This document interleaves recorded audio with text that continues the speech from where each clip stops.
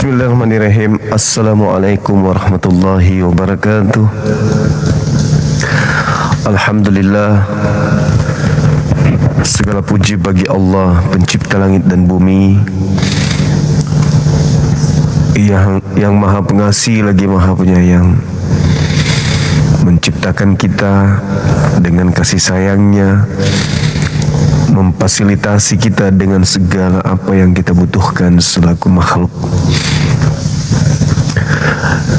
Salawat senantiasa tercurahkan kepada baginda Rasulullah Muhammad sallallahu alaihi wasallam.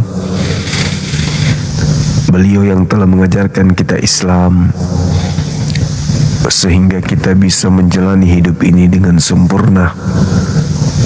Hukum yang sempurna, aturan yang sempurna, sehingga sebagai muslim di dalam menjalankan tugas sebagai hamba Allah, tidak ada bagi kita hal yang ambigu yang kita lakukan di dalam kehidupan kita sebagai seorang muslim. Yang dimuliakan oleh Allah, sahabat muslim dimanapun berada, alhamdulillah jumpa kita pada saat ini, meskipun agak telat ya sahabat-sahabat,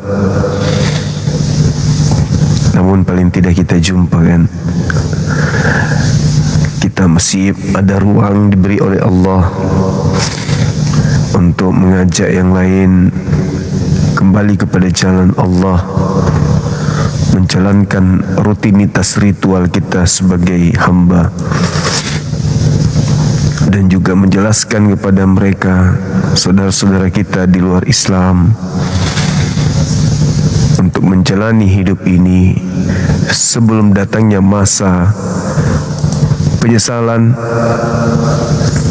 agar kiranya kembali kepada fitrah, yaitu tunduk berserah diri hanya kepada pencipta kita, bukan kepada ciptaan. Baik, kita undang saudara-saudara kita non-muslim untuk berdiskusi dengan kita sebagaimana yang sering kita lakukan, dan kita untuk membantu adalah untuk sharing terkait dengan perbandingan agama. Semangat malam, saudara. Assalamualaikum. Waalaikumsalam. Silakan. Siap. Dari Katolik, dari Protestan, Bang? Bukan, kami Muslim, cuma ingin mengucapkan saja. Iya. Gimana? Ya, kamu saja sama Bang Zuma. Selamat berjuang demi menang. Makasih. Makasih Bang, makasih. Masya Allah. Di mana posisi ini? Indonesia? Ada di Kalimantan Timur. Kalimantan Timur. Iya. Oke, baik. Makasih ya Bang ya. Salam kenal. Waalaikumsalam warahmatullahi wabarakatuh. Salam satu Tuhan. Allahu Akbar. Salam satu Tuhan. Allahu Akbar. Iya. Masya Allah. Makasih Bang. Yes, salam kenal juga. Siap. Makasih. Halo, semangat malam. Salam. Halo. Waalaikumsalam. Dari mana ini? Halo. Halo, akhi. Halo. Halo juga.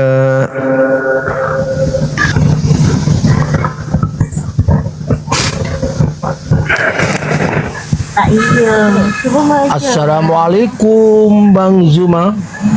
Waalaikumsalam. Kenapa kok dibiarin oten-oten yang tadi malam itu, Bang? Kenapa oten-oten tadi malam? Kenapa Abang? Waduh.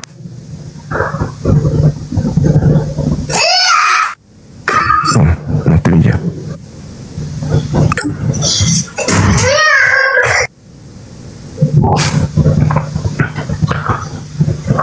Halo, semangat malam. Halo.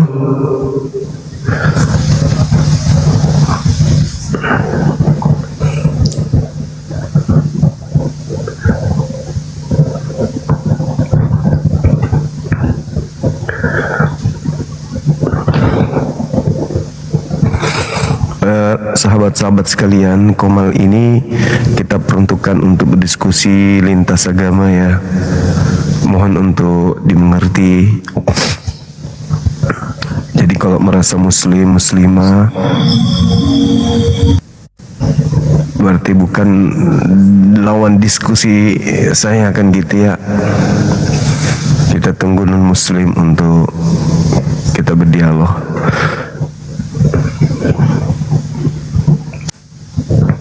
Non muslim maksudnya. Halo, semangat malam. Halo. Selamat malam Bang. Ya, Katolik, Oh. Protestan. Iya Bang. Ya. Kristen.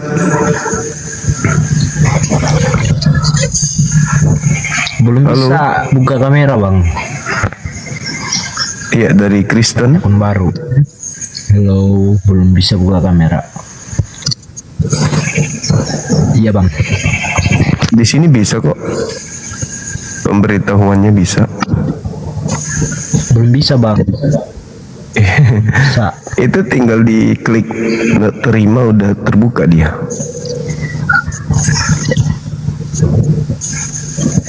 Ini pengikutnya baru-baru Bang, masih akun baru. Tapi kok di sini bisa? Ini bisa nih. Coba diterima. Nah, 16 detik lagi kebuka dia.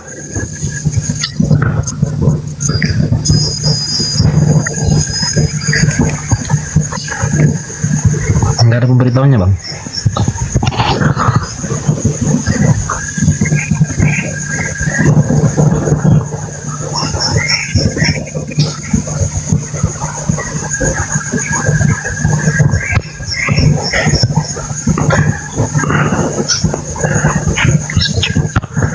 Sisa diklik kebuka kamera.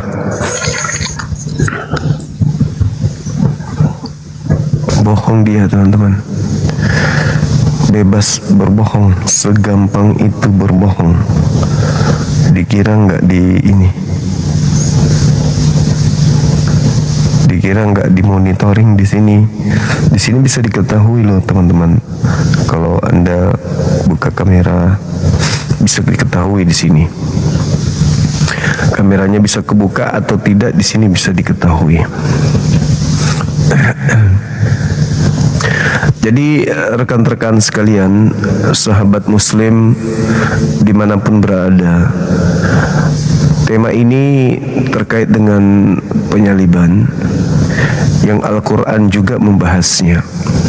Wa ma qatalu wa ma salabu walakin syubbiha lahum. Jadi kalau Nabi Isa ini tidak dibunuh, tidak disalib, artinya Nabi Isa alaihi salam bukan dirinya yang disembah oleh teman-teman kita non-muslim. Kalau bukan Nabi Isa yang disembah oleh saudara-saudara kita non-muslim,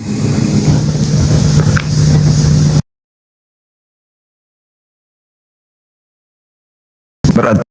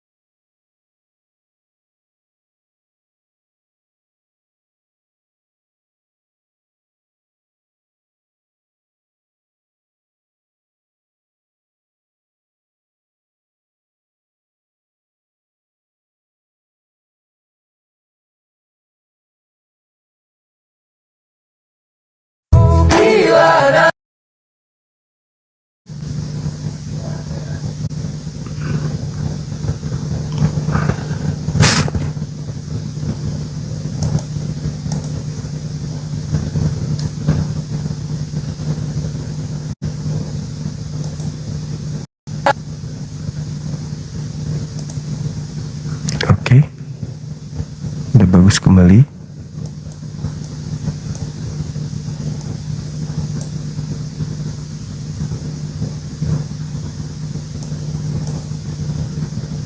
Sih. Gitu ya rekan-rekan sekalian. Artinya bahwa ketika bukan Nabi Isa yang disembah, yang disalibkan, maka sudah nyata bagi kita bahwa yang diterangkan oleh Al-Quranul Karim bahwa orang-orang kafir dan juga apa yang mereka sembah itu sama-sama akan menduduki neraka jahanam. Kata Allah di dalam Al-Quran, kamu orang-orang kafir dan apa yang kalian sembah itu akan masuk ke dalam neraka sebagai bahan bakar neraka. Dan kamu dipastikan oleh Allah tum laha waridun, dan kamu pasti masuk ke dalamnya. Itu yang diterangkan oleh Allah di dalam Al-Quranul Karim surah Al-Anbiya. Nyata bagi kami umat Islam bahwa yang disembah oleh orang-orang kafir selain daripada Allah itu akan menjadi bahan bakar bersama dengan apa yang mereka sembah. Nah, sedangkan yang datang di tengah-tengah kaum Bani Israel lahir tanpa ayah itu kita kenal dengan Nabi Isa alaihissalam. Nah, keadaan ini bukan cuma ada dalam Al-Quran, teman-teman. Keadaan ini kita lihat di dalam kitab mereka, saudara-saudara kita non-muslim. Rupa-rupanya antara Yesus anak Maria dengan Kristus yang datang kepada Paulus memang ada jurang pemisah yang sangat jauh. Hanya saja karena saudara-saudara kita non-muslim ini udah terlanjur menuhankan yang bernama Yesus, maka mereka menutup diri untuk mempelajari bahwa ternyata anak Maria dengan yang datang kepada Paulus itu adalah dua sosok. Yang satunya dikatakan oleh Lukas, pada hari ini telah lahir bagimu manusia yang diurapi Tuhan. Sedangkan yang dikatakan oleh Paulus, yang datang kepadanya adalah bukan manusia. Tapi sisi ini tidak dijadikan sebagai bahan pemikiran atau materi pelajaran di dalam kekristenan. Itu teman-teman sekalian. Yang ada dalam benak mereka bahwa Yesus mati, Yesus disalib, dah selesai. Yesus yang datang lahir tanpa ayah sebagai juru selamat, dia jugalah yang mati. Nah, ketimpangan ini muncul kemudian ketika Yesus sendiri mengecam penyaliban. Yesus menyelaraskan perlakuan yang terjadi terhadap orang-orang benar, termasuk Nabi yang diutus kepada kaumnya Bani Israel, lalu mereka bunuh, mereka salibkan. Kata Yesus sendiri, keturunannya akan memenuhi takaran dari nenek moyangnya.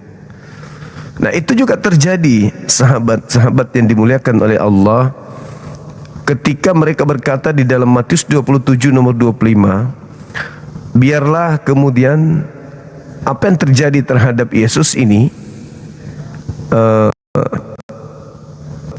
mereka tanggung darah dan juga anak-anak mereka. Ulang, apa yang terjadi terhadap nabi-nabi yang dibunuh, orang-orang benar yang dibunuh mulai dari Habel sampai Zakaria, kata Yesus, yaitu bahwa keturunannya akan menjadi orang neraka. Rupa-rupanya kalau benar kita mendudukan perkara yang ada di dalam pengucapan Yesus dalam kitab Matius 23 ini, itu terjadi kepada Yesus juga, maka kecaman-kecaman tersebut akan berlaku terhadap Yesus, akan berlaku terhadap mereka yang telah menyalib Yesus. Artinya yang menyalib Yesus ini dan keturunannya itu menduduki neraka jahanam, sedangkan ada kelompok di luar mereka justru masuk surga. Jadi di sisi lain itu adalah hukuman bagi orang-orang yang menyalib, yaitu neraka jahanam. Tapi di sisi lain ada yang masuk surga. Ada yang masuk surga karena penyaliban. Jadi gimana polanya? Penyaliban menyebabkan manusia masuk neraka, dan mereka punya keturunan juga masuk neraka. Namun ada sekelompok orang yang justru masuk surga yang tak ada hubungannya dengan penyaliban. Tiba-tiba mengangkat konsep salib ini sebagai keselamatan. Nah, inilah yang teman-teman yang ingin kita ulas dengan teman-teman kita non-muslim. Sayangnya belum ada yang hadir di sini ya, terkait dengan apa yang kita bahas, yang menurut saya ini adalah hal yang sangat menarik. Kenapa? Karena dua keadaan yang terjadi di tengah-tengah tragedi penyaliban. Ada yang selamat karena salib, ada juga yang binasa masuk neraka karena salib. Mana yang betul sebenarnya? Mana yang benar? Yang mana yang betul antara pernyataan Yesus atau pernyataan mereka saudara-saudara kita Kristen? Sedangkan yang terjadi adalah apa yang diuraikan di Bible tentang penyaliban yang terjadi terhadap Yesus, itu ada cerita, itu adalah cerita yang muncul belakangan. Itu adalah cerita yang muncul belakangan, dihadirkan belakangan, tersusun belakangan, bukan diceritakan sebelum terjadi penyaliban. Ada pendeta Devi, kita uraikan ulangan 28 terkait kutukan-kutukan Tuhan terhadap orang-orang yang tidak mentaati hukum Taurat. Dan kita minta apa solusinya ketika orang Yahudi tidak mentaati hukum Taurat lalu mereka berdosa. Apa katanya? Bertaubat. Loh, kenapa enggak salib?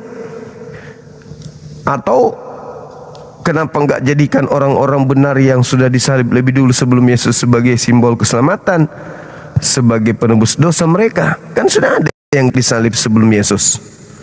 Ada nabi-nabi yang mereka bunuh, yang mereka salibkan. Kenapa nabi-nabi ini tidak dijadikan sebagai penebus dosa bagi mereka yang terkutuk karena melanggar hukum Taurat? Sedangkan Yesus mati di atas salib menebus dosa orang-orang di luar daripada Bani Israel. Kenapa enggak mati orang-orang yang disalib sebelum Yesus ini untuk menebus dosa-dosa mereka? Kenapa harus Yesus?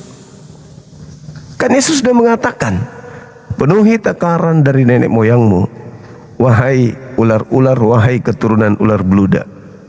Bagaimana mungkin engkau bisa meluputkan diri dari neraka jahanam?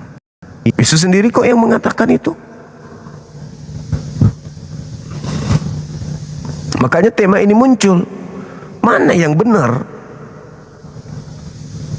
Salib ini untuk menyelamatkan manusia, atau salib ini justru membinasakan manusia sebagaimana ucapan Yesus?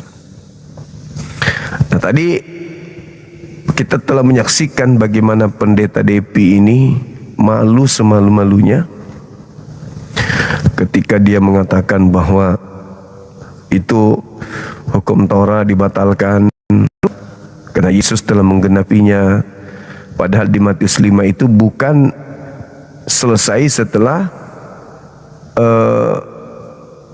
penyaliban. Dia mencoba mengambil Yohanes 19 nomor 30. Yesus mengatakan sebelum langit dan tidak setitik atau seiota pun akan hilang dari hukum Torah sebelum semuanya terjadi. Maksudnya sebelum semua keadaan di bumi ini terjadi, sebelum langit dan bumi lenyap. Kalau bumi dan langit sudah lenyap, berarti semuanya sudah selesai. Tetapi pendeta David dan Kristen kebanyakan itu mengatakan bahwa sebelum selesai, yaitu penyaliban katanya.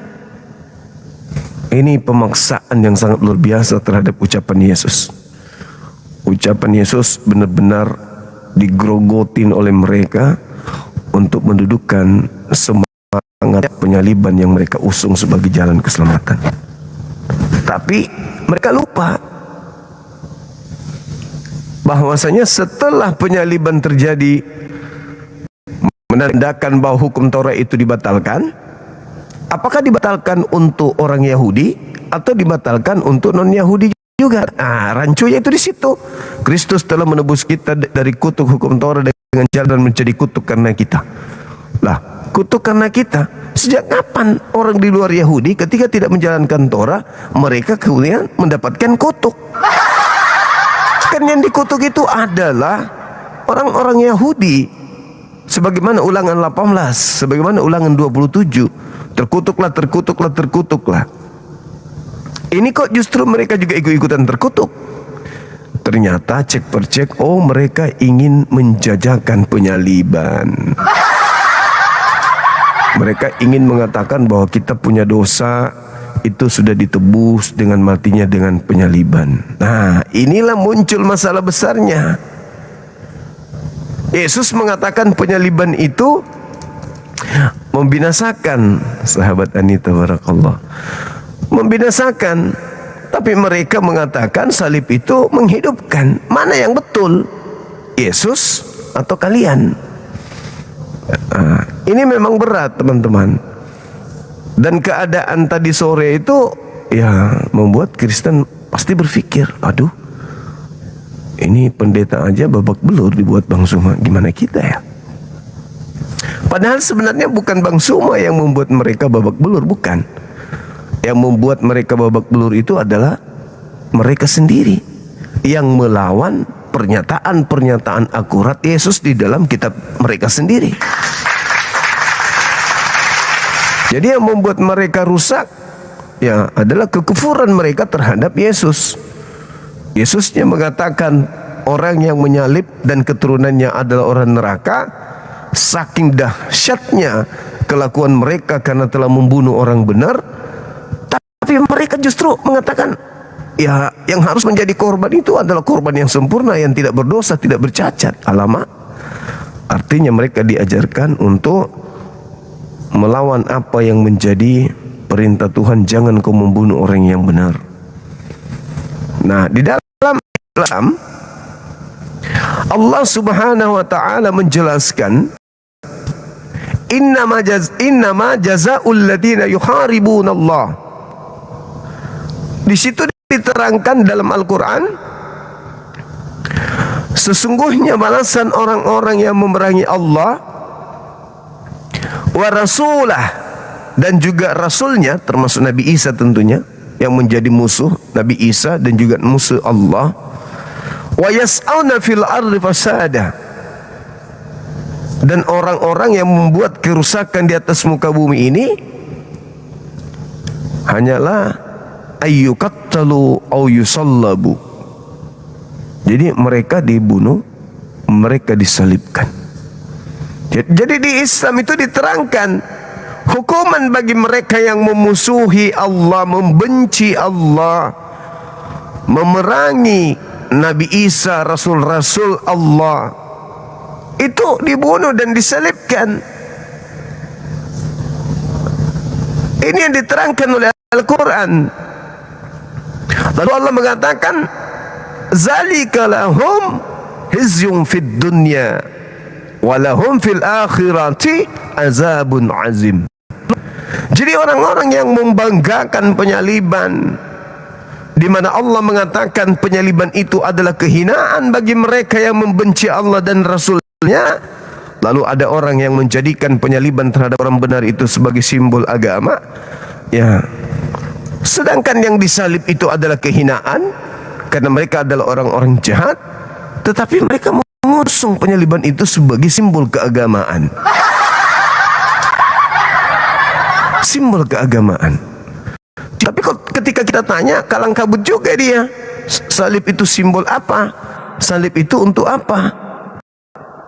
Ada yang mengatakan untuk keselamatan, tapi yang tertulis di kitab mereka justru penyaliban itu adalah hukuman terhadap orang yang dikutuk.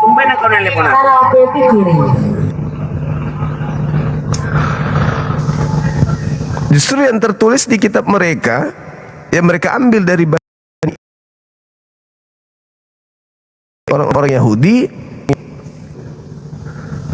adalah hukuman bagi orang yang dikutuk oleh pencipta langit dan bumi. Nah, ini teman-teman, memang agak berat. Kita aja yang tidak memperhatikan itu.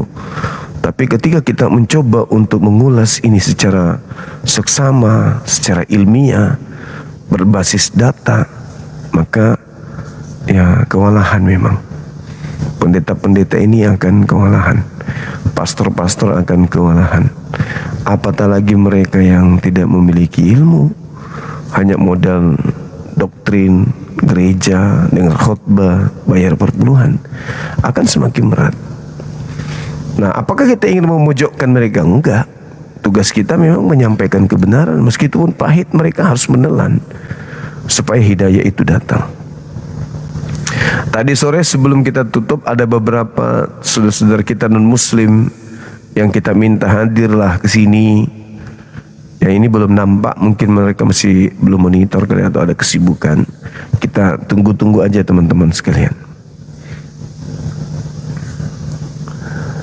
Banyak juga yang ini, moderator yang orang luar jangan dinaikkan dulu.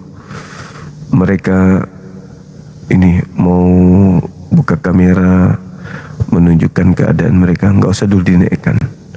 Kita tunggu dulu teman-teman kita non muslim. Mereka lebih penting terkait dengan apa? Penyelamatan, ya akidahnya mereka lebih penting. Kecuali nanti kalau sudah berjalan, sudah ada oten, mereka mau naik, sudah selesai dialog, boleh. Begitu ya rekan-rekan sekalian, sahabat Dewi, barakallahu fik. Bahwa tragedi penyaliban ini kalau di dalam Bible itu sendiri, landasan pikiran kita adalah pernyataan Yesus, maka salib tidak ada ruang di hadapan pencipta sebagai jalan keselamatan orang-orang jahat untuk dihapuskan dosanya. Itu enggak ada. Pola itu muncul disusun belakangan. Karena kita mencari data-data pun akan kita temukan, dan yang paling sederhana adalah pengakuan Yesus sendiri terhadap para penyalib nabi-nabi orang benar, mulai dari Habel sampai kepada Zakaria. Nyata bagi kita Yesus mengutuk, mengecam mereka. Jadi tidak ada jalan bagi Kristen untuk meloloskan konsep mereka dengan begitu saja, tanpa harus ada perlawanan terhadap kajian-kajian yang sifatnya menekankan terhadap ucapan Yesus dalam kaitannya dengan penyaliban. Halo, semangat malam saudara Yani. Selamat malam Pak Ustadz. Assalamualaikum warahmatullahi. Waalaikumsalam. Dari mana abang? Kalimantan Barat. Kalimantan Barat. Kristen.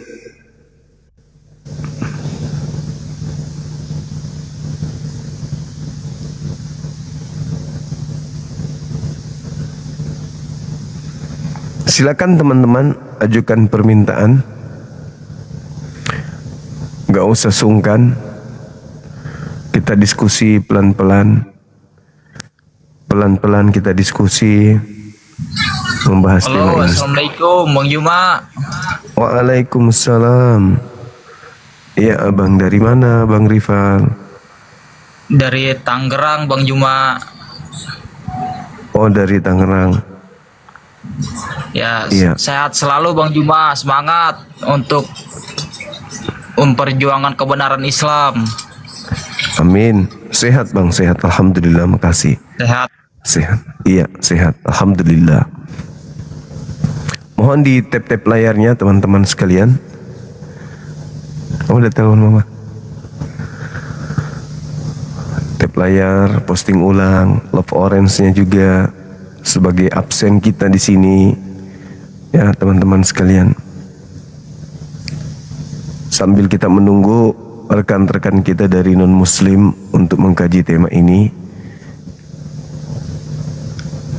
apakah mereka bisa mendudukkan perkara ucapan Yesus, kecaman-kecaman Yesus dengan konsep salib yang mereka usung hari ini. Halo, semangat malam saudara, brother.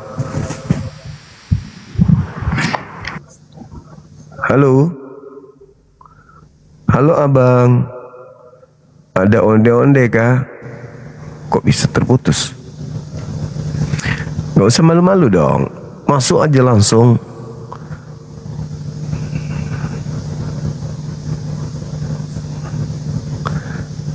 Kita bahas tema ini. Tema ini menarik. Jadi tidak membuat orang tertidur pulas. Aduh, dosaku udah ditebus. Alhamdulillah, dosaku udah ditebus dengan matinya dia dosaku.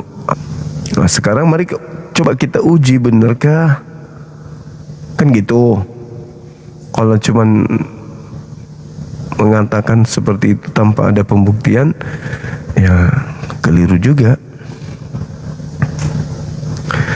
Karena yang kita tahu bahwa apa yang tertulis di dalam kitab saudara itu setidaknya kalian percaya. Kalau memang kalian percaya kepada Yesus, disinilah kita uji. Kalau kalian percaya berarti kalian memahami bahwa Yesus mengecam orang-orang Farisi, ahli Taurat, meskipun mereka hanya keturunan daripada pembulu atau penyalib. Akan tetapi itu yang terjadi. Yesus mengecam. Satu bab Yesus mengecam. Celakalah, celakalah, celakalah, celakalah. Lalu kalau misalnya dikatakan celakalah, kenapa justru saudara kami Kristen ini malah memperoleh hidup dengan penyaliban? Gitu loh. Maka yang kita butuhkan saat ini adalah bagaimana saudara kami Kristen bisa mendudukkan perkara di sisi Yesus mengecam keturunan para penyalib dengan menyetarakan mereka dengan iblis, ular-ular. Di ufuk yang berbeda, saudara kami Kristen justru dijanjikan keselamatan karena penyaliban terhadap orang benar. Gimana ceritanya tuh? Uraian sederhananya gini. Ketika ada orang benar, dalam hal ini nabi, disalib, apakah ada orang yang diselamatkan dari penyaliban tersebut? Misalnya penyaliban terhadap pembunuhan terhadap Habel atau Zakaria atau Yahya. Nah, apakah ada yang diselamatkan dengan penyaliban atau pembunuhan para nabi tersebut? Siapa? Nggak ada kan? Karena lagi-lagi tidak pernah Zakaria berpesan, waspadalah kepada iblis penyesat yang datang kepadamu memakai namaku, Zakaria. Atau Yohanes Pembaptis tidak pernah juga berpesan, waspadalah kepada penyesat yang datang kepada kalian dengan memakai namaku, Yohanes Pembaptis. Tapi Yesus nyata, beliau mengatakan, waspadalah kepada penyesat yang datang kepadamu memakai namaku. Yesusnya yang mengatakan itu. Jadi ketika ada cerita yang menggiurkan mengatasnamakan Yesus, lah kudu diperiksa dulu dengan teliti, jangan asal imani aja, kan gitu. Karena Yesus meminta muridnya agar waspada kepada penyesat. Halo, semangat malam. Selamat malam, Dari Kristen Abang, Kristen. silakan buka kamera. Nggak, kalau buka kamera saya, abang juga buka masker, gimana? Kenapa harus dengan masker saya? Ya berdebat dengan tetapanmu wajar lah bang, jangan pakai masker gitu.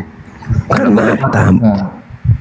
Kan yang mau melihatkan mata. Buka kamera. Ya, mata. Kalau aku buka kamera juga, abang juga buka masker, gimana? Kenapa harus masker? Alah, udahlah. Ya udah. Matilah di dalam penyaliban itu. Kan kita nggak maksa, Bang. Terlihat kalau Anda itu sangat frustasi berat. Kelihatan sudah merasakan beban berat. Oh iya juga ya. Benar juga yang disampaikan Bang Zuma ya. Makasih Bang Arif. Ayo silahkan absen Love Orange.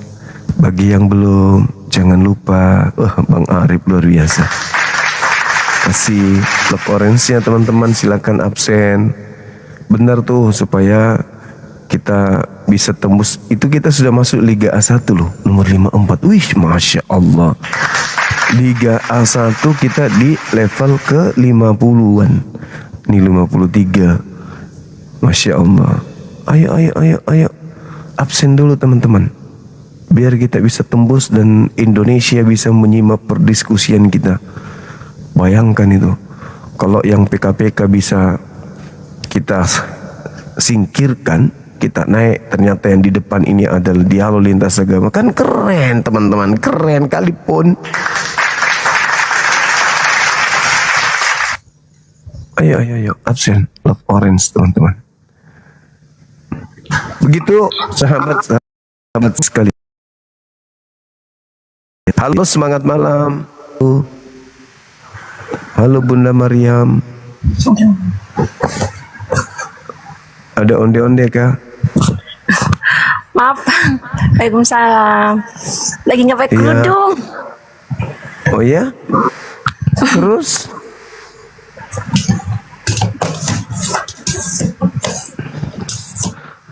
Iya. Ibu, Iya. Iya. ada yang ingin disampaikan? Enggak, cuman ini aja saya suka dengerin Bang Juma gitu. Senang Bang, Oh senang. iya. Makasih Ibu. Ya, sehat selalu Makasih ya juga Bang. Uhti Yoni. Iya, Sehat selalu ya sama-sama. Bang. Tetap semangat ya Sama-sama Bang. Ibu, tetap semangat. Iya, amin. Amin. Oke teman-teman, silakan absen Love Orange-nya juga lagi biar peringkat kita naik. Tembuskan juga sampai 2M, 3M. Oke, rekan-rekan, yang patut kita syukuri, kita sudah masuk di Liga A1 teman-teman. Kita menyusul kemudian mereka yang ada di peringkat teratas dengan cara absen Love Orange-nya supaya orang semakin banyak menyimak kembali ini. Halo, semangat malam. Halo. Banyak orang yang dibuat galau dengan tema ini, rekan-rekan. Kita maklumi itu. Itu wajar. Wajar teman-teman. Banyak orang yang galau dibuat tema ini. Wah, ini kalau yang disampaikan Bang Zuma ini sampai benar, matilah kita. Bukan yang disampaikan Bang Zuma hanya mengingatkan saja apa yang tertulis di Bible kalian yang ya sejatinya kalian jarang untuk membacanya gitu loh. Sahabat Yuni, thank you. Kalian jarang membaca, kalian hanya mendengarkan apa yang diuraikan oleh pendeta pastor di gereja kalian. Halo, semangat malam. Selamat malam Bang. Malam juga Katolik, Protestan, Bang Rizal. Islam Bang. Alhamdulillahirabbil alamin. Ada yang bisa membantu kami? Cuma ngefans sama Bang Zuma. Oh iya, makasih abang. Terima kasih banyak. Mudah-mudahan bisa istiqomah dalam Islam. Jadi udah mulai gelisah ini, udah mulai gelisah. Waduh, gimana ya? Yang diuraikan Bang Zuma benar, rasional, masuk akal. Hah?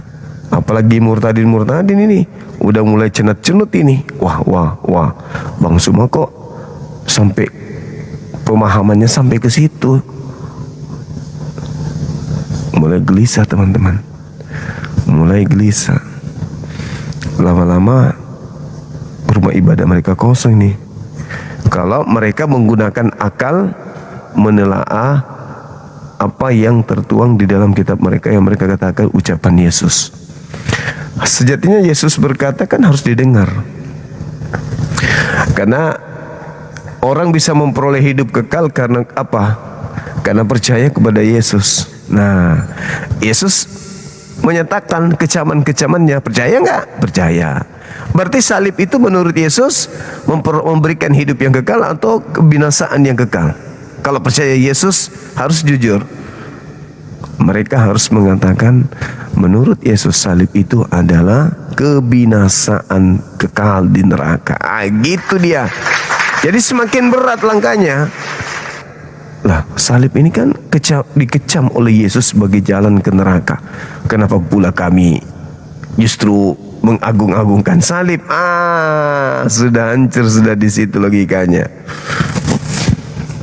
Makanya berat bagi mereka, teman-teman. Ayo, silakan teman-teman sekalian, sekali lagi non-muslim, ajukan permintaan. Kita bahas tema kita ini. Insya Allah kalau kalian menggunakan akal untuk mengkaji tema ini, tidak lama kalian itu akan mendapatkan kebenaran yang tidak diragukan. Percayalah.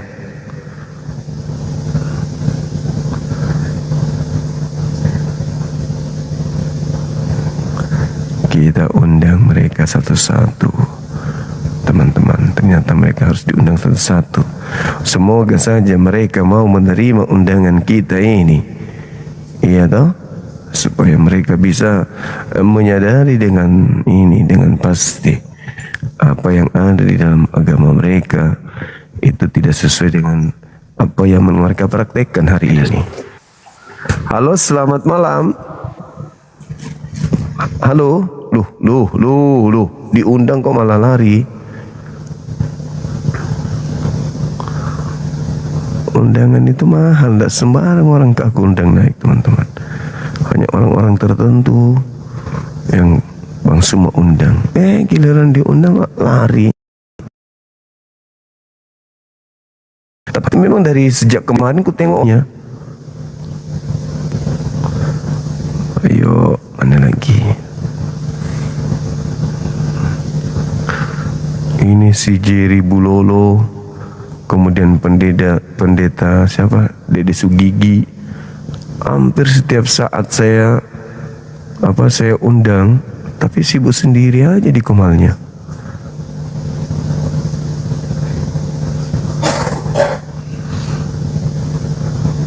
Siapa lagi kita undang, teman-teman?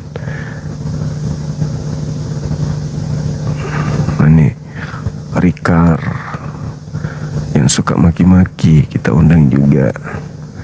Mana tahu mereka bisa berdialog, ya kan ya?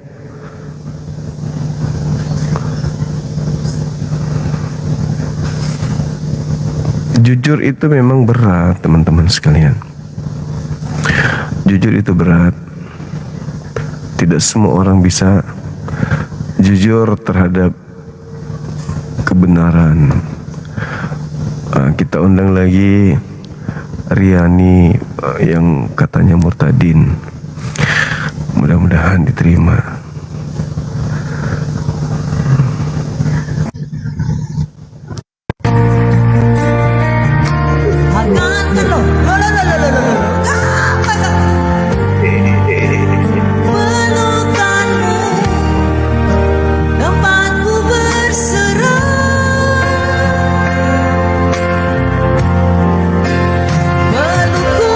Melukku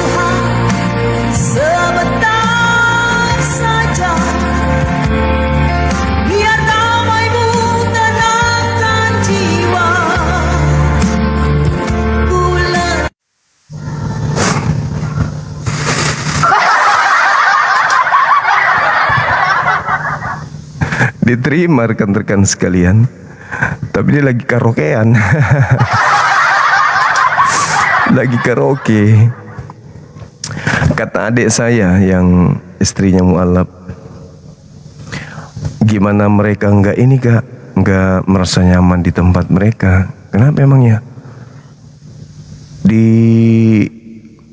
Ketika saya antar masuk ke gereja, adik saya itu, adik kandung saya yang bungsu itu tetap masuk juga kan ya. Sebelum mereka masih PDKT. Adik saya sampai masuk ke gereja, dia duduk di dalam dengarkan puji-pujian kayak gitu. Memang hanyut memang. Kiri kanannya orang sudah pada menangis.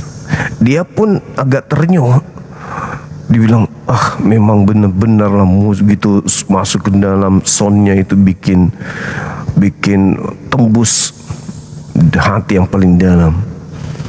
Sudah gitu lagunya juga sangat menyentuh, membuat orang melayang-layang sampai ke langit ketujuh. Jadi memang merasa damai, merasa senang, merasa tenang memang. Nah mungkin kalau kita sama seperti ngaji Quran gitu kan ya, sama seperti ngaji Quran. Bedanya lirik yang kita gunakan, bacaan Quran itu adalah bacaan yang digunakan oleh baginda Rasulullah Muhammad SAW. Sedangkan mereka ya lagu-lagu dikarang sendiri, karena nggak mungkin Yesus pakai bahasa Indonesia kan ya. Dan juga Yesus tidak pernah memperhatikan nyanyi apa gitu, nggak pernah. Gitu rekan-rekan sekalian. Diterimanya kita tadi, aku undang tadi dia kan dia ada di bawah. Tapi sedang karaoke.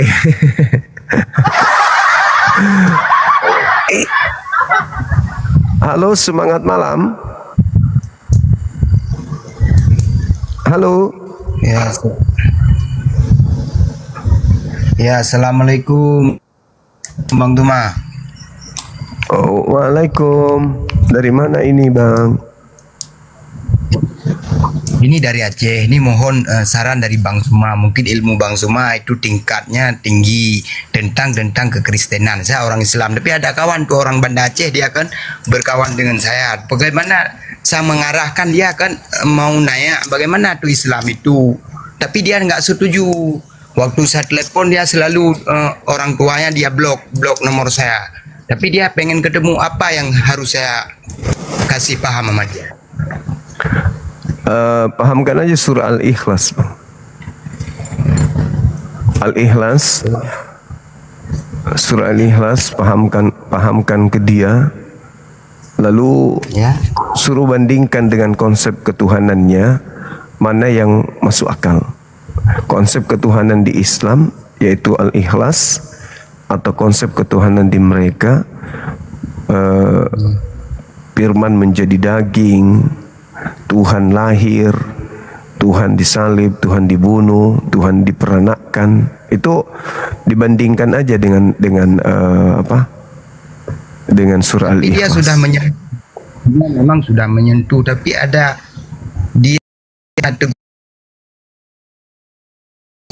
keluarganya gitu.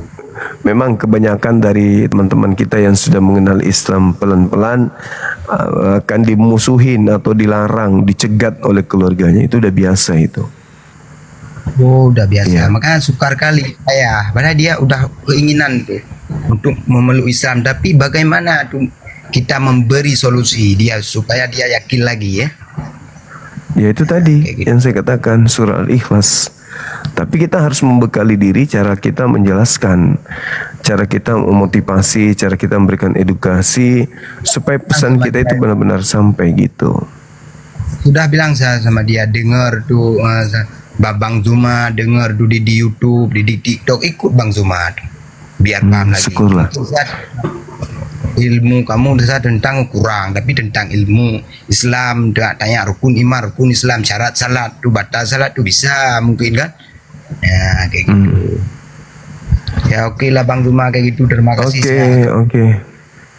Makasih. Kalau perlu disuruh temannya ke sini, hadir di sini Bang, biar diskusi dengan kita. Udah saya suruh dengar Ditan, tuh saya suruh dengar itu Dr. Zakir Neng kayak gitu, Bang Zuma kan. Ya, Oke. ya, terima kasih Bang Zuma yang Terima kasih. Iya. Sama-sama Bang. Sehat selalu. Assalamualaikum.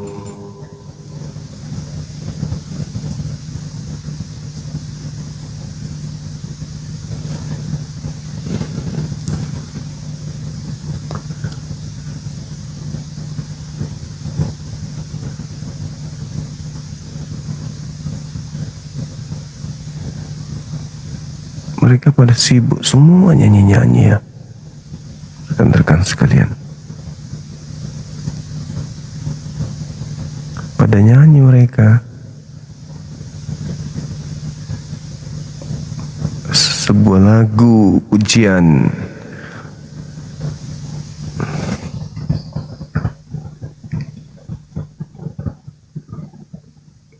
Mikana kayaknya blokir saya ya. Saya kok nggak bisa monitor. Assalamualaikum Kak Zuma. Waalaikum. Dari gereja mana ini Bang? Muslim tapi mau menyampaikan kepada Bang Ardiansyah. Iya, apa itu? Terima kasih ilmunya Bang Ardiansyah. Selama gue ikutin Bang Ardiansyah, gue paham bahasa Ibrani. Syukur, alhamdulillah. Kalau Itu saya aja, Kak. berarti ya Bang. Oke. Makasih. Thank you. Ya, sama-sama.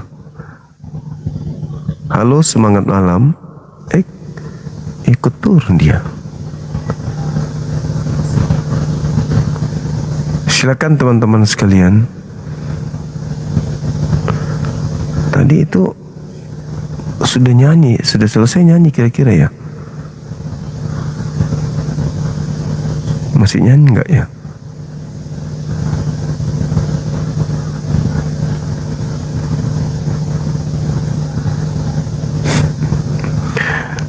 Mantap kali lagunya Bah. Kaset baru itu dipakainya.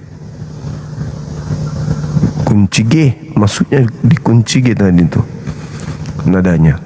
Benar nggak teman-teman? Pas ininya rapnya pakai kunci Inggris.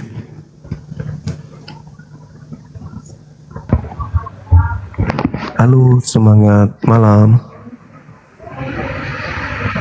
Halo. Kenapa mereka takut ya? Padahal saya kan tidak makan orang.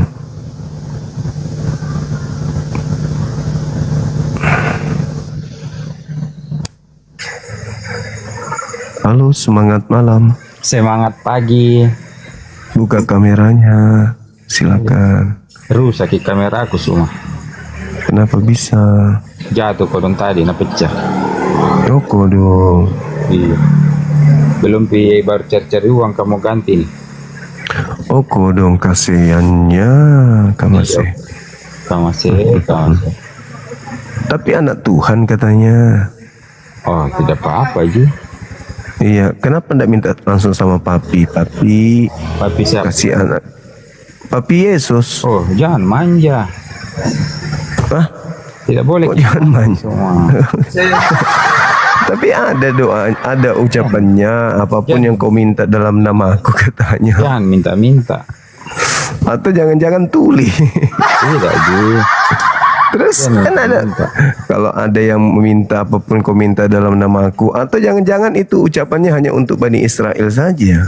Tidak bisa tonjet tapi malas ke saya. Itu kakak berusaha sendiri. Berarti kau tidak perhatikan Papi Yesus. Perhatikan juga. Masa begitu-begitu Ji mau ku minta malas Ji saya minta yang begitu-begitu. Oh, mama yang besar. Ya minta yang lebih besar apa kek? Jatuh dari langit apa gitu. Ada juga ku minta ya. Yang itu tidak malas. Aduh, padahal di sini bisa buka kamera loh, dari kelihatan dari sini. Tapi rusak kamera aku dong. Tidak mungkin. Apalagi Anda numpang di Sulawesi Selatan, tidak mungkin. Rusak. Orang Sulawesi Selatan itu malu kalau dia punya HP diikat karet. Ini karet Karet bandalam kita kang ini tabela dua Oh tadi. iya. Aku Jatuh. dong, kemasian aku Pas dong. turun dari becak jatuh, ai ketong kang becaknya. Kemasian Duduk ya. Eko dong. Padahal di sini bisa lo keterangannya bisa buka kamera. Tapi kalau aku buka kiru, Ai. cai gelap. Tidak masalah jika gampang. Beh, masa gelap tidak masalah. Iyalah, Jelek. yang penting terbuka kameranya. Baru bahas tema kan gitu. Apa temanya Bang Suma ini malam? Itu apakah salib itu komedi putar? Halo, selamat malam saudara Ada user. garisnya. Halo, Halo juga. dari Kristen. Muslim. Oke. Muslim. Iya. Makasih. Alhamdulillah. Buka mi kameranya cepat kita bahas itu. Hei, apakah maksudnya? salib itu? Apa itu namanya komedi putar Bang Suma? Maksudnya komedi putar itu candaan. Oh. Apakah salib itu hanya senda gurau? Tidak. Hanya obat kuping supaya banyak orang pendosa ini merasa tenang karena ada yang tebus. Tidak. Hah? Kan kalau misalnya banyak dosa, orang ada yang tebus kan orang merasa, waduh, alhamdulillah kalau di Islam kan ada yang tanggung dosaku. Kok dosa mat deh? Tidak begitu.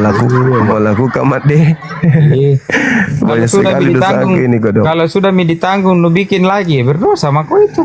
Nah, bagaimana Mi itu kalau berdosa lagi Kristen? Siapa lagi yang kalian mau bunuh? Makanya kalau sudah masih ditebus, dia masih berbuat dosa lagi. Nah, kalau misalnya berbuat dosa, bagaimana Mi solusinya? Ini apa namanya itu? Kumbala gitu kalau sudah ditebus Cocok Mi. Kumbala. Nah, kalau dia berdosa apa solusinya? Ya harus bertobat dan jangan berbuat dosa. Iya, bertobat punya nyali turun aja. Katanya Kristen punya nyali. Turun aja kalau nggak ada nyali, bro. Ikut-ikutan Jangan kau datang bawa logat-logat Jawa di sini ya. Ini HP rusak aja itu buang. Kalau HP udah rusak itu buang aja. Katanya Kristen kaya-kaya. betul. Kirim aja nomor rekeningnya biar saya kirim, bro. Wih, mantap kali abang ini. Allahu Akbar, Masya Allah. Oke Bang Suma, makasih Bang Suma. Oke bang. Waalaikumsalam. Lucu kan, lucu. Setelah berdosa bertobat lagi, ya sama dong. Kenapa nggak di Islam aja?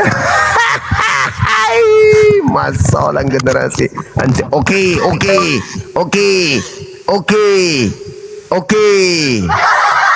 Ayo. Pasti oke. Walaupun selingkuh, walaupun tukang zina, itu surga. Oke. Buka kamera.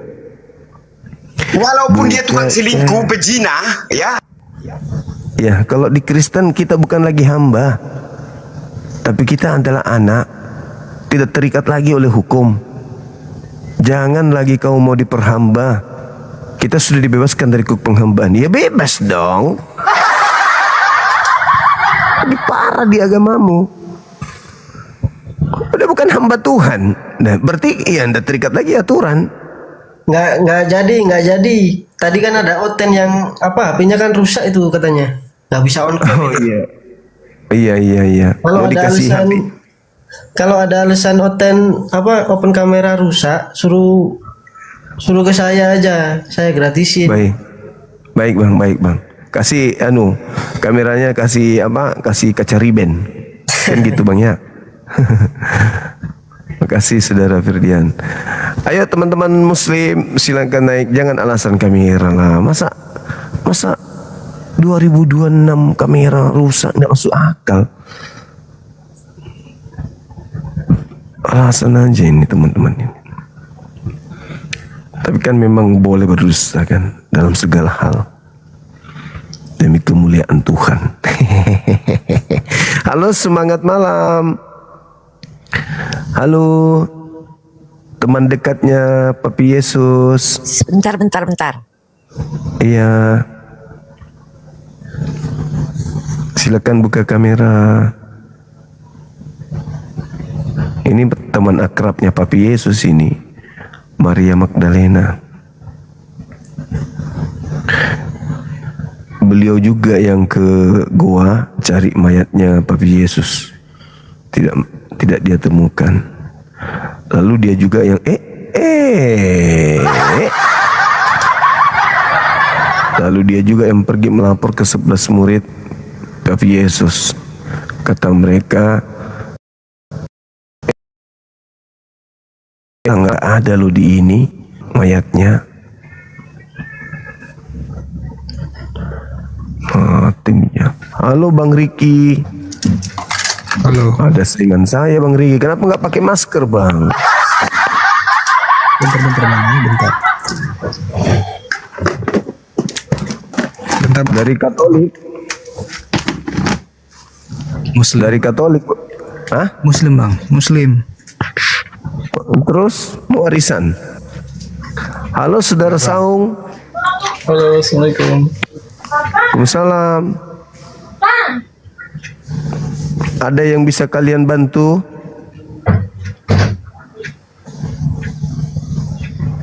Ya Bang, Dari mana Bang? Katolik? dari Tangerang. Oh, iya. Ada yang bisa kalian bantu kan?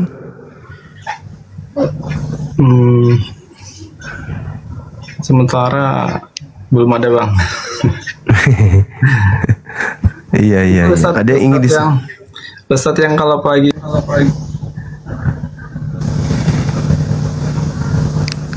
Mohon yang Muslim jangan naik dulu ya teman-teman sekalian. Dimohon dengan hormat jangan dulu naik.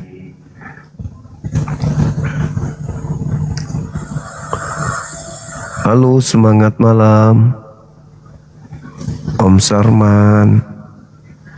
Ada onde-onde kah?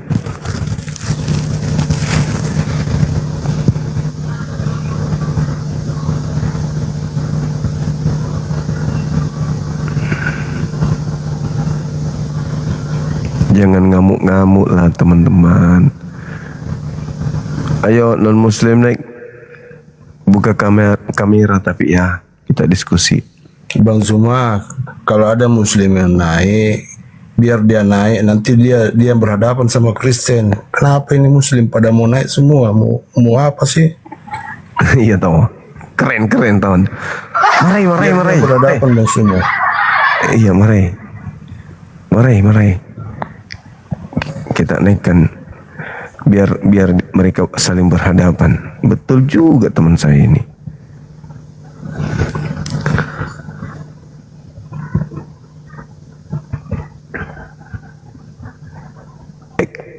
Kodong. Saya bilang daripada dimarahi kak, langsung turun deh.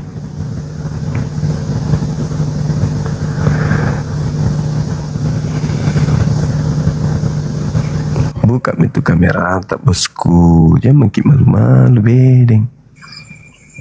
Halo, semangat malam. Halo, Kristen. Muslim Bang. Ada yang bisa membantukannya dirinya kepada siapa? Enggak apa Bang, pengen aja PK sama Bang ngobrol. Iya. Terus kita hiraukan yang 4.000 orang lebih di bawah ini. Iya, oke. Kita cuekin aja gitu. Hah? Kita cuekin aja saudara kita yang 4.000 di bawah ini. Janganlah Bang, kirain udah sombong kali kita. Oh iya, ya sudah kalau gitu ngopi aja kita ya. Iya. Duduklah. Oke. Apa yang mau disampaikan? Enggak. Abang di sini tentang agama ya Bang. Umur berapa tahun ada ini? Awak 16 baru Bang. 16 tahun? Iya. Tinggal di mana? Di Medan. Oh Medan. Iya. Iya, syukurlah. Iya Bang. Abang tinggal di mana? Saya di saat ini Dubai Selatan. Oh Dubai, jauh ya Bang? Enggak juga. Kita sapa dulu teman kita ini. Mana tahu mau ngopi juga dia kan ya. Halo Kap. Ya. Halo, agak kareba semua. Baik. Ya. Kristen, Katolik, Protestan, Hindu, Buddha. Saya di sini ingin menentang tema Bang Zuma. Oh iya. Oke. Iya, bagus. Salib. Kenapa? Ini coba dihadapi nih. Tuh, dikeroyok aja itu, cepat teman-teman. Halo, CCTV kabur, silakan buka kameranya. Pendeta sering Halo. PK sama bang. Enggak berani pendeta, mana mau dia, kebanyakan. Apa dong? Kebanyakan. Anjing. Astagfirullahaladzim. Persiapan Haram. untuk sarapan. Haram. Persiapan untuk besok pagi ini. Tinggal dihantam balok. Bang Zuma, saya ingin bertanya, boleh nggak satu pertanyaan aja Bang? Apa tuh? Iya, itu kan saya lihat kan sebelum Yesus lahir itu kan Bunda Maria itu nyembah siapa Bang? Nyembah Tuhannya Yahudi yang disembah juga oleh anaknya.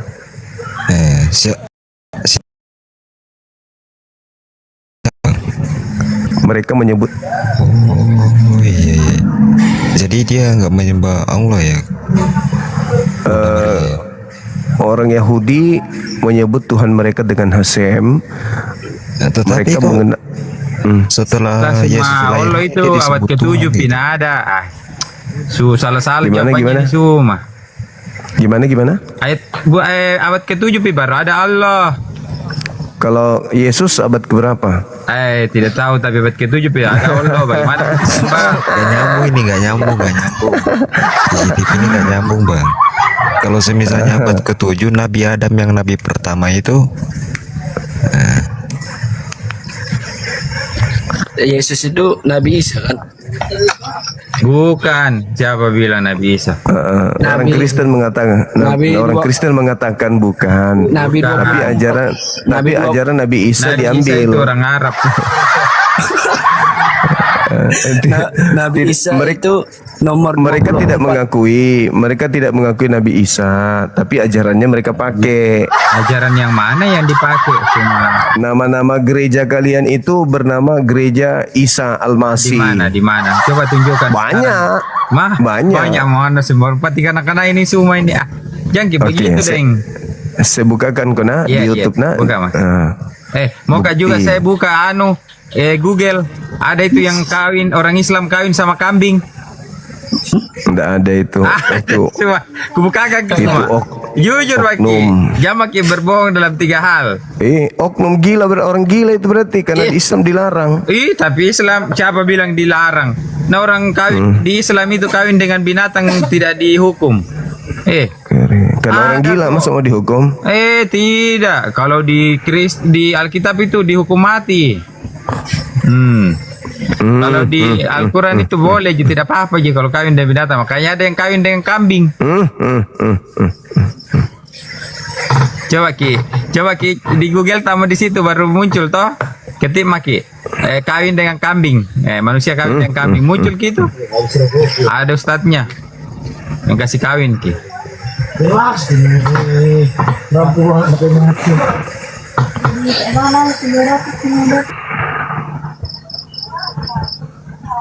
Gereja Isa Al-Masih. Yang lama-lama, yang baru. Yang lama itu sudah dibongkar itu deh semua. Ganti nih. Enggak dong. Banyak gereja. Tahun berapa, Beng? Coba, Beng, buka Maki situsnya. Ada kah? Masih ada aja? Ada dong. Kenapa tidak? Buka Ini gereja Isa Al-Masih nih. Iya, buka nih, besarkan, Beng. Bluetooth connected.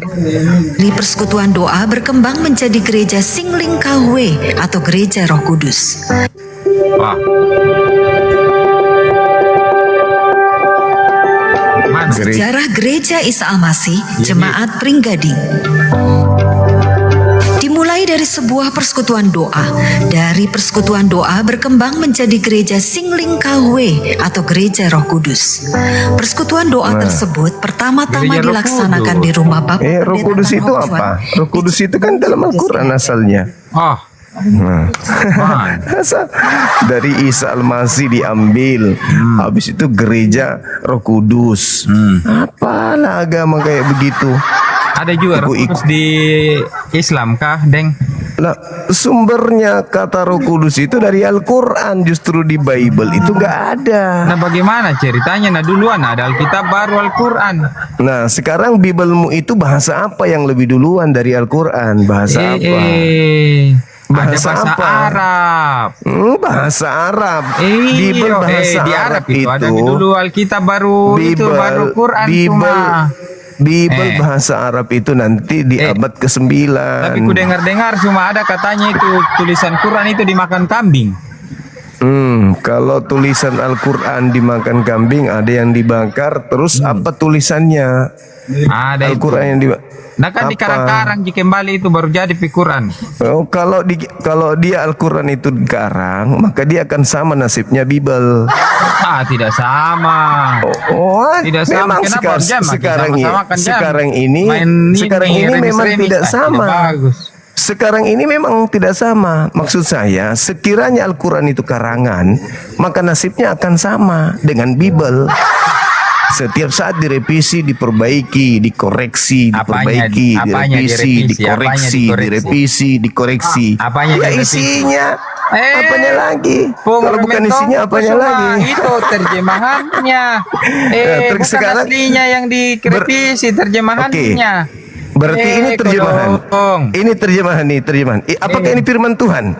Terjemahan itu semua. Ya, ini terjemahan ini apakah firman Tuhan? Bukan bahasa Ibrani itu semua. Nah, terjemahan ini apakah firman Tuhan? Terjemahan ini apakah firman Tuhan? Semua. Terjemahannya. Berarti firman Tuhan bisa dikoreksi, bisa direvisi. Terjemahan. Ya, tadi katamu ini terjemahannya firman Tuhan kan? Iya, terjemahannya kan bisa sesuai dengan perkembangan bahasa semua. Nah, berarti firman Tuhan bisa direvisi oleh manusia. Maknanya tidak berubah semua. Nenekmu kiper, nggak ada urusan yang jelas. Kalau berani kau yang ini jelas. saya semua buka mau maskermu kalau berani kau yang jelas. Yang jelas ini. Tidak berani kau buka maskermu katanya kau jago. Yang jelas ini bukan firman Tuhan. Ini firman Tuhan bisa dikoreksi. Kenapa? Terjemahannya. Dikoreksi sama manusia. Terjemahannya. Firman Tuhan dikoreksi. Terjemahannya. Nggak ada urusan katamu firman kenapa Tuhan. Tidak ada urusan. Sekolah di mana? Terjemahan itu firman Tuhan bukan? Iya diterjemahkan. Biar orang firman bisa paham. Tuhan nggak? Daripada terjemahan bahasa Arab itu, semua tidak terjemahan itu firman Tuhan tidak? Firman daripada Tuhan pakai nggak ini? bahasa Arab baru banyak lebih banyak Firman orang Tuhan Indonesia nggak tidak ini? mengerti bahasa Arab. Firman Tuhan nggak ini? Firman Tuhan nggak ini? Firman Tuhan nggak ini? Terjemahannya. Ya, ini berarti bukan firman Tuhan ini ya. Cuma terjemahannya. Terjemahannya. Berarti ini bukan firman Tuhan. Nah, terjemahannya. Kalau direvisi itu terjemahannya, bukan aslinya. Nah, berarti ini bukan firman Tuhan. Kita firman Tuhan yang diterjemahkan. Cuman terjemahannya saja. Indonesia. Iya, berarti ini bukan firman Tuhan dong. Daripada menghafal baru tidak paham artinya semua. Ini berarti ini bukan firman Tuhan kan? Daripada mengingat saja tidak tahu artinya. Berarti orang Kristen tidak memiliki firman Tuhan, cuma terjemahan doang. Mana. Ini terjemahan. Mana firman Tuhannya? Mana firman Tuhannya? Itu terjemahan firman Tuhan. Baca kok dulu bukan gitu Alkitab. Inilah kalau kita diskusi sama anjing, dia nggak bisa bedakan antara firman Tuhan. Yang diskusi dengan anjing cuma anjing yang bisa diskusi dengan anjing. Kalau anjing maka itu semua. Ya merasa anjing dia teman-teman. Kok coba screenshot kok lagi bicara. Yang pada faktanya saya manusia. Bicara dengan anjing. Saya manusia. Faktanya kamu yang anjing. Kau mengaku bicara dengan anjing. Dia mengaku anjing, teman-teman. Dia mengaku anjing. Jadi ini katanya dia anjing, mengaku anjing dia teman-teman. Cuma bicara dengan anjing, ada screenshotnya coba. Bicara dengan anjing. Teman-teman di bawah dia mengaku anjing, dengar? Nih. Dengan di bawah dia Lihat mengaku toh, anjing. teman-teman di bawah lihat semua lagi partner dengan anjing, di sampingnya ada anjing. Dia Screenshot saja merasa anjing teman-teman. dia. Nanti dibuat video semua diskusi dengan anjing. Merasa anjing dia. Merasa Nah, anjing ini, dia ini, teman-teman. ini. Itu gambarnya baru itu anjing. kali Mirip ini. toh.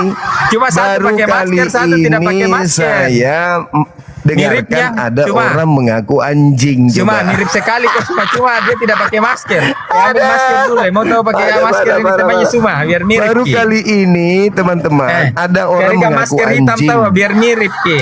Katanya dia anjing, katanya dia teman-teman. Padahal Tunggu itu kau ambil kaki makanannya. masker, nah, coba biar dulu. mirip kok.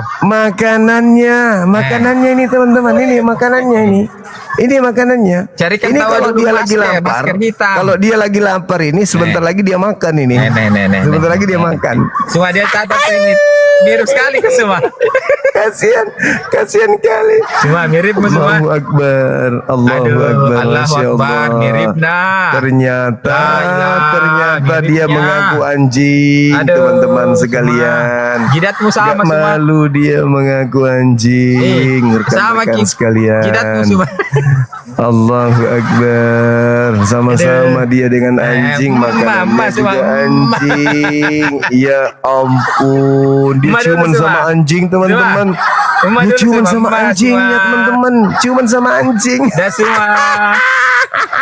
Miripnya. Dia ciuman sama anjingnya, teman-teman. Mirip sekali semua Astagfirullahaladzim. Iya Ya mirip Allah, ya kawan-kawan. Karim. Memang mirip. Cuma satu Ya yang Allah, pakai ya masker, satu nggak pakai Allah. masker. Ya Allah ya Ya Karim. Allah ya Rabbi, miripnya. Dia hujat makanannya sendiri, Dede. teman-teman. Semua Makanannya mirip sendiri dong, semua. dihujatnya. La ilah. Kok bisa mirip ini orang dua ini dengan anjing? teman-teman. Cuma mirip semua. Ih. Kasihan kali teman kita ini. Ternyata dia akui dirinya kembaran anjing, ciuman sama anjing. Ini disimpan di kamarnya teman-teman. Sama-sama tidur sama anjing. Hai. Sama-sama tidur dengan anjing. Kalau berani semua. Tidur sama anjing. Nanti itunya dengan masukkan anjing. situnya Tidak- anjingnya. Tidak laku ini semua, makanya anjing mi temani bicara ini anjing me semua. Coba dia mengatakan saya lagi ngomong sama anjing. Berarti dia mengaku anjing, teman-teman. Ini dia ada Berarti dia sudah sama anjing mengaku sama anjing, kau, teman-teman. Dia mengaku anjing. Mirip Bang Suma, Kejam benar. kali bah teman-teman dia Mirip mengaku banget. anjing. Tapi anjingnya masih bagus.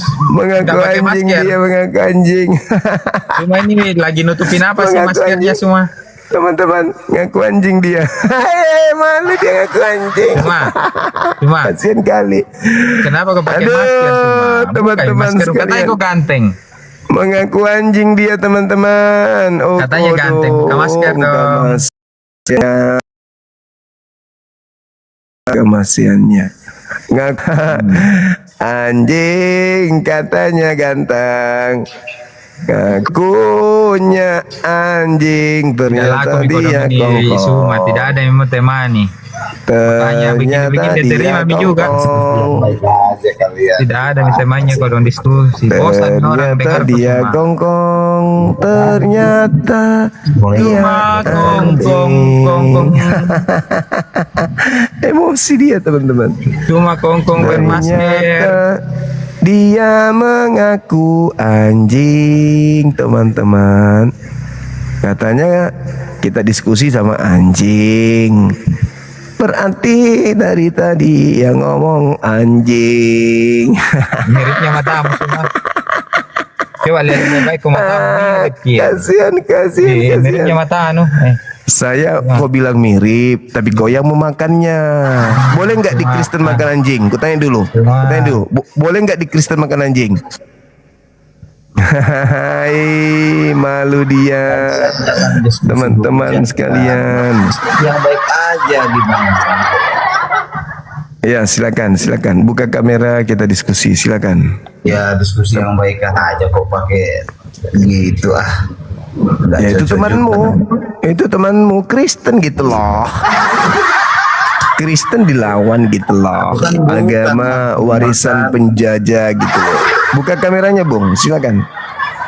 Yang penting silakan. Aku bang yang nampilin anjing kan begitu bang. Kita mau diskusi aja bang yang baik aja ya bang ya. Iya, silakan. Katakan itu kepada diri lo, buka kamera, mari kita diskusi. Silakan. Temanya apa nih bang? Tuh, apakah salib itu komedi putar? Silakan. Ya bukan. Buka kameranya. Salib itu kemenangan bagi Kristus, bagi setan, iya. Kemenangan bagi setan lah, kan setan yang ingin Yesus disalib. Ya kemenangan bagi setan, kok jadi aneh? Masa kok nggak paham? Siapa yang menginginkan penyaliban? Ya setan. Begitu terjadi, ya menang siapa? Ya setan, kan begitu. Gitu aja kok repot.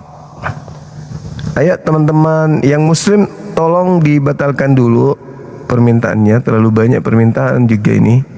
Silakan dibatalin dulu teman-teman. Yang muslim mohon diperiksa multinya, dibatalkan permintaannya ya, kita saling kerjasama. Halo saudara Berry. Ya, Assalamualaikum Bang Suma. Ya, dari gereja mana Bang? Saya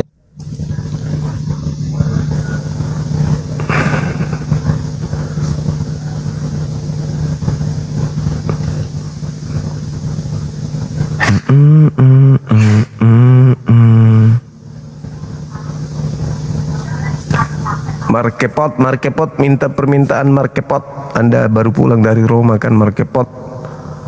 Minta permintaan. Yang muslim tolong periksa multinya dulu dong. Mohon kerjasamanya teman-teman. Bisa ya? Muslim bisa dong. Diperiksa permintaannya saudara-saudara muslim. Bisa dong.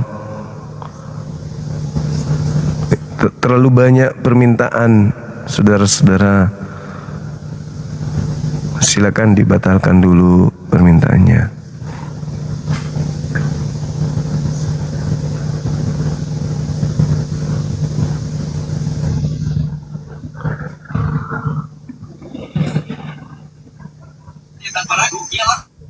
Halo, semangat malam. Malam bang. Dari gereja mana abang ini? Dari gereja mana abang ini? Silakan. Halo. Dimatikan dulu HP-nya yang satu di sana, Bang. Halo.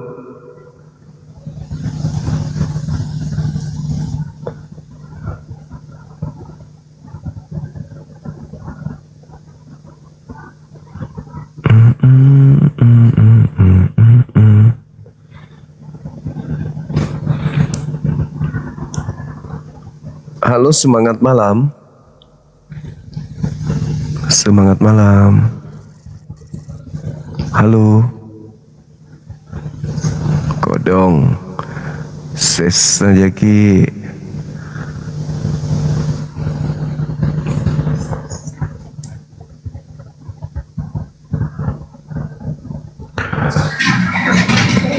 Halo, semangat malam.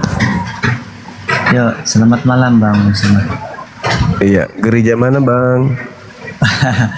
Maaf. Saya Islam Bang, Islam. Tadi pas lagi CCTV anjing itu saya mau bantu. Nggak usah diladeni, biasa aja. Biasa, dia kan oten. Lu ya. Susu tumpah dari teko yang berisi tuak. Yang keluar pasti isinya tuak. Biasa aja itu. Kok nggak ini ya? Udah banyak yang dinaikkan tapi kok nggak mampir ya?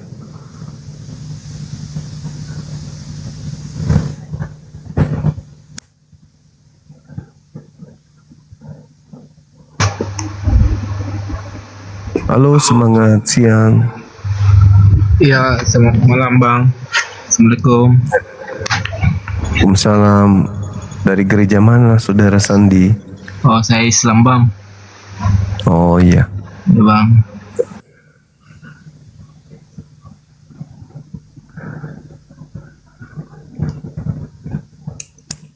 Halo, semangat malam anak muda. Apa kabar?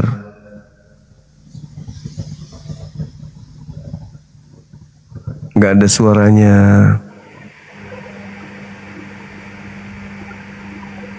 Apa kabar? Ya. Baik. Tema malam ini, apakah salib itu komedi putar? Silakan dijawab. Apakah salib itu apa, Pak?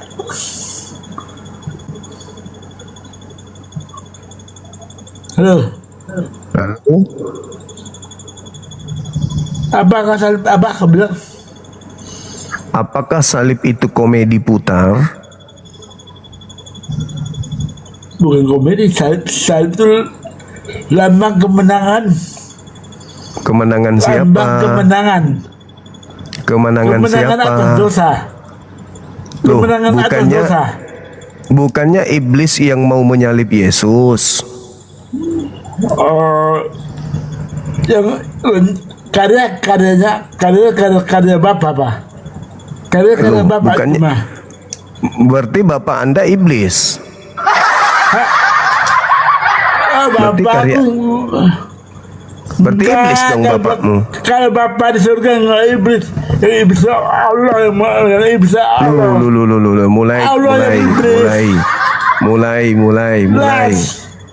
Lah. Yang menginginkan penyaliban kan iblis. Lah, kan saya punya datanya kok. Allah tuh ada iblis. Bukan, ini berbicara mengenai penyaliban. Saya punya data. Yang ingin melakukan penyaliban. Yang ingin membunuh Yesus itu kan iblis. Apalagi nih monyet ini. Setan kira Allah kan setan. Dia kan raja setan. Akan lari. Penyaliban ini yang kita bahas. Yang menginginkan penyaliban siapa? Yang menginginkan penyaliban. Tuannya kenapa setan. Larinya? Yang menginginkan penyaliban itu siapa? Kan Yesus sendiri yang mengatakan, iblislah yang menjadi bapakmu. Dan kamu mau melakukan keinginan-keinginan bapakmu, yaitu membunuh aku.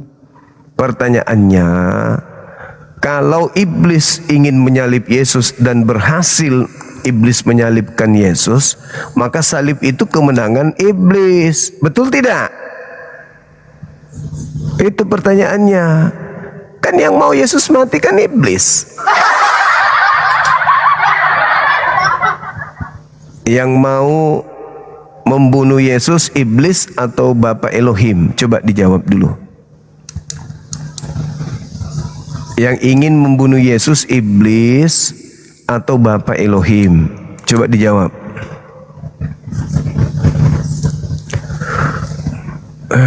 Sudah tua, kerjaan cuma mengolok-ngolok. Adakah yang agak waras sedikit? Kami memelihara setan-setan, terus kami mengutus setan-setan. Nah, sudah mengutus memelihara lagi. Pertanyaannya, yang ingin membunuh Yesus siapa? Bapak Elohim atau iblis? Itu dulu jawab. Yang ingin membunuh Yesus siapa? Yang ingin membunuh Yesus iblis atau Elohim? Yang memelihara setan itu siapa? Itu bakal jawab. Allahu Akbar. Jawablah, jawab. Kamu ke gereja jilat kloset. Halo, semangat malam. Assalamualaikum Bang semua. Dari gereja mana Abang? Islam Bang, Islam. Oh, Islam. Waalaikumsalam warahmatullahi wabarakatuh. Apalah manusia karbit ini? Coba nih. Halo, selamat siang Bang. Selamat malam Bang Cuma ganteng. Malam juga. Itu ada tema salib apakah komedi putih? Silakan Anda jawab. Bang, tema yang kemarin. Ini kau itu sudah numpang tenar Oh, yang mau ngatur. Enggak. Saya ini mengajarkan temanya. toleransi, Bang Juma. Ini bukan memang Islam itu nggak toleransi. Ah? Orang dialog agama kok toleransi? Toleransi apa dari kalian? Tuh lihat toleransi teman-temanmu, cara dialognya, cara debatnya gitu. Toleransi lah, itulah cerminan agama kalian. Lari keluar menghujat ke luar negeri, menghujat negaranya sendiri. Ada yang menghujat Indonesia, katanya kalau tidak ada Belanda, Indonesia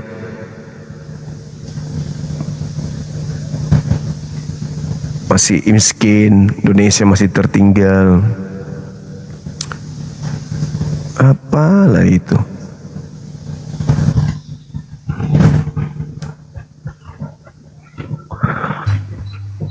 Halo, semangat malam. Kalau dilihat namanya raja segala bangsa, baru dinaikkan langsung lari. Nama doang yang hebat. Halo. Halo juga. Dari gereja mana, Abang? Aku dari gereja Katolik, Bang. Silakan buka kamera, kita diskusi, Bang. Gak usah, Bang. Gak usah buka kamera, Bang. Memang nggak bisa, kameranya nggak ada. Halo, semangat malam. Halo, semangat malam.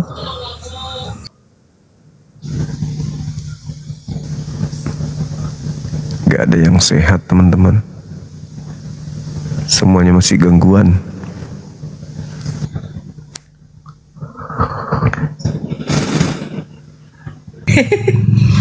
Halo, Ibu Sarai, semangat malam. Dari gereja mana? Dari gereja mana, Ibu? Halo. Halo, gereja mana, Ibu? Halo.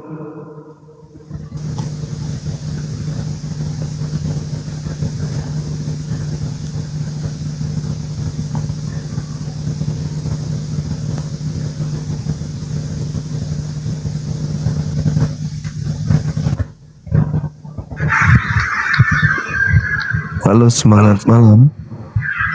Halo, malam. Gereja mana, Bang? Protestan, Katolik, Kristen. Silakan buka kamera, kita diskusi. Saya sudah kirim. Silakan. Ini temanya apa ya? Apakah salib itu komedi putar?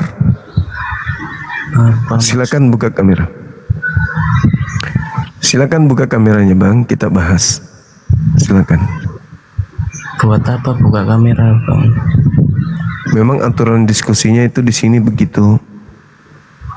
Buka kamera tapi pakai masker. Gimana Iya, konsepnya? silakan. Silakan pakai masker, nggak apa-apa. Kalau buka kamera ya jangan pakai masker, Bang. Mental penjajah juga. Ini komalnya orang. Kalian tamu, kalian yang ngatur. Mental penjajah. Kayak Belanda waktu pertama masuk ke Indonesia gitu. Dia yang datang, dia yang mau ngatur Nusantara ini. Masih mentang-mentang agamanya dari sana kok mentalnya sama. Mental kalian itu sama dengan Belanda. Halo, semangat malam. Halo. Halo. Hello. Semangat malam.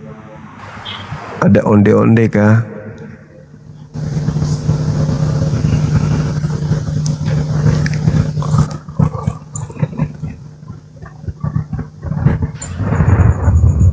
Semangat malam, Abang. Halo. Halo.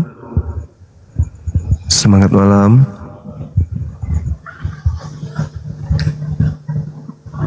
Teman-teman kita ini pada mau diskusi cuman ketakutan gitu loh. Takut. Mereka takut untuk sekedar ngomong aja gemetaran. Gimana itu teman-teman? Halo, semangat malam. Halo, semangat malam. Nanti kan minta naik tapi takut.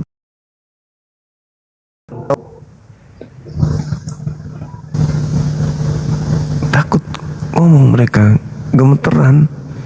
Aduh, mau ngomong apa aku ini? Aduh, soalnya yang disampaikan Bang Suma itu benar semua. Gimana ini? Nah, kayak gitulah.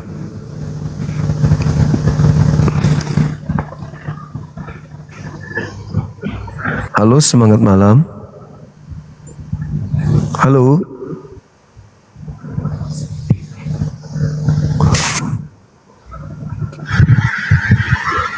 Cuma goblok. Kau tuh ngoreksi agama orang, agama kau sendiri kontol. Buka kamera, Bang. Masa nyium acara rasuat nebus dosa? Kalau diganti nyium LC gimana? Buka kameranya, silakan. Buka masker. Percuma kau buka kamera tapi masker kau pakai, tolol. Merongos.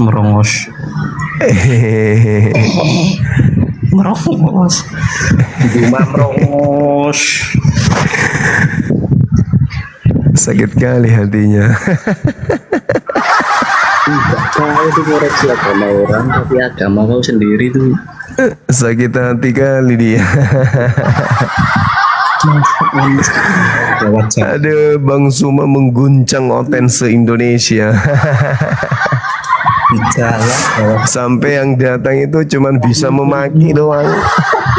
Memaki, kamu, menghina, menghujat, menistakan, merepet, ngamuk-ngamuk. Nggak usah dibangun.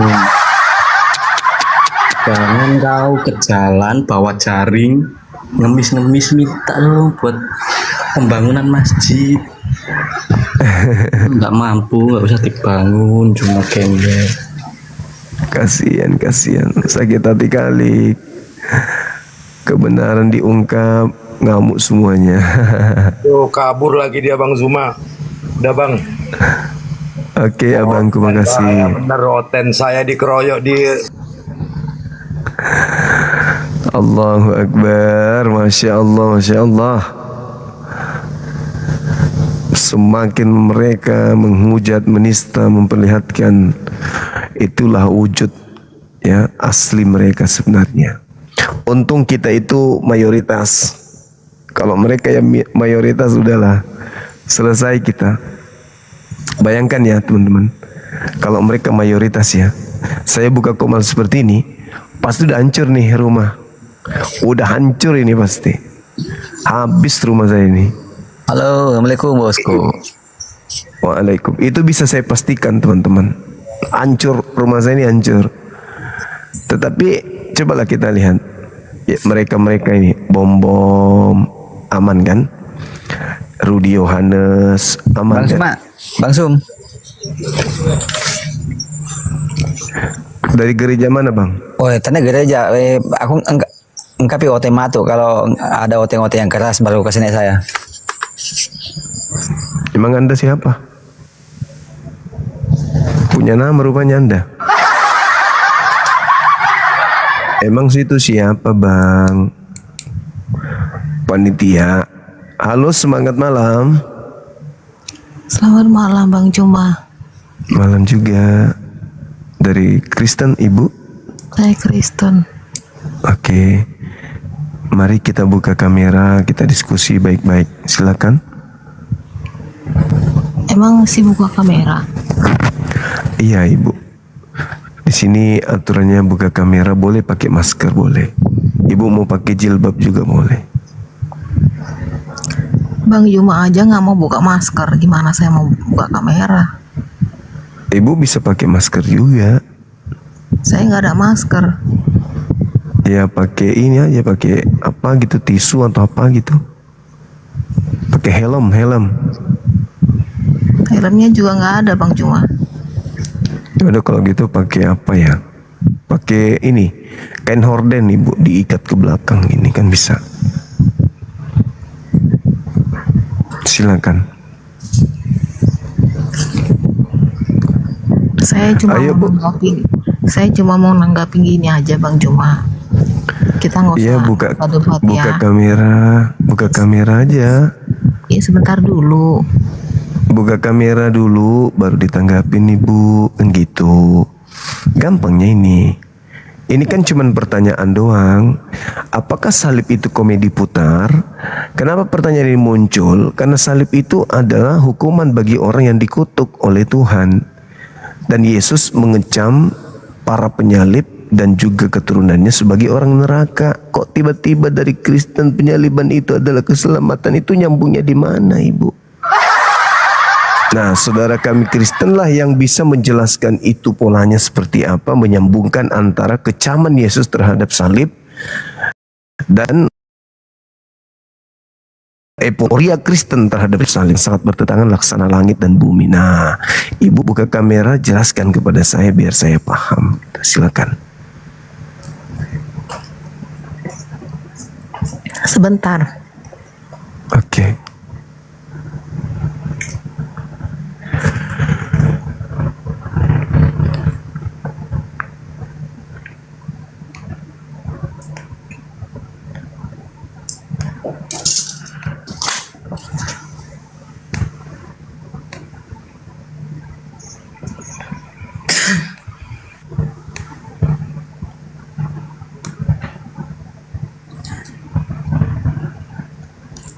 Salam kenal Ibu Melati. Ya, silakan. Dari pernyataan saya tadi mungkin bisa ditanggapi, silakan. Enggak, gini aja. Aku sering sih ngelihat para apologet di TikTok ini ya. Sekarang gini aja Bang Juma. Itu kan salib komedi apa? Komedi putar. Ya, kamu bikin kayak gitu kan. Sekarang mikir aja. Bagaimana mungkin Bang Juma beranggapan seperti itu? Ini pertanyaan Ibu. Itu pertanyaan, apakah salib komedi putar? Kan. Saya bilang bukan. Ya, jelasin. Kalau Bang Juma nggak percaya sama salib, ya udah, nggak usah didebat-debatin, nggak usah di. Bukan masalah percaya tidak percaya, Ibu. Agama Anda kan adalah agama misi, mengkristenkan seluruh bangsa. Ya kami nggak mau dibodoh-bodohin.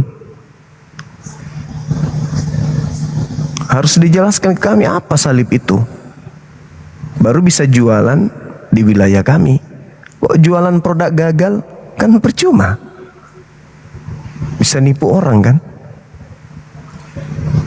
Gini aja Bang Juma kan paham katanya Alkitab kan. Bang Juma udah baca belum Alkitab itu dari perjanjian lama sampai perjanjian baru? Udah baca belum? Udah. Dari kitabnya Yahudi dengan kitabnya Kristen, dua-duanya saya sudah baca. Udah semua dibaca dari perjanjian lama sampai perjanjian baru. Alhamdulillah. Dari kitabnya Yahudi sampai kitabnya Kristen, dua-duanya saya sudah baca. Setiap kalimat itu dari Alkitab itu Bang Juma pahami nggak sebenarnya? Paham dong, kan itu cuma terjemahan yang dirubah untuk dipahami, dirubah setiap saat untuk dipahami, dirubah lagi untuk dipahami. Nggak perlu lagi penafsiran karena sudah ditafsirkan sendiri oleh terjemahan itu sendiri. Oke, kalau memang Bang Juma pahami, ya kan? Nggak mungkin Iya, Bang Ibu. Juma bikin judul kayak begini. Justru karena saya paham, salib itu adalah tempat siksaan orang yang dikutuk oleh Tuhannya Yahudi. Karena saya paham, salib itu adalah simbol kemenangan iblis terhadap perlawanan kepada Yesus. Oke, saya tanggapinya. Ya. Itu yang dikutuk itu sebenarnya manusia, Tuhan itu menggantikan kutuk yang ditanggung manusia itu sendiri. Nah, inilah yang disebut Kutuk, ya kan? inilah yang disebut komedi putar. Inilah komedi putarnya. Itulah komedi putarnya. Ya, tunggu dulu, tunggu. Kasih saya kesempatan untuk ngomong. Iya, Kamu kan silakan. nyuruh saya naik. Kamu nyuruh Iya, saya naik silakan. kan? Kamu terima. Iya. Yang Iya. jelaskan apa namanya? Dengar penjelasan saya dulu. Oke. Emang benar itu Yesus itu menanggung kutuk, ya kan? Dia sekarang gini. Dia kan orang yang benar ya. Dia adalah kebenaran itu sendiri. Dia suci dan kudus, ya kan? Mana mungkin dia terkutuk? Yang terkutuk itu manusia. Dia hanya menanggung dosa manusia, ya kan? Dia menanggung dosa manusia itu sendiri. Kalau enggak, semua manusia itu akan masuk neraka. Karena di akhir zaman nanti, di hari penghakiman, di Muslim juga ada kan? Nanti yang menghakimi dunia ini, menghakimi manusia itu siapa? Kalau kalian bilang kan Nabi Isa kan? Kalian percaya nggak? Siapa yang akan menghakimi nanti dunia ini, menghakimi setiap perbuatan manusia itu? Yesus. Kalau kalian bilangnya Nabi Isa, Isa Al-Masih kan? Nggak ada Nabi Isa kemudian menghakimi seluruh manusia, nggak ada. Yesus pun tidak mengakui itu. Yesus mengatakan yang akan menghakimi Bani Israel itu adalah Nabi Musa alaihi salam. Baca Yohanes 5. Baca Yohanes 5 nomor 45. Baca. Makanya harusnya saya bertanya kepada Anda, apakah Anda sudah menamatkan baca Bible, kitabnya Yahudi dan kitabnya Kristen? Sayalah yang harus bertanya. Karena jemaat Kristen itu enggak. Kitab Wahyu kamu udah baca semua. Sudah. Saya tahu bahwa kitab Wahyu itu adalah tulisan orang-orang yang muncul di tahun ke-100 Hijri Masehi, dan itu bukan murid Yesus dan itu bukan Yohanes juga. Bahkan tidak dikenal siapa penulisnya sampai hari ini. Kalian hanya terlanjur Kristen, Ibu, paham Bible. Kalian nggak paham Bible. Yang paham Bible itu saya. Kalian nggak paham ini. Kalian hanya doktrin doang. Ya udah, kalau Bang Juma merasa udah paham Bible, ya kan, udah merasa benar sendiri, ya udah nikmatilah hidupmu ya. Cepat-cepat aja Bang Juma bertobat ya. Oke, makasih. Selamat malam. Kok saya yang bertobat? Kok saya yang bertobat? Kan bukan saya yang menjadikan anak orang sebagai tumbal penyelamat saya. Ibu kan? Ibu yang harus bertobat. Karena Yesusnya itu mengecam kemudian salib. Kalian malah memuja salib. Setahu saya di Bible yang ingin menyalib Yesus itu iblis. Bapak Elohim tidak. Tuhannya Yahudi kagak. Yang ingin menyalib Yesus itu ya setan. Jadi kalau berhasil setan menyalib Dan Yesus, setan berarti itu adalah kemenangan. Olomu. Itu Setan adalah itu adalah kemenangan. Olomu. Iblis itu Muhammadmu. Makanya masih Nanti membawa kan, di kuburan. Nah, itulah cobalah Kristen. Tengoklah Kristen ini, tengoklah. Nah, inilah gambaran Kristen, ajaran Kristen, tengoklah. Saya tidak bisa bayangkan kalau kalian itu yang mayoritas di Nusantara ini, benar. Gak bisa saya bayangkan. Tidak bisa saya bayangkan bagaimana kalau kalian nih mayoritas. Model-model kayak gini nih, ini penghisap darah ini, penghisap darah manusia ini. Tidak bisa bicara baik-baik, tidak bisa berbicara sesuai dengan data, hanya bisa menghujat, menista. Cuman itu doang. Allah dibilang iblis, di dalam kitabnya penuh nama Allah. Yesus berdoa kepada Allah, berarti Yesus berdoa kepada iblis. Yesus anak Allah katanya, anak Allah, berarti Yesus anak iblis. Pakai otak.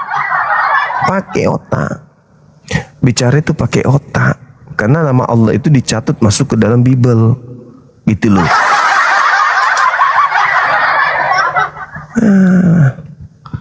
Gila memang Kristen ini. Cobalah sedikit aja kalian waras napa. Diskusi itu yang berdata gitu. Pakai data, jangan pakai emosi. Kalian ingin mendoktrin saya, nggak bisa. Saya paham Bible. Ibu tadi itu ingin mendoktrin saya. Oh maaf, sorry lah, dek. Saya bukan jemaat gereja. Saya ini orang terpelajar. Saya kaji kitabnya Yahudi ini, terjemahannya yang ada di dalam sini juga. Satu bagian kitabnya Yahudi, satu bagian kitabnya Kristen, digabung menjadi satu. Kalian menggabungkan terjemahan kitabnya Yahudi dengan kalian punya agama. Gitu loh. Silakan. Halo Bapak Ekonomi. Halo. Ya, selamat malam Bang Zuma. Malam. Dari Katolik Protestan. Bang Zuma cepat-cepat bertobat ya. Bertobat dari? Iya, bertobat Bang Zuma. Maksudnya setelah saya bertobat gitu saya mau tinggalkan Islam gitu? Bang Zuma terus segera bertobat ya. Lalu saya nyembah makhluk kuburan kayak Anda gitu maksudnya? Sorry ya. Saya masih waras Bang. Yesus tidak menyembah makhluk kuburan. Yesus tidak pernah mencontohkan nyembah makhluk kuburan. Malah Anda lihat di Markus 5 dari nomor 1 sampai nomor 20, justru makhluk yang ada di kuburan itulah yang datang menyembah Yesus, jangan dibalik. Gitu saudara. Anda yang harus bertobat. Karena salib itu menurut Yesus menyebabkan orang dan pelaku dan juga keturunan pelaku adalah penghuni neraka. Tertulis di mana itu? Di Matius 23 nomor 32 sampai 36. Salib itu membuat manusia masuk ke neraka. Di Anda salib itu membuat Anda masuk surga. Itulah yang saya maksud. Apakah salib itu komedi putar? Gitu Bung, Anda yang harus bertobat. Kok anak orang kok dituhankan gitu loh. Jangan tuhankan anak orang dong. Anak orang malah sibuk menuhankan pencipta dan bumi. Kalian sibuk malah nyembah dia. Ayo sehat itu mahal. Tapi gampang. Gunakan akal pasti sehat. Jangan ikuti istrinya Gumasa ini yang di atas nih. Halo, semangat malam. Malam Bang. Iya, Katolik Kristen Bang. Silakan buka kamera Bang, kita diskusi. Tema saya ini terkait dengan penyaliban. Silakan.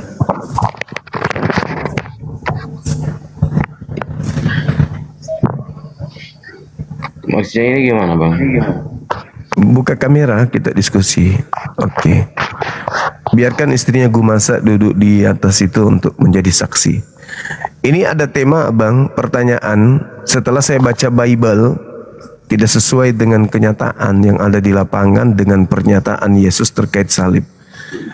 Nah, apakah menurut saudara pengajaran-pengajaran tentang salib menyalib ini hanya candaan?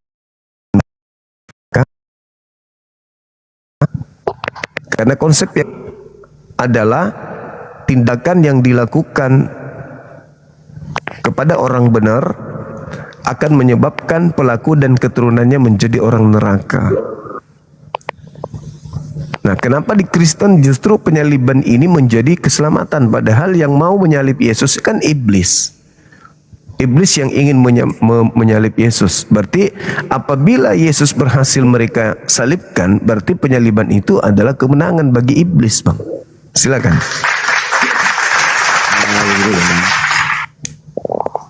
Agama kami tentu kami paham. Dan tujuan hidup kami yaitu agama kami. Dan begini Bang ya, kalau mau belajar itu harus dari perjanjian lama sampai dengan perjanjian baru. Baru abang bisa paham. Kitabnya orang Yahudi yang paham orang Yahudi dan menganggap salib itu adalah kutukan. Gimana dong? Yang punya kitab aja menganggap salib itu kutukan. Bahkan Yesus menganggap penyaliban terhadap orang benar itu adalah kutukan yang harus berujung kepada neraka jahanam. Matius 32:23 nomor 32 sampai 36. Anda mengatakan Anda yang paham, faktanya Anda nggak paham. Kalau Anda paham, Anda keluar dari Kristen. Intinya itu di situ.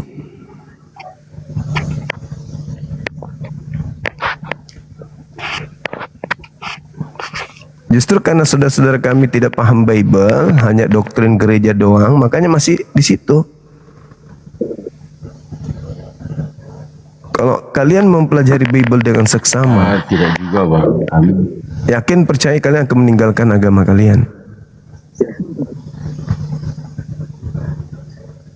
Tidak bang. Dengan Kenapa keyakinan tidak? Kami tidak bang. Kenapa tidak? Yesus mengecam salib. Tidak ada keselamatan oleh salib. Yesusnya yang mengatakan itu. Memang doktrin gereja, Paulus itu geng, mendoktrin manusia-manusia yang banyak dosa ini untuk tidak usah khawatir, lakukan aja. Jangan lagi mau diatur. Kalian bukan lagi hamba Tuhan. Gak usah lagi mau diatur aturan tentang makanan, minuman, hari-hari raya. Gak usah lagi, kata Paulus. Udah, kamu itu anak Tuhan, bukan hamba Tuhan. Lakukan aja apa yang kalian ingin lakukan. Ada kok Yesus sebagai penebus dosa. Nah, orang-orang yang suka seperti itu merasa tenang. Oh, ya udahlah kalau begitu, puji Tuhan. Ya kita ada yang dukung, ada yang menebus kita. Makanya tiap minggu cuma nyanyi, merasa tenang dengan nyanyi-nyanyi. Habis itu bayar perpuluhan, diajarkan kasih. Ini kasih, kita harus kasih. Tapi mereka jauh dari isi Bible-nya sendiri. Mereka justru jauh dari Yesus. Yesus tidak mengajarkan seperti pola itu. Maksudnya Coba Anda baca nih. Gimana? Apa yang Yesus ajarkan tentu kami itu ikutin. Apa yang Yesus ajarkan tentang menyembah dirinya? Tentang kasih itu bang. Kasih itu apa menurut Yesus? Makanya Kasih menurut Yesus itu, kasih menurut Yesus itu adalah mentaati segala perintah Elohim yang tertuang di kitabnya Yahudi, perjanjian barunya mereka. Itu kasih. Kata Yesus itu kasih. Barang siapa yang mengasihi Tuhan, dia harus melakukan segala perintah Elohim.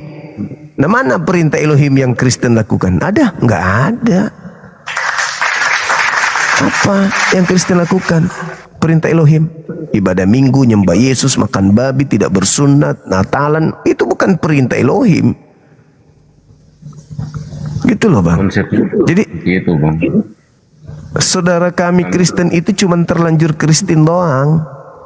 Mereka udah tua di Kristen, tapi mereka masih kanak-kanak dalam segi ilmu Bible. Karena Bible ini bagi orang Kristen hanya aksesoris doang, bukan buku yang harus didalami dari akar ke akar. Karena kenapa? Sudah Emang ada menganggap diri dalil di mereka. Al-Quran, ada sunat, ada. Coba tunjukkan dalil sunat tentang sunat di Al-Quran, ada nggak? Ada nggak? Itu kan kalian mengadi-ngadi. Jadi, di Al-Quranmu aja nggak ada oke. sunat menyunat itu. Oke, saya jawab ya. Perintah di dalam Al-Quran saya, atiullaha wa atiur rasul. Ya, saya tidak tahu bahasa itu, bahasa apa itu, bahasa Nah, planet. makanya kok jadi Lebih jangan jelaskan pakai bahasa Indonesia. Makanya jangan jadi umat Kristen. Itu mah bahasa iblis. Bahasa iblis kan kita tahu bahasa begitu. Nah, cobalah. Pakai bahasa Indonesia biar kami paham. Inilah akibat menganut agama dari Belanda, agama dari penjajah begitu. Ya, dari kau tuh yang menganut itu karakternya, ya karakternya menjajah. Tapi orang Arab tidak pernah menjajah Nusantara ini. Lebih dari iblis. Karakter lebih hancur daripada iblis. Nah, tengoklah. Orang Arab tidak pernah menjajah bangsa ini. Kau ini memang, ya karena, yang Islam cuma Indonesia tuh yang begitu. Setahu saya di luar negeri Arab semua orang tidak kayak kau cuma. Indonesia pun cuma kau yang congor mau kayak gini, yang lain tidak. Anda barusan melakukan penistaan terhadap Islam. Kok tidak bisa? Memang betul. Anda barusan menghujat bahasa Arab, bahasa Quran itu bahasa setan. Anda loh. Hanya karena Anda benci kebenaran saya ungkap, Anda kejang-kejang. Habis kalau kau Anda bertanya tentang ini sunnah. konten putar-putar apa komedi putar tuh, itu menurut kau penistaan atau bukan? Bukan, ini pertanyaan. Tidak, ini pertanyaan. Tema itu penistaan. Ini pertanyaan. Yang kau bilang pakai celana dalam. Kalau Anda mengatakan ini bukan komedi putar, Anda jawab, terangkan kepada saya gitu loh. Mana ada komedi putar? Dia itu mati di kayu. Ya sudah, jelaskan kepada saya. Jelaskan kepada saya. Kau ini memang bangke betul kau ini. Nah, itu kan cuma maki-maki. Memang kau bangke? Kau kalau tidak begini, kau tidak cekek. Ya kan? Cari Maki-maki doang kerjanya, maki-maki doang. Cuman bisa memaki gitu loh. Ya, batang yang baik, pohon yang baik tidak mungkin membuahkan buah yang baik. Jahat kali mulutnya ibu itu. Dia bertanya tentang sunat, saya jawab. Ya. Atiullah wa atiur rasul. Taatlah kepada Allah dan taatlah kepada Rasul. Rasul yang memerintahkan kami bersunat. Allah memerintahkan kami taat kepada Rasul. Rasulnya memerintahkan kami sunat, kami taati sesuai dengan perintah Allah. Selesai. Sederhana kok itu. Nah sekarang kalau kita balik, mana perintah Yesus atau perintah Elohim jangan bersunat? Nah sehingga Kristen tidak bersunat. Kan tidak ada. Yang ada Paulus. Barang siapa yang menyunatkan kulupnya, maka Yesus Kristus tidak berguna baginya. Nah, Paulus sedang mempraktikkan karakter iblis yang menentang perintah Tuhan. Tuhan mengatakan di dalam Kejadian 17 nomor 14, barang siapa yang tidak menyunatkan dirinya, maka bunuhlah dia, karena dia telah membatalkan perjanjian kekalku. Paulus membatalkannya. Kata Tuhan kepada Adam, jangan kau makan buah pengetahuan baik dan jahat. Kapan kau makan, maka kau akan mati hari itu juga. Iblis datang, jangan kau dengar itu, makan aja, kau tidak akan mati. Nah sama, ketika Tuhan mengatakan barang siapa yang tidak menyunatkan dirinya, bunuhlah dia. Paulus datang, enggak ada itu, enggak ada, jangan sunatkan dirimu, enggak ada yang bunuh kau. Dan sama karakternya Paulus dengan iblis yang ada di Ganbi Eden. Kalian pengikutnya, kan begitu. Kalian mengikuti Paulus berarti sama dengan mengikuti karakter iblis yang suka menentang Tuhan. Contoh lagi, Yesus mengaku dengan mulutnya sendiri, akulah jalan, akulah kebenaran, akulah hidup. Tidak ada yang sampai kepada Bapa tanpa melalui aku. Itu mulut Yesus yang berkata tuh. Tapi Paulus ngomong apa? Kristus telah menebus kita dari kutuk hukum Taurat dengan jalan menjadi kutuk. Yesus tadi jalan kebenaran. Paulus merubahnya menjadi kutuk. Sebab ada tertulis, terkutuklah orang yang mati di atas tiang salib. Yesus dikutuk, terkutuk kata Paulus. Dirubah lagi tuh. Karakter iblis melekat sangat begitu kenceng sama dia. Nah saudara-saudara kami Kristen mengikutinya. Ketika Yesus mengatakan, penuhilah takaran nenek moyangmu, wahai kamu keturunan ular-ular beludak, bagaimana mungkin kamu meloloskan diri dari api neraka? Sebab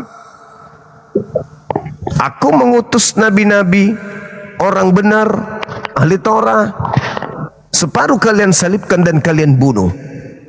Maka penuhilah takaran nenek moyangmu, kau tidak akan lolos dari api neraka. Dan semua ini aku katakan akan ditanggung oleh angkatan jahat ini. Nah tuh, Paulus rubah. Sekiranya tidak ada kebangkitan Yesus dari penyaliban, maka sia-sialah imanmu dan kamu masih hidup di dalam dosa. Aduh. Penyaliban adalah menyebabkan manusia berdosa. Paulus justru penyaliban itu menyebabkan orang selamat. Selalu bertentangan. Nah, makanya muncul tema ini. Apakah salib itu komedi putar? Maksudnya candaan? Kok dibuat bercanda? Seakan-akan ucapan Yesus itu hanya angin lalu doang. Enggak takut, enggak ngeri. Tidak ngeri terhadap ancaman Yesus. Sampai-sampai salib dianggap sebagai solusi keselamatan. Giliran ditanya, oke, ketika kamu menerima salib sebagai jalan keselamatan, oke. Tetapi ketika kemudian kalian jatuh ke dalam dosa, apa solusinya? Jawabannya mau tahu? Bertobat. Masih bertobat juga rupanya. Ya kenapa nggak bertobat aja kalau ada dosa? Kenapa harus menjadikan penyaliban itu sebagai jalan keselamatan sementara Yesus mengecam penyaliban? Ah, ini dia datang.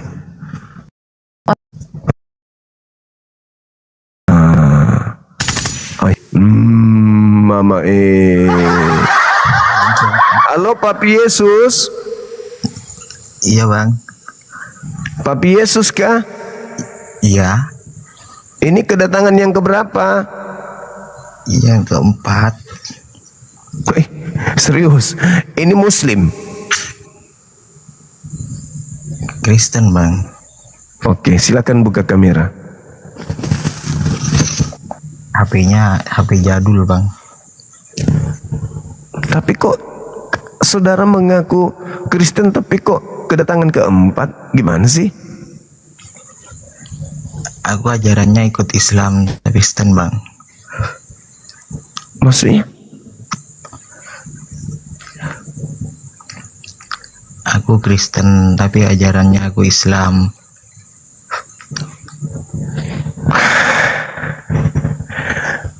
Abang jangan kayak gitu abangku. Gimana ceritanya? Abang Kristen tapi ngikuti ajaran Islam. Islam lah itu namanya. Mama jangan gitulah.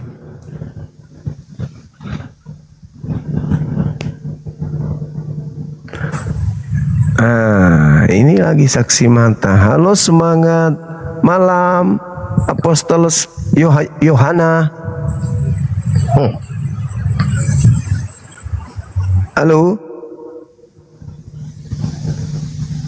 Dari gereja mana abang ini? Halo Yohanes. Halo. Bang. Halo.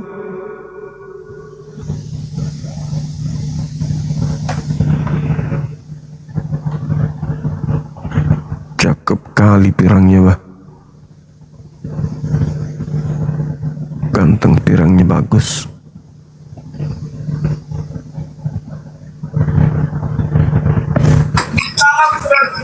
Halo, semangat malam. Selamat malam Bang Juma. Malam juga. Dari gereja mana abang? Gereja Protestan. Silakan buka kamera. Nggak bisa Bang Juma, suruh dulu polo abang dek. Polo abang dek. Ayo Bang Juma. Iya. Belajar dulu ya. Pembahasannya apa ini Bang Juma? Terkait salib. Halo saudara Frankie. Ya, halo. Halo bang. Dari gereja mana bang? Dari rumah bang.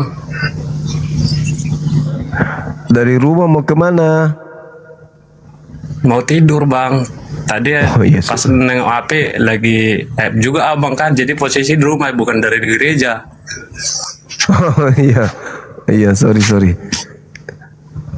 Dari agama mana abangku ini? Tentunya Kristen bang. Oke, silakan buka kamera, silakan kita diskusi pelan-pelan, silakan. Kalau untuk buka kamera, mau mak bang, nggak bisa lagi pala jaga anak pula. Tapi kalau memang itu syaratnya, izin turunlah. Bolehlah kalau begitu, dibawa aja nyimak ya abang ya. Catat yang penting yang kita sampaikan ya.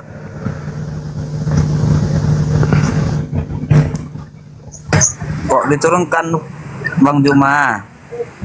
Iya halo. Ya Bang Juma. Iya halo juga. Dari Kristen. Ya Kristen Protestan Bang Juma. Tapi nggak bisa buka kamera abang, gimana ceritanya? Ya nggak mana lah. Penonton abang pun nggak mau polo. Mereka malas. Malam Bang Juma. Malam juga Ibu, apa kabar? Kabar baik tengah malam. Iya, kita sapa dulu ini. Agripina, semangat malam. Halo, semangat malam Kakak Zuma. Iya, dari Kristen? Iya. Kristen. Silakan buka kamera, kita diskusi bertiga. Silakan. Oke. Tapi ini apa lagi apa namanya? Lagi baring nggak enak dilihat. Enggak apa-apa, justru saya suka. Enggak Kak, ini cuman mau koreksi saja tadi sedikit. Itu kan tadi ada kakak yang naik yang menyatakan kalau yang datang nanti di air samin untuk diturunkan. Disuruh buka kamera itu maksudnya. Naik lagi Kak, tapi buka kamera ya.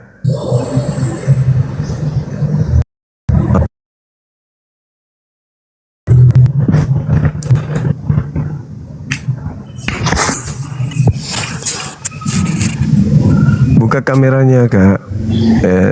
Adik Agripina. Silakan dibuka kameranya. Gak apa-apa, sambil baring-baring juga gak apa-apa. Asal jangan lungging aja sih. Sedikit koreksi saja tadi Kakak Zuma. Katanya kan tadi ada yang buka kamera dulu. Ya, tunggu sebentar. Gitu dong. Kan cantik. Cantik kali pakai baju hijau lagi. Silakan.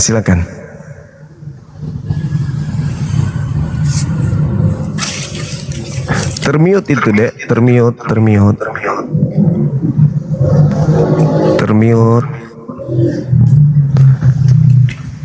Ya, silakan. Oh, itu lemari ya. Tadi kupikir beliau. Iya, terus kakak kan bantah statement dari kakak tersebut. Katanya bukan Nabi Isa yang datang untuk menghakimi umat manusia, bukan Tuhan Yesus. Katanya Nabi Musa. Dan ada data yang kakak bilang di Yohanes 5 ayat 55, sementara Yohanes 5 ayat 55 itu nggak ada, cuman sampai ayat ke-47. Jadi gimana ya? Jangan asbun ya. Asbun Kak. Seingat saya bohong-bohong. tadi. Kalau baca Alkitab yang betul. Saya tadi kita bohong-bohong, balikan fakta. Nggak bagus kayak begitu. Untuk kalau misalnya mau judge agama kami, terus pakai data, jangan dibolak-balikan. Harus sesuai dengan. Seingat saya tadi saya ngomong data 45 Dek, bukan 55. Telinga tak kayaknya yang harus diperbaiki. Tusuki coba telinga tak dulu pakai linggis. Karena saya hafal data itu, saya katakan seingat saya ya. Yohanes 4 nomor 45 itu yang saya bilang, bukan 55. Masa orang generasi. Buka mic-nya, buka mic. Jangan kau ragukan pengetahuan saya tentang Bibelmu, Adenda. Saya mengatakan Yohanes 5:45. Tunjukkan satu data. Di sini silakan kakak buka Kisah Para Rasul 10 ayat 42. Bunyinya, dan ia memerintahkan kami untuk memberitakan Injil kepada orang banyak dan untuk memberitakan bahwa dialah yang telah ditetapkan Allah sebagai hakim atas orang hidup dan orang mati. Itu kan ada datanya. Ada beberapa data, ada beberapa ayat yang menunjukkan itu bahwa bukan Tuhan pengakuan Yesus untuk menghakimi umat manusia. Adek, itu bukan Nggak pengakuan bisa. Yesus. Jadi saranku kalau misalnya kita mau hujat kami, hujat orang Kristen, jangan pakai data palsu. Saya tadi membacakan Yohanes 5:45. Selalu kita bilang kalau misalnya Yohanes ayat ini, 5. ayat ini terus saya baca tidak sesuai dengan yang kita bilang, kita balikkan nianunya. Susah Mi kalau kau bicara sendiri deh. Kau kayak orang gila itu namanya. Kalau kau bicara sendiri, kau nggak mau tanggapi, kau nggak mau mendengar lawan diskusi ini, itu orang gila namanya. Saya bilang Yohanes 5:45. Jangan kau menyangka bahwa aku datang untuk menghakimi, untuk mendakwai kamu. Musa. Terus Yohanes 12, Anda baca nomor 44 sampai data 50. Yesus tidak menghakimi manusia. Catat itu. Mana coba saya lihat. Silakan. Mana saya lihat datanya yang kita sebut. Silakan Anda baca di data Yohanes 12 itu. Selalu kita kalau baca Alkitab tidak sesuai dengan yang ada tertulis di Anda Alkitab dengan yang kita bilang. Anda Jujur. baca Yohanes 12:47. Ayo. Jangan marah-marah. Yohanes 12 nomor 47. Tidak boleh bohong-bohong lah. Host jangan harus pakai belajar karakter jujur, tidak boleh bohong. Jangan ada ini pakai karakter penjajah ya. Mentang-mentang agamamu dari penjajah ya. Nggak bisa, kita Jangan itu kau pakai. yang suka balik-balikan fakta. Nah itu kamu menuding saya kasih data loh. Yohanes 12:47 berani kau baca? Yohanes berapa? Yohanes 12:47. Dicari. Yohanes 12:47. Silakan kau baca. Makanya kalau saya kan selalu ini tidak sesuai dengan yang dibaca dengan yang tertulis. Itulah tugasmu naik ke sini. Itulah tugasnya adik ini naik ke sini luruskan. Berapa Nah, silakan. Yohanes berapa? Ternyata togeang kau paeng berapa kali Miku Gimana bilang. tadi kita bilang ada Musa yang menghakimi umat manusia. Yohanes 12 nomor 47 kamu baca. Jangan kau togeang. Mendengarku kalau kau protes orang. Yang suka sekali bohong. Kenapa kau nggak berani baca? Jangan-jangan Kenapa nggak baca? bohong sama istri tak? Kenapa kamu nggak baca coba? Kamu nggak berani baca kan? Ayo. Nggak berani. Saya sudah kasih data. Kenapa kamu nggak baca? Mental penjajah, mentang-mentang agamanya dari penjajah diwariskan. Kau baca itu, jangan kau cuman. Dia. Kenapa diturunkan sih?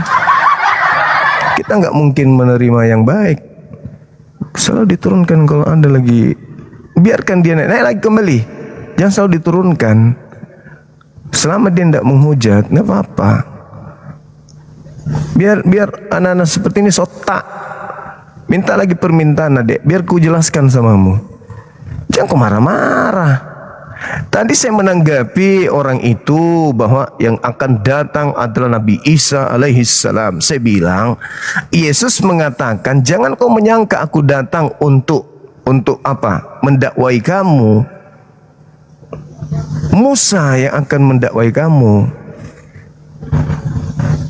Terkait dengan dia datang untuk yang kedua kalinya menghakimi, baca Yohanes 12. Yesus tidak menghakimi. Tetapi yang menghakimi itu adalah Allah. Yesusnya diberikan kuasa untuk menghakimi sesuai dengan firman Allah yang datang kepada Yesus.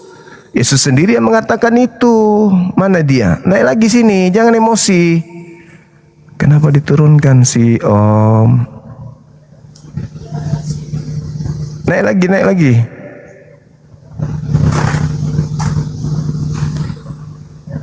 Yesus sendiri mengatakan di dalam Yohanes 12 itu loh, bahwa apa yang menjadi cakupan penghakiman Yesus itu adalah firman yang pernah ia sampaikan, dan firman itu bukan dari dia. Jikalau seorang mendengarkan perkataanku tetapi tidak melakukannya, aku tidak menjadi hakimnya. Yesus sendiri yang mengatakan itu, bukan saya. Naik lagi adek. Naik lagi. Yesus Siapa tahu? pembela. Betul Bang Juma, Yesus pembela perkara. Nah itu dia. Mana adek itu tadi? Naik lagi sini dek. Adek. Oh adekku yang cantik. Naik sini sayang. Naik sini. Jangan keep marah-marah bosku. Gak usah nak marah-marah. Cerdas dia Bang Juma, cerdas dia. Dia kritis. Tapi dia ini apa lebih mengedepankan emosi. Coba sedikit agak bisa nahan diri gitu loh. Namanya darah muda. Iya, itulah. Kayak Bang Juma, ya Bang Juma juga tukang emosi. Lama. Mana dia? Itulah. Naik.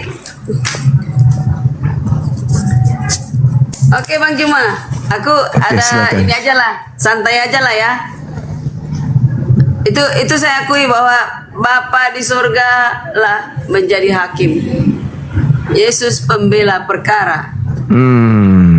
Manusia lah yang terdakwa. Ya. Kali ini Bu Karina benar. Oke. Ada Bu Darni di bawah. Naik Kak. Biar ada temanku di sini. Gini Bang Juma, tadi Bang Juma bilang saya dengar tadi udah baca ya. Ini dia. Udah baca Bible A sampai Z ya. Iya. Oke. Kita santai aja lah ya. Silakan. Saya mau tanyakan ada 2 Bang Juma. Ada 2. Yang pertama, ini yang sering di apa yang paling berbeda dengan Islam. Kristen berbeda dengan Islam. Kapan ada bayi-bayi mati martir? Tadi ini konteksnya Bang Juma udah baca semua bilang ya. Kapan ada bayi-bayi mati martir di Bible? Kedua, mati martir itu mati tidak berdosa ya. Jadi kalau saya katakan bayi tidak berdosa tapi bayi ke neraka ada. Lalu si Hesti Sinaga emosi, Karyana wanita terkejam di dunia. Dia bilang bayi-bayi ke neraka. Nah, ini yang membedakan Bang Juma. Kapan ada bayi-bayi mati martir? Banyak loh, ribuan. Coba sebutkan di Bible di mana? Matius 2 salah satunya mungkin. Hah? Di Matius 2. Yang kedua. Nah, silakan. Yang kedua itu, yang 2 itu PR. Yang kedua, apa arti di Kisah Para Rasul 10? Biar bisa di apa ya dari sekarang. Arti dari Kisah Para Rasul 10 ini kaitannya dengan bagaimana? Itu Bang Juma selalu bilang itu untuk Israel, untuk Bani Israel. Yesus turun untuk Bani Israel. Ya. Nah, oke, itu ada kaitannya. Itu bocorannya ya, bocorannya. Jadi bukan hanya untuk Bani Israel. Boleh di Kisah Para Rasul 10, Bang Juma. Kalau memang Bang Juma sudah menguasai konteks, silakan. Mulai dari sekarang. Oke. Silakan. Tapi ada satu hal sebelum saya menjawab, Ibu juga harus memperhatikan ucapan Yesusnya untuk murid-muridnya waspada kepada serigala yang datang menyamar domba. Itu juga harus Anda perhatikan itu. Jadi tidak semuanya yang nampak seperti domba itu adalah domba. Karena Yesus mengatakan hati-hati dengan serigala itu. Kan itu juga bagian daripada dakwah Yesus, penginjilan Yesus adanya serigala, gitu kan ya. Kami Muslim nggak mungkin, Hindu nggak mungkin, Ya, Buddha nggak mungkin, ateis nggak mungkin. Ya. Antikristus bukan di luar dari Kristen, di dalam Kristen. Nah itu dia. Oke. Jadi kemana bilang, kalian Islam itulah antikristus? Bukan, bukan saudara. Di dalam Kristus. Nih contoh ya, contoh. Ada kawanan kandang domba, kandang domba. Ya, ada pengkhianat di dalam kandang itu, bukan dari luar berkhianat ke dalam. Oke? Nggak dari luar. Orang nggak mungkin berkhianat, bukan berkhianat namanya, itu namanya musuh. Musuh dalam selimut adalah antikristus yang mengenal Kristus. Oke? Kalau Islam tidak mengenal Kristus, yang mengenal Kristus adalah Kristen itu sendiri. Dialah antikristus. Oke. Ibu tadi menawarkan saya diskusi santai kan ya. Saudara toko Chip ini dari Kristen. Assalamualaikum Bang Juma. Waalaikumsalam. Ya, dari Kristen. Dari Kristen. Oke, baik. Oke. Ibu mengatakan bahwa kita diskusi santai. Ibu, kalau Kristus itu apa, Ibu? Apakah Kristus itu gelar untuk pencipta langit dan bumi, atau Kristus itu gelar kepada manusia ciptaan? Kristus itu yang diurapi. Nah, Tuhan bukan atau sang sumber, bukan sang sumber, bukan. ya, maksud saya Tuhan atau manusia? Tuhan. Berarti sang sumber dong. Bukan. Maksudnya apa ini? Yang diurapi ini, yang diurapi yang Kristus ini, kita satukan pendapat dulu bahwa yang disebut Tuhan itu adalah pencipta langit dan bumi beserta apa yang ada di antara keduanya. Nah, Kristus ini apakah Tuhan atau ciptaan Tuhan? Bang Juma, aku yang bertanya kok aku ditanya lagi. Enggak, supaya saya jelaskan, biar saya paham, biar saya tahu arah apa yang harus saya jelaskan di sini. Kristus itu Tuhan atau telah ciptaan lahir Tuhan? bagimu Kristus Yesus Tuhan di kota Daud. Nah, kita sepakat dulu, Tuhan ini pencipta atau ciptaan? Kristus ini ciptaan atau pencipta, itu dulu. Ya, definisi Tuhan, ya kan? Atau Tuhan atau Tuan. Artinya yang kita ikuti, yang kita sembah, yang kita dengarkan, suri toladani. Iya kan, pencipta langit dan bumi adalah yang paling tertinggi kan, Bu Karyana? Iya kan ya? Oh, enggak. Gini. Tuhan. Konsep apa ini? Ada yang maha Tuhan, yang maha kuasa. Oh, sama dengan Gumasa berarti. Enggak. Gumasa bilang semua yang di surga adalah Tuhan. Ya, nah sekarang Tuhan itu menurut Ibu ada berapa? Tuhan, Bapa dan Anak, 2 tahta. Berarti Ibu kategori musyrik berarti. Bukan. Tapi Bang Juma, pertanyaanku mana? Nggak ada kaitannya, nggak nyambung. Musyrik berarti Ibu ini. Tuhan kok 2? Gimana sih? Jadi gini, Bu. Gini. Apakah kalau Tuhan 1 jadi benar? Iya pasti. Itu ucapan Yesus tuh. Yesus sendiri mengatakan itu. Yesusnya mengatakan. Seluruh para nabi mengatakan itu. Yesusnya dalam Yohanes 17 nomor 3 mengenal engkau satu-satunya. Yang disebut satu-satunya itu nggak ada dua-duanya, nggak ada tiganya. Satu-satunya ya satu. Iya, yang mengatakan itu kan Yesus. Dan Yesus mengatakan, akulah jalan dan kebenaran, tidak ada menuju kepada Tuhan.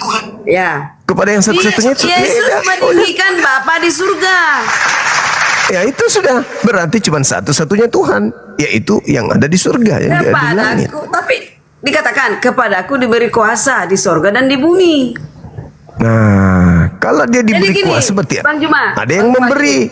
Bang Juma gini, kalau tidak, balik lagi pertanyaanku, kalau anaknya tidak turun, dunia ini jadi apa, bumi ini?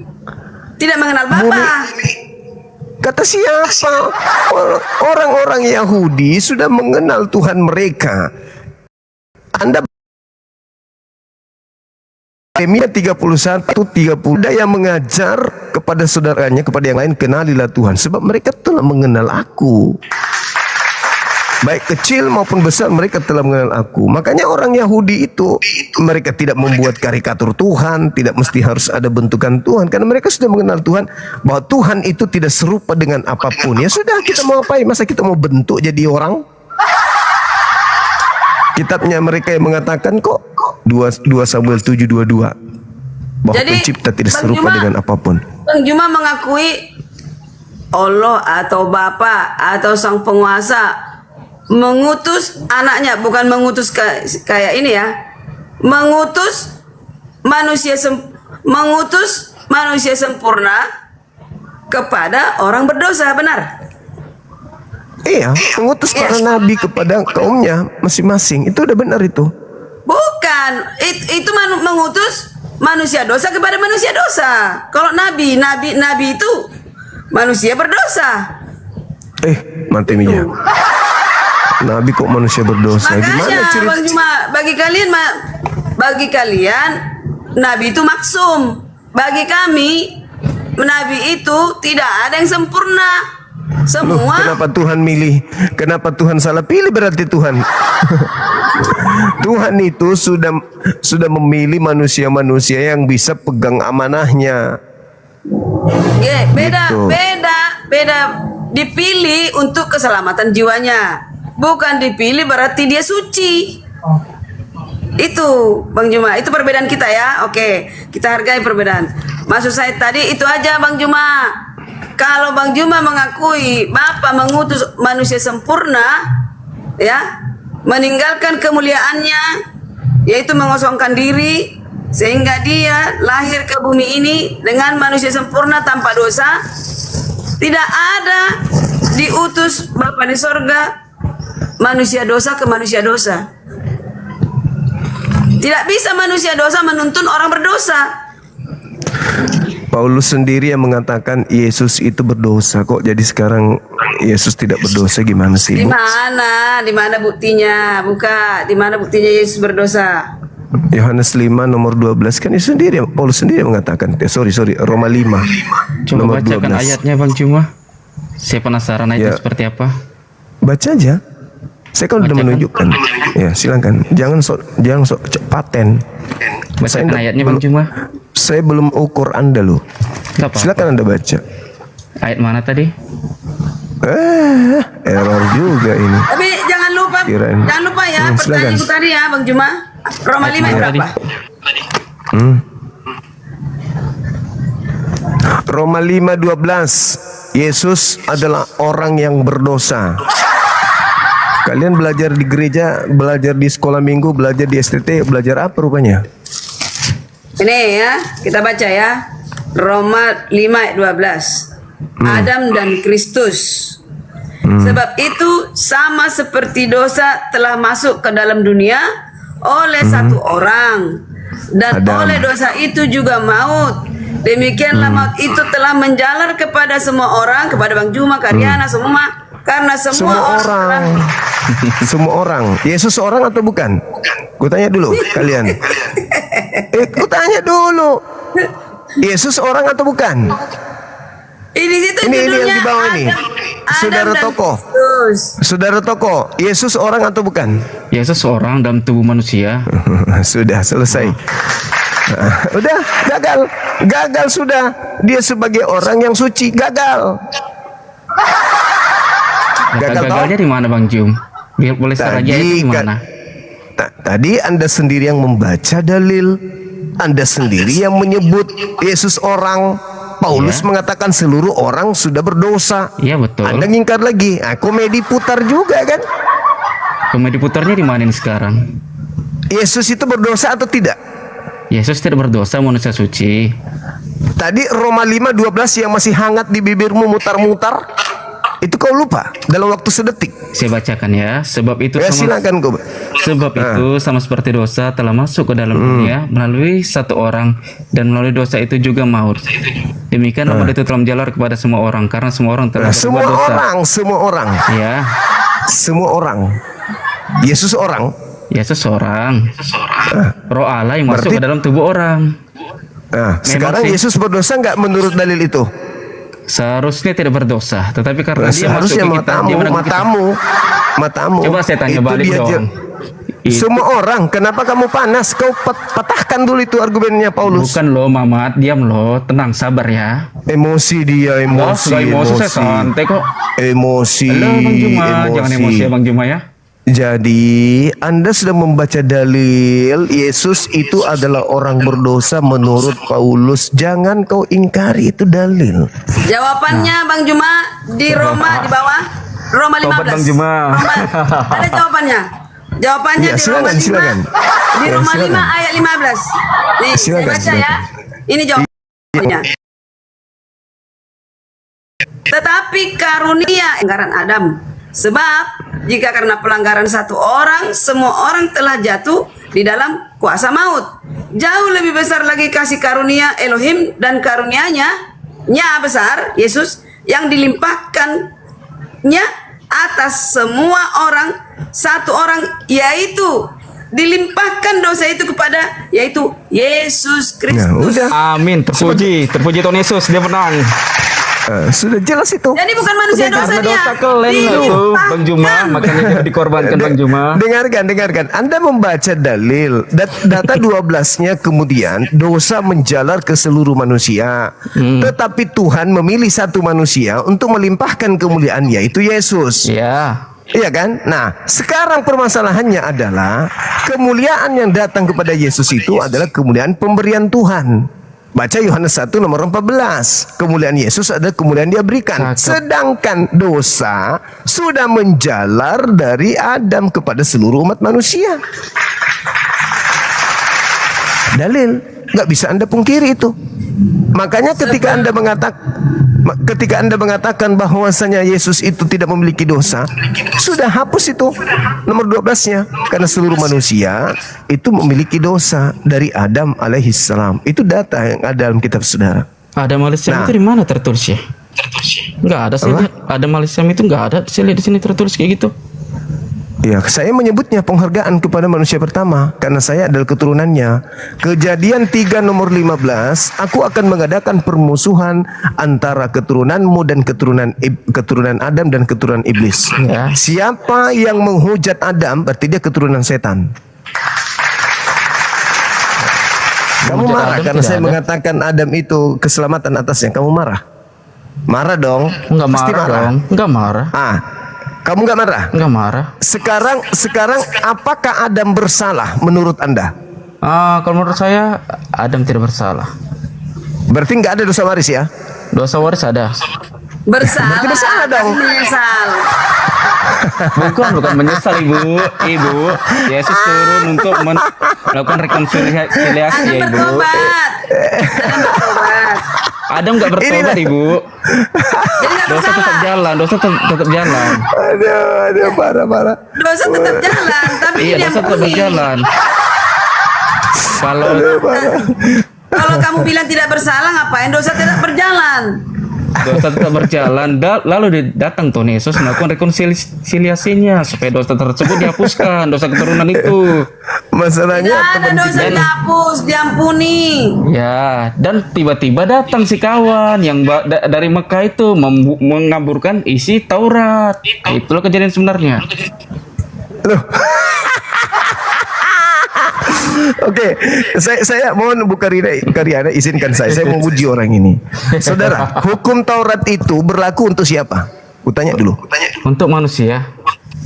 Iya, saya tahu, tapi manusia yang mana? Seluruh manusia. Di mana dalilnya hukum Taurat untuk seluruh manusia? Dalil. Ayo. Dalil itu seperti apa? Kan itu hanya ada di agama kalian dalil. Di agama kami nggak ada dalil. Oh, nggak ada dalil di agama kalian? Nggak ada. Jadi data-data yang ada di Bible itu bukan dalil? Bukan dalil. Ini ayat kami bilang bukan dalil. Dari mana Anda mengatakan itu ayat? Ada dasarnya? Tertulis. Ada dasarnya. Ada dasar. Ada tertulis. Coba tunjukkan kata ayat di dalam Biblemu, silakan. Ayat mana yang diperlukan? Saya minta kata ayat di Biblemu, ada nggak? Ada. Coba tunjukkan dulu Alkitab Bang Juma mana? Coba tunjukkan dulu. Mana Alkitab Bang Juma? Ini murid Paulus kalau diajak diskusi ilmiah begini. Mana Alkitab Bang Juma? Tunjukkan dulu. Perjanjian baru itu. Mana kata ayat? Kata ayat di Biblemu mana? Coba tunjukkan ke saya. Alkitab Bang Juma mana? Tunjukkan dulu dong. Cari. Ada loh. Saya tidak akan bilang di handphone. Tunjukkan mana kata ayat di Biblemu. Di handphone ada, di Alkitab ada. Tunjukkan.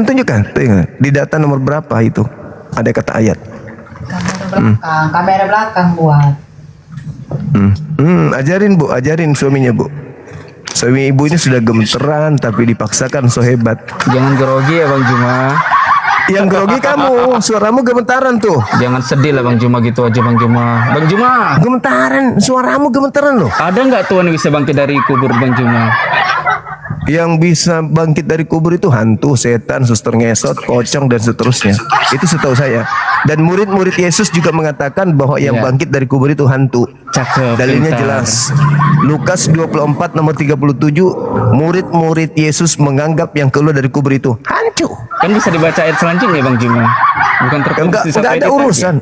Enggak ada urusan. Si Muhammad Yesus bangkit nggak, membuktikan. Bang Juma? Muhammad bangkit nggak? Yesus Muhammad diracun Yesus kan? membuktikan. Bangkit Yesus nggak dia? membuktikan. Kenapa Anda membandingkan Nabi Muhammad dengan Tuhan Anda? Muhammad Apa diracun sama selevel? istri mudanya loh.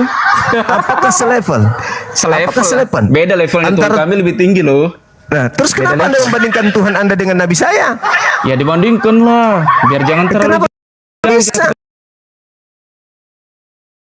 Ya, kok bisa Anda membahas ya? Lebih rendah kali Tuhanmu. Jadi kenapa lah kalian mendoakan si Muhammad biar masuk surga? Berarti Muhammad di neraka dong. Allahu Akbar. Aduh, ya, Penghujat ya, ini, semoga penghujat. masuk surga lah Saya kita, amin. minta dalil. Saya minta dalil kata ayat di Bibelmu mana? Kata ayat, ya udah nanti lah Iya. saya tunjukkan. Sekarang? Gak sempat. Sekarang? Gak sempat. Kamu apa? Kamu apa rupanya? Kamu Kok apa? gak sempat? Gak sempat. Saya minta dalil ayat dalam kitabmu mana? Mungkin Ibu Karyana bisa mewakilkan ayatnya. Tunjukkan Ibu Karyana. Ternyata nggak ada. Ternyata nggak ada kata Inilah ayat penghujat di dalam batu hitam itu kitabnya. ternyata. Aduh. Kata kacau. penghujat, Rusak. penghujat dia, penghujat. Fakta lo, ngapain lah cium-cium batu hitam? Coba saya tanya coba. Ngapain batu hitam dicium-cium coba? Logika Kalau enggak? batu sakar, Logikanya kalau di batu mana? sakar, kalau Logikanya batu di sakar, mana? kenapa kau sembah? Kenapa kau tuhankan Kenapa batu sakar? mutar-mutar? Logikanya di mana? Orang-orang terdahulu udah melakukan keliling di depan Habis mesbah. loh, devisa negara kita untuk Arab Saudi itu pikirkan itu loh. Arab itu Hati-hati kaya ngomongnya. negaranya loh. Hati-hati ngomong. Kalau nggak ada dasarmu, jangan kau menghujat. Sekarang kalau saya katakan kepada saudara Kristen menyembah batu sakar, kan dalilnya ada. Kolose 2 Batu nomor sakar di 9. mana itu tertulis? Kolose 2 nomor 9. Kolose 2:9. Ntar ya. Iya. Nah, mampus sudah kau. Ketawa kau tentang dirimu. Aduh, orang Padang jangan ini kau memang menghujat. sabar lah orang Padang ya, tenang ya. Sabar Jangan lah ya. kau menghujat, Bung. Tidak bagus. Ya, Kolose berapa tadi bos? Nggak hafal Bibelnya, dia nggak ngerti Bibel dia rupanya. Saya bukan penghafal Alkitab bos, saya Apalagi tahu, mengimaninya. hafal aja. Apalagi hafal aja tidak, apalagi tahu. Kolose 2 berapa tadi bos? Nomor 9. Nomor 9. Iya. Enggak ada Kolose 2 ayat 9. Kayak gitu kata-katanya. Kolose 2 ayat 9 itu isinya sebab dalam dialah berdiam secara jasmania seluruh kepemenuhan keilahian. Itu isinya. Nah, segala jasmania, seluruh kepenuhan. Ya. Jasmania, kau tahu jasmani? Tahu jasmani? Tahu. Termasuk biji sakarnya jasmaninya juga. Iya.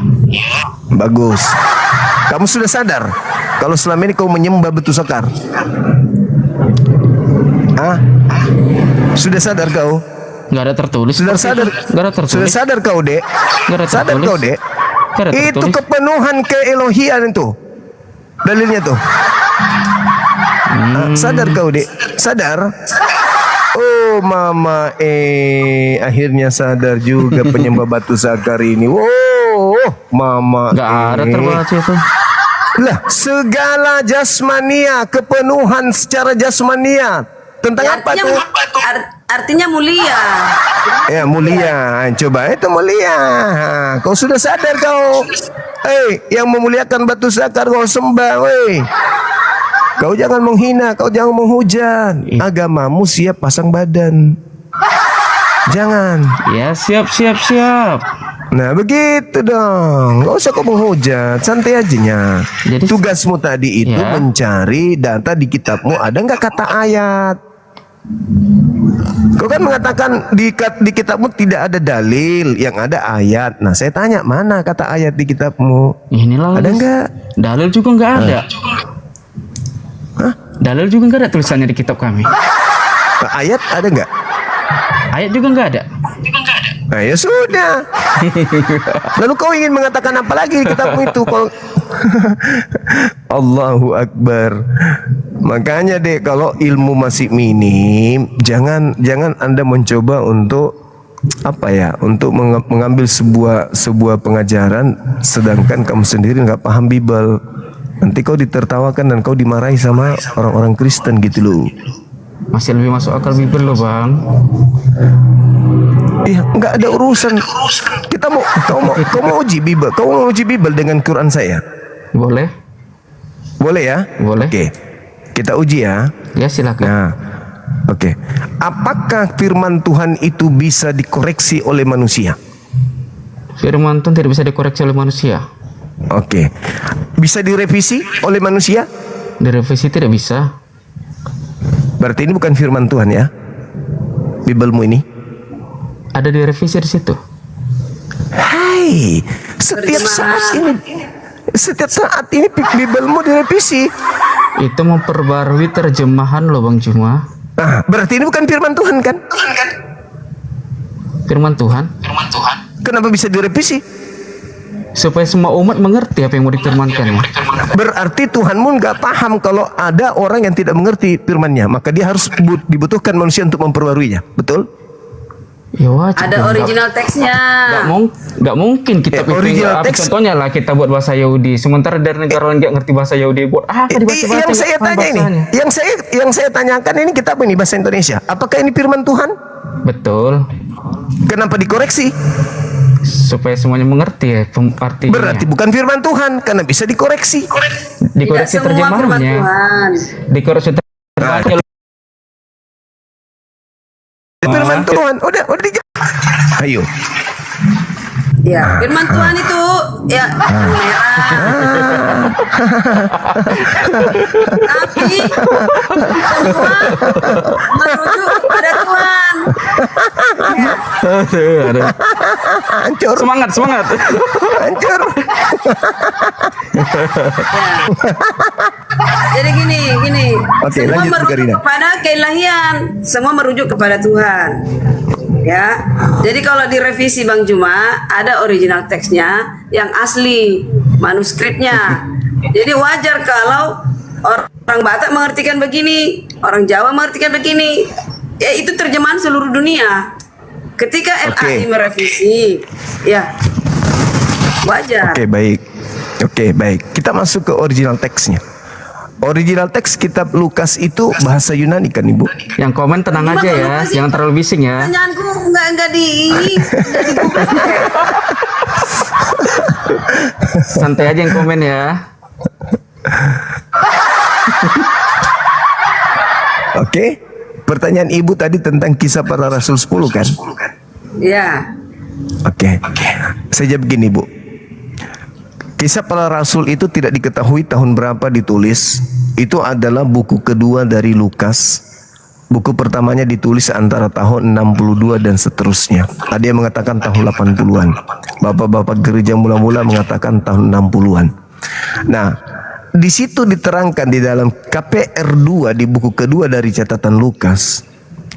Yang datang di sana itu kan cuma berupa suara. Udah cocok jadi pastor ini Bang Juma ini. Keren. Iya kan? Udah bisa dibaptis cuman berupa suara yang mereka dengarkan. Sedangkan di tahun 30 sampai 33 Yesus berkata, "Waspadalah kepada penyesat yang datang kepadamu memakai namaku dan berkata, akulah dia." Amin. Nah, yang datang di dalam KPR 10 itu siapa? Siapa? Iya, siapa? Roh Kudus. Kok Roh Kudus pula Ibu? Itu ngaku Yesus tuh. Yesus mengatakan waspadalah kepada penyesat yang datang kepadamu memakai namaku. Coba kita baca yuk. Ya, silakan. Ya. Silakan Anda baca. Ya. Silakan. Ini kan pengertian Petrus dan Cornelius. Iya Ibu, tapi kan di situ ada dua kali Yesus tampil konon berkata di sana di data nomor 13-nya dan di data nomor 15-nya. Kan konon itu adalah Yesus katanya yang berbicara. Dari mana tahun 60-an ada Yesus?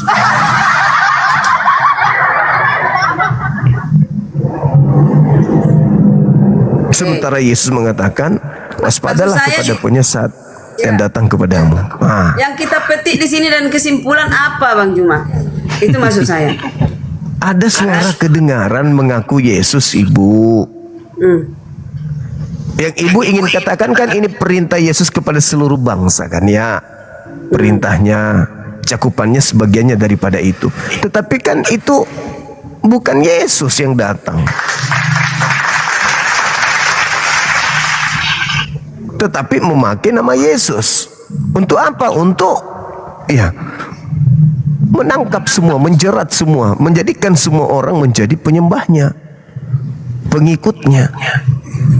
Padahal Yesus mengatakan, kamu tidak akan melihat aku lagi mulai sekarang, sampai kamu berkata, diberkatilah dia yang datang dalam nama Tuhan. Itu pernyataan Yesus. Kalau ibu percaya kepada Yesus, ya percaya dong, jangan setengah-setengah. Kan begini. Di ayat 19, dan ketika Petrus sedang berpikir tentang penglihatan itu, berkatalah roh yang berkata kepadanya, ada 3 orang mencari engkau. Jadi ini kesimpulannya Bang Juma tentang Petrus dan Cornelius. Cornelius itu kafir. Tahu. Iya. Terus masalahnya yang dikatakan ini jadi ini orang Kristen juga mengatakan ini ya. Orang Kristen mengatakan ini, kedengaran pula kedua kalinya suara yang berkata kepadanya, apa yang dinyatakan halal oleh Elohim tidak boleh engkau menyatakan haram. Ya kan? Ini dibilang ini tentang bebong, sebenarnya bukan. Ini kan penglihatan Petrus datang ada dari langit terbuka, dia lihat melalui pemandangan. Nah, jadi arti bebong itu di sini pengertiannya boleh mengabar Injil ke kafir, keluar. Jadi jangan selalu Bang Juma bilang itu kepada Bani Israel. Di zaman ini juga sudah disuruh mengabar Injil ke seluruh dunia. Ini. Jadi itu Cornelius di sini adalah seorang kafir. Iya, dia adalah pasukan tentara Italia, tahu. Ya. Nah, sekarang permasalahannya adalah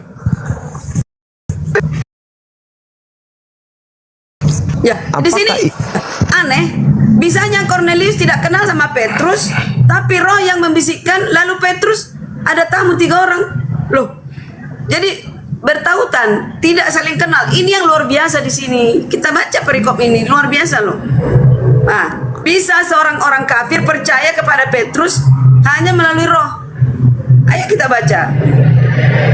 Ya kan?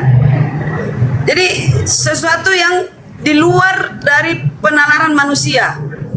Ini yang luar biasa. Bisa Cornelius tidak mengenal Petrus, bahkan dia suruh anggotanya 3 orang prajuritnya untuk menjemput Petrus, dan mereka bertemu. Roh Kudus yang mempertemukan mereka. Datang Kak Carolina.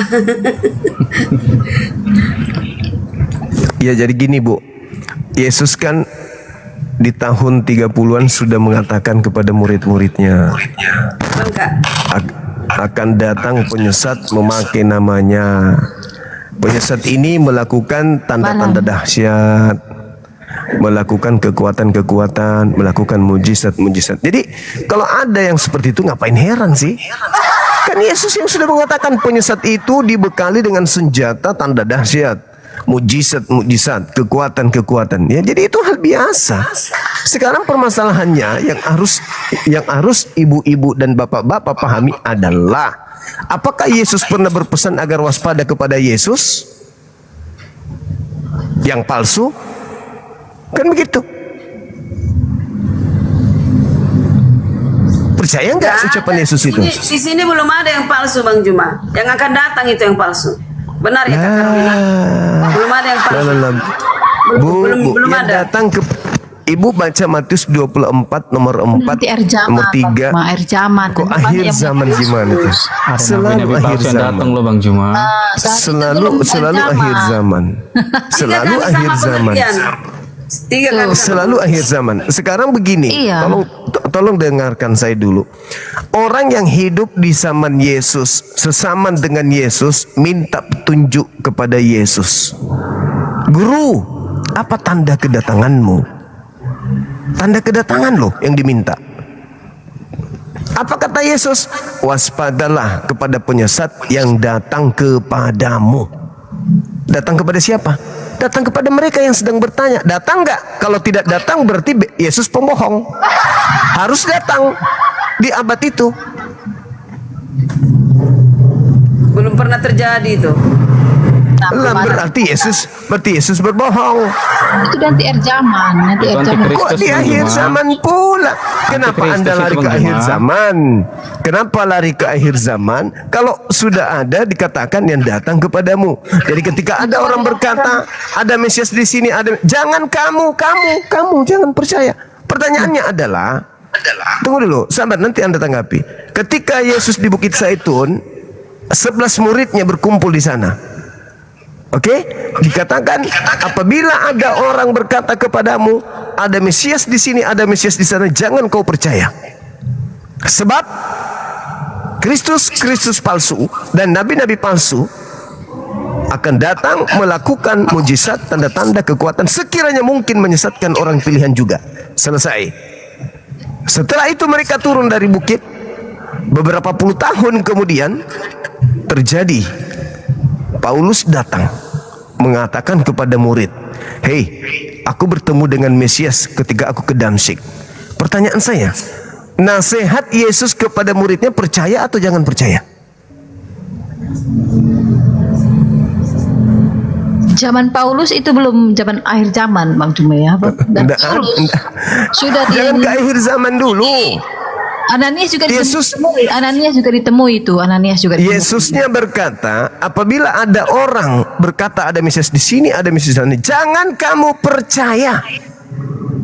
Itu menerangkan akhir zaman, Bang Juma. Ketika kemudian murid Yesus bertemu dengan Paulus dan Paulus mengatakan aku bertemu dengan gurumu di gurun, nasihat Yesus apa kepada mereka? Tapi ketika Paulus ketemu Yesus, Yesus tidak berkata mengaku Mesias. Yesus mengaku apa? Aku yang kamu aniaya katanya. Bukan aku Mesias. Paulus enggak. Yang mempopulerkan Mesias, yang mengaku Mesias. Yesus tidak mengaku Mesias. Yang mempopulerkan Kristus Yesus itu Paulus. Iya, Paulus memang, tapi dia benar-benar ketemu Yesus yang asli, yang katanya ketika bertemu, bukan Yesus itu tidak mengaku aku Mesias, tapi Yesus berkata, aku yang kamu aniaya itu. Kata Saulus sebelum menjadi Paulus ya, dia bertanya, siapa kamu katanya? Kata Yesus dalam bentuk cahaya yang terang, lebih terang dari matahari, kata Paulus. Itu dia mengaku apa? Aku yang kamu aniaya. Karena Paulus suka membunuh orang-orang percaya pada Yesus pada saat itu. Sekarang nasihat Yesus yang kepada muridnya percaya atau jangan percaya?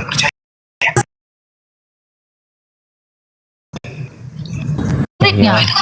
Saulus bukan muridnya. Enggak, maksud saya ketika murid-murid yang ada di Bukit Zaitun ini bertemu dengan Paulus beberapa puluh tahun kemudian, mengatakan bertemu dengan Yesus, kata murid ini ketika mereka mendapatkan pengajaran dari gurunya, percaya atau jangan percaya? Ya percaya, tapi belum ada. Nah, di mana kok ada Anda merubah nasihat Yesus jangan percaya, kok Anda merubahnya percaya? Kami buktikan, kita buktikan bahwa itu belum ada nabi palsu pada saat itu, masih asli semua. Nih buktinya, biar kubuktikan itu di zaman terakhir. Nih ya, ini kubuktikan. Wahyu 13 kita baca. Waduh, lari ke situ. Parah. Berarti Anda nggak percaya Yesus. Anda adalah kelompok orang-orang yang tidak percaya Yesus memang. Percaya. Ibu, nasihat Yesusnya kenapa Anda tidak dengarkan kalau begitu? Tidak kan ketika ada orang berkata ada Mesias. Belum ada nabi palsu. 2 Petrus 2 nomor 1, sebagaimana dahulu di tengah-tengah umat Tuhan ada nabi-nabi palsu, demikian juga sekarang. Sekarang itu kapan? Ini ya Bang Juma, tandanya itu masih akan terus, bantah dalil. Begitu juga sekarang. Wahyu 13 ayat 13. Wahyu 13 ayat 13. Dan ia nabi palsu itu mengadakan tanda-tanda yang dahsyat. Bahkan ia menurunkan api dari langit. Pernah nggak turun api dari langit? Itu belum pernah. Itu beda cerita. Itu beda cerita. Ini bercerita masa murid Yesus. Belum ada sesat bilang waktu itu. Ini kan, ini belum terjadi. Sesatlah karena mengatakan hukum Taurat itu sampah. Sunat tidak boleh lagi. Babi sudah boleh dimakan. Tuhan turun ke bumi jadi bayi, jadi manusia. Sesatlah itu. Ia menyesatkan mereka yang diam di bumi dengan tanda-tanda yang telah diberikan kepadanya, yang dilakukannya di depan mata binatang itu, dan menyuruh mereka diam di bumi supaya mereka menjadikan ajaran Yesus mati binatang. Ya, dibantah. itu yang akan datang. Belum Yesus ada kok waktu dibantah. itu. Yesus Ada. dibantah. Inilah bukti kalian antikristus. Yesus dibantah. Memang nubuatan ribuan tahun kemudian. Paulus Yesus tidak pernah Paulus selalu mengajarkan tentang Yesus. Dia tidak pernah menyesatkan siapapun. Paulus, Oke, baik. Saya buktikan dia ya. terus Saya buktikan. mengajarkan tentang Tuhan, Oke, Yesus dan kerajaan oke. Allah. Ya, terus itu yang diajarkan ya. Saya buktikan. Dari mana Paulus dapat ilmu kalau Yesus mati dengan jalan kutuk? Siapa yang mengajarkan Paulus itu? Sedangkan Yesus adalah jalan kebenaran. Kenapa dia menjadi jalan kutuk sekarang? Paulus kan hidup masih waktu zaman Yesus disalib. Ya, saya bertanya, Anda kan mengatakan tidak ada. Sekarang Anda mengatakan Paulus itu tidak sesat. Oke, sekarang saya minta pertanggungjawaban. Dari mana Paulus dapat dengan ilmu Yesus mati dengan jalan kutuk? Dari roh. Nah, Dari roh. Selalu menempatkan diri kepada Paulus. Ya, itulah yang disebut penyesat. Waspadalah kepada penyesat yang datang kepadamu memakai namaku. Tidak. Dia tidak pernah menyesatkan manusia manapun. Dia hanya mengajarkan Dia kebaikan. mengatakan Yesus Dia mati mengajarkan dengan jalan kerajaan kutuk. Allah. Ya, dia mengajarkan kerajaan Allah. Mengatakan Yesus mati dengan jalan kutuk, itu sudah penistaan yang sangat Tidak mendalam ada terhadap penistaan Yesus. itu. Kenapa kau bilang penistaan? Bagi kami aja enggak. Kok bagi Juma Buktikan. penistaan. Sekarang buktikan. Padahal Dari mana Paulus tahu? Agama kami yang dibahas Paulus. Kenapa kalian menyatakan Paulus sesat? Kami aja yang Karena kami membaca Bible ini. Kenapa Yesus Bang Juma yang itu bilang sesat Paulus? Apa Bang Juma itu mengatakan Paulus? Yesus mengatakan, Ibu, akulah jalan, akulah kebenaran, akulah hidup. Benar. Nah, kenapa menjadi kutuk dia? Tidak ada menjadi kutuk. Dia mengambil kutuk. Nah, itu dari mana? Dari mana? Dia mengambil. Dari mana kalian mendapatkan ilmu itu? Ya dia kan dari Yesus mengatakan sendiri, sakit penyakit kita lah yang diambilnya, kata di Yesaya 53. Cocokologi. Udah tertulis lagi ke kita teori. Yesus yang mengatakan dirinya adalah jalan kebenaran. Kenapa Paulus mengatakan dan kalian mengatakan dia mati dengan jalan kutuk? Itu penghinaan. Bukan jalan kutuk. Kenapa bilang penghinaan? Itu Alkitab kami kok, Bang Juma yang bilang penghinaan. Justru karena kitab Kecuali Anda inilah yang saya protes. Bang Juma mengatakan itu di Quran, Bang Juma mengatakan itu, baru bilang Paulus menghina. Kitab ini yang mengatakan. Itu kan kitab kami yang harus menilai. Justru karena itu saya mengatakan kalian ini adalah antikristus. Bang Juma, itu Alkitab kami yang berhak menyatakan Paulus penghinaan Paulus atau tidak, itu kami loh. Sabar Ibu Yesus Karolin. tidak mengenal buku ini. Yesus tidak mengenal buku ini. Yesus Di tidak buku mengenal, dia ini, kan belum dituliskan, itu kan penulis orang para rasul. makanya saya bertanya, dari mana Paulus dapat? Dari mana Paulus datang Yesus mati dengan jalan kutuk?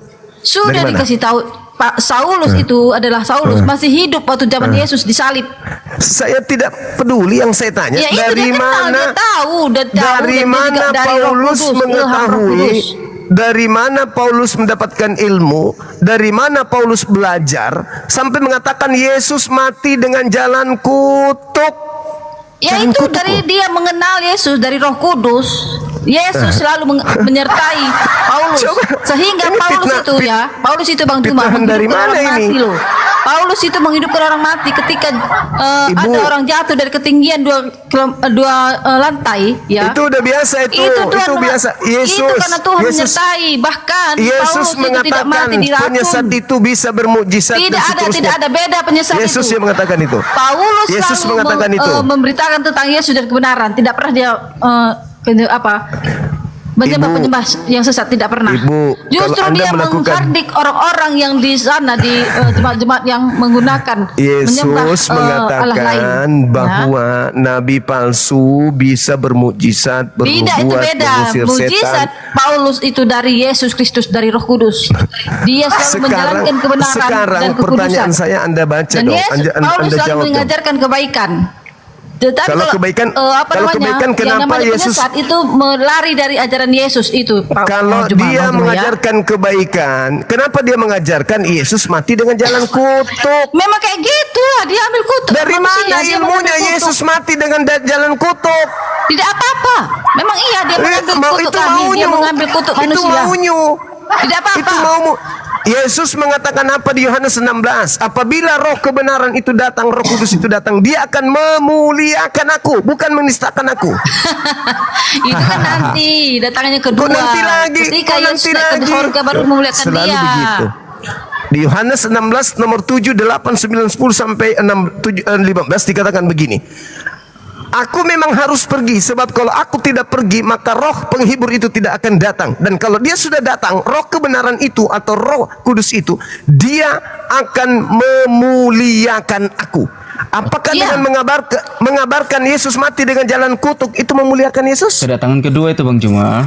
Kok ada saja Sabar ini. Bang Juma, kedatangan kedua. Ngarang cerita aja. Bang Juma mirip seperti Paulus dulu Bang Juma. Ingat aku Pertanyaan saya, dia mengambil pertanyaan kutuk. saya, apakah dengan mengajarkan Yesus mati dengan jalan kutuk tanpa dalil, tanpa pengajaran, dia mengatakan itu, apakah itu memuliakan atau menghinakan? Dia dari Roh Kudus, tidak ada menghinakan. Dia tidak pernah menghinakan. La haula wala quwata illa billah. Tidak menghinakan. Itu Elohim, menurut Bang Zuma di ada dalam- yang sangat sakit hati dengan Paulus. Di dalam tradisi kitab saudara, Yohanes 3 nomor 16, begitu besar kasih karunia Tuhan, dia menganugerahkan anaknya yang tunggal. Belum lagi dia mengatakan, inilah anakku yang kukasihi, kepadanya aku berkenan. Anak yang dikasihi, diajarkan oleh Paulus berbanding terbalik. Anak yang dikasihi kok malah jadi terkutuk. Kenapa jadi memang. terkutuk? Bukan jadi terkutuk, dia mengambil kutuk, bukan terkutuk dia. Dia mengambil Anda salah. kutuk. Beda Kristus terkutuk telah dengan menebus. mengambil kutuk. Mana yang tidak ada menjadi terkutuk. Kristus telah menebus. Kristus telah menebus kita dari kutuk hukum Taurat dengan jalan menjadiku. Iya, nggak apa-apa. Memang dia menjadi kutuk. Yesus Karena menjadi ada apa? tertulis. Bang Juma Karena Yesus ada menjadi tertulis, apa? setiap orang yang tergantung di kayu Yesus salib, menjadi apa di dia situ? adalah terkutuk. Ibu, Dia memang setiap orang yang tergantung di kayu Yesus salib. menjadi apa di situ? Yesus menjadi apa? Iya, tidak apa-apa. Kenapa emangnya? Dia memang menjadi kutuk ketika dia tergantung di kayu salib. Dia itu namanya terkutuk. Menjadi kutuk.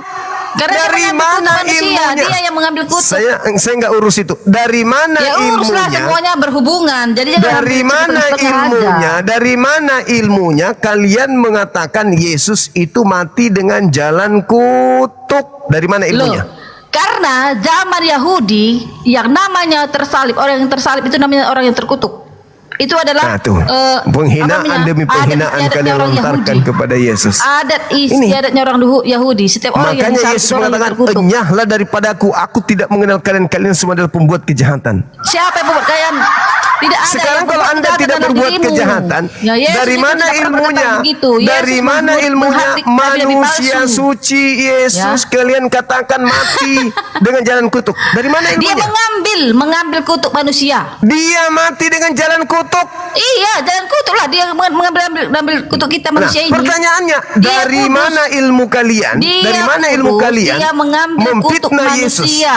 Ya. Dari mana ilmu kalian mengambil kesimpulan Yesus mati dengan jalan kutuk? Itu ilmu siapa? Siapa yang membisikkan Anda pernyataan Ngapain seperti pula itu? nyari kutuk ilmu-ilmu? Itu kan maunya Kenapa Yesus. dibahasnya itu?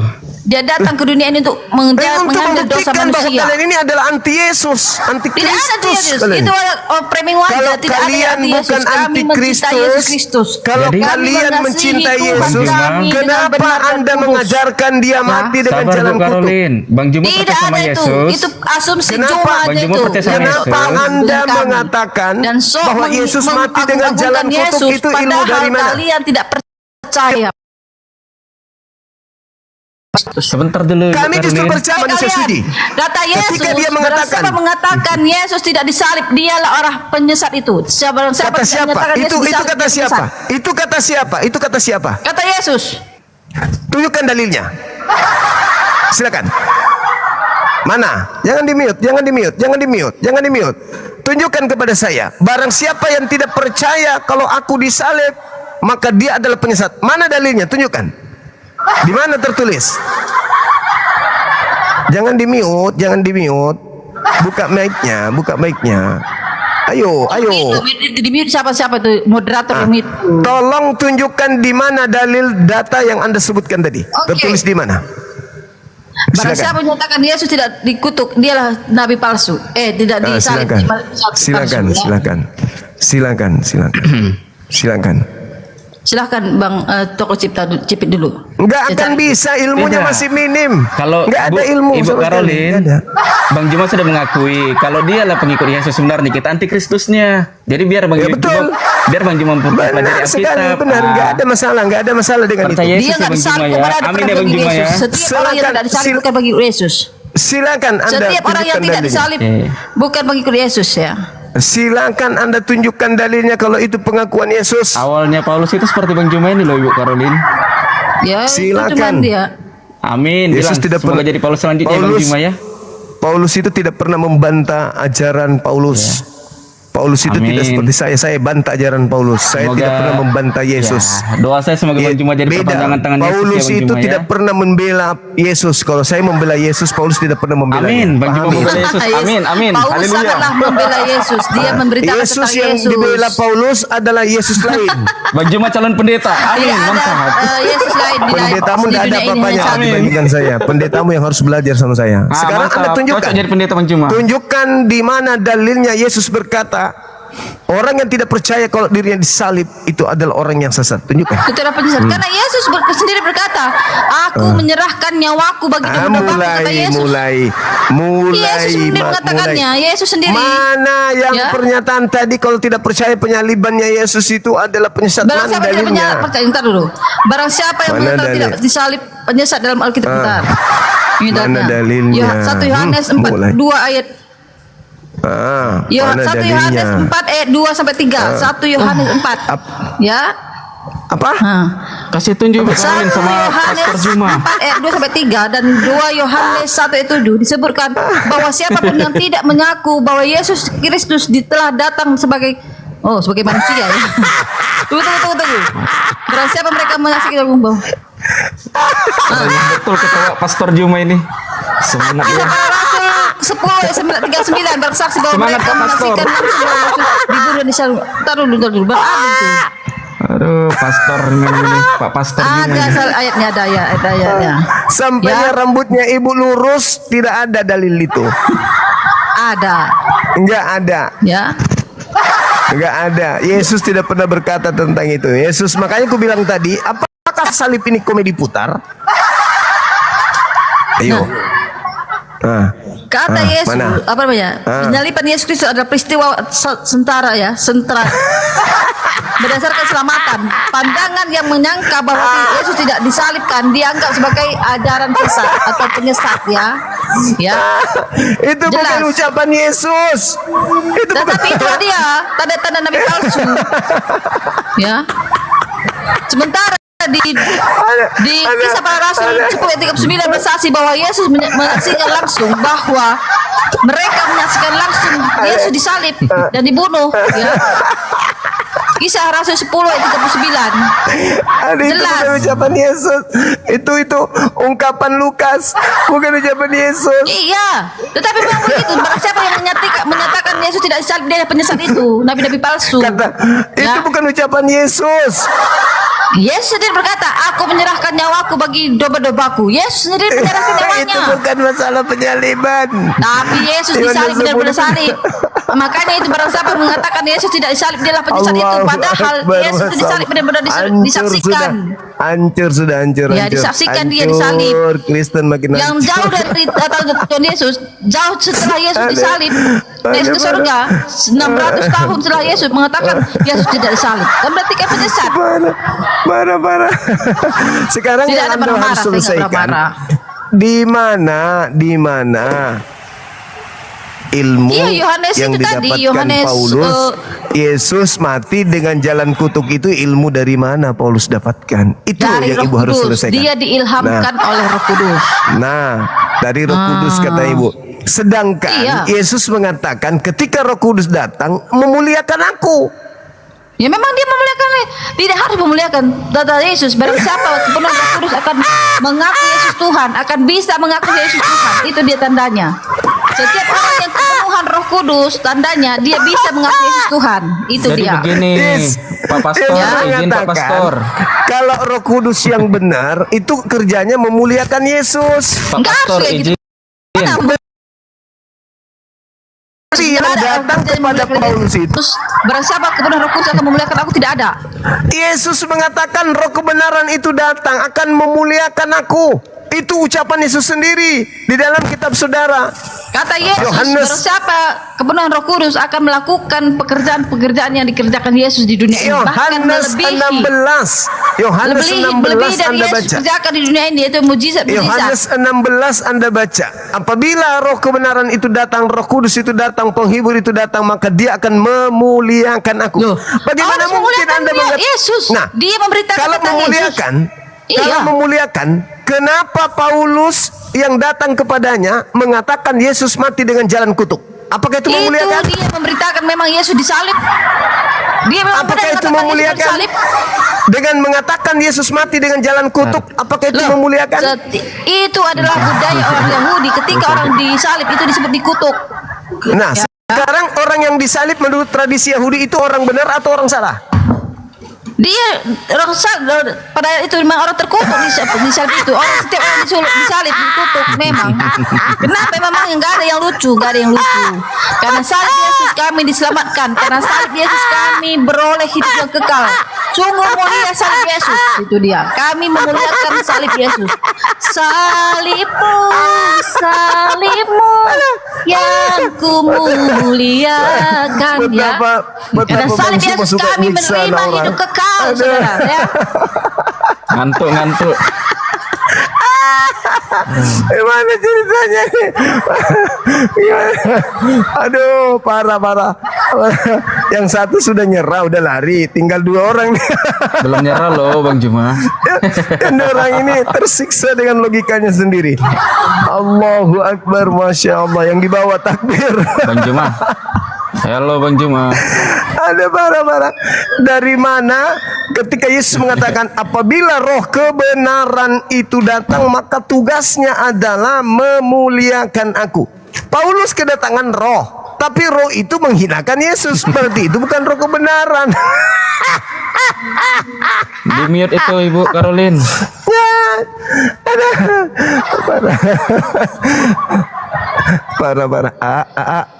Izin Pastor Juma. Pastor Juma izin. Hai.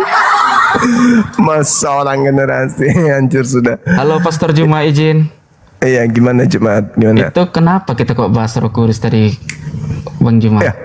Kan Roh Kudus kan katanya siapa yang mengajarkan Paulus Yesus mati dalam keadaan kutuk? Ya. Ibu Carolina bilang Roh Kudus. Nah, iya betul. Setelah saya cek, ternyata kerja Roh Kudus itu adalah semata-mata memuliakan Yesus, bukan menghinakan, bukan menghujat, memfitnah, merendahkan. Bukan loh abangku Pastor Juma. Berarti yang datang kepada Paulus itu adalah roh jahat, mengaku Yesus. Jadi gini Pastor Juma, ketika Yesus Karena naik Yesus ke mengatakan surga, memang hati-hati dengan penyesat yang datang memakai namaku. Jadi dia penyesat datang berpura sebagai Yesus, mengajarkan Yesus mati dengan jalan kutuk.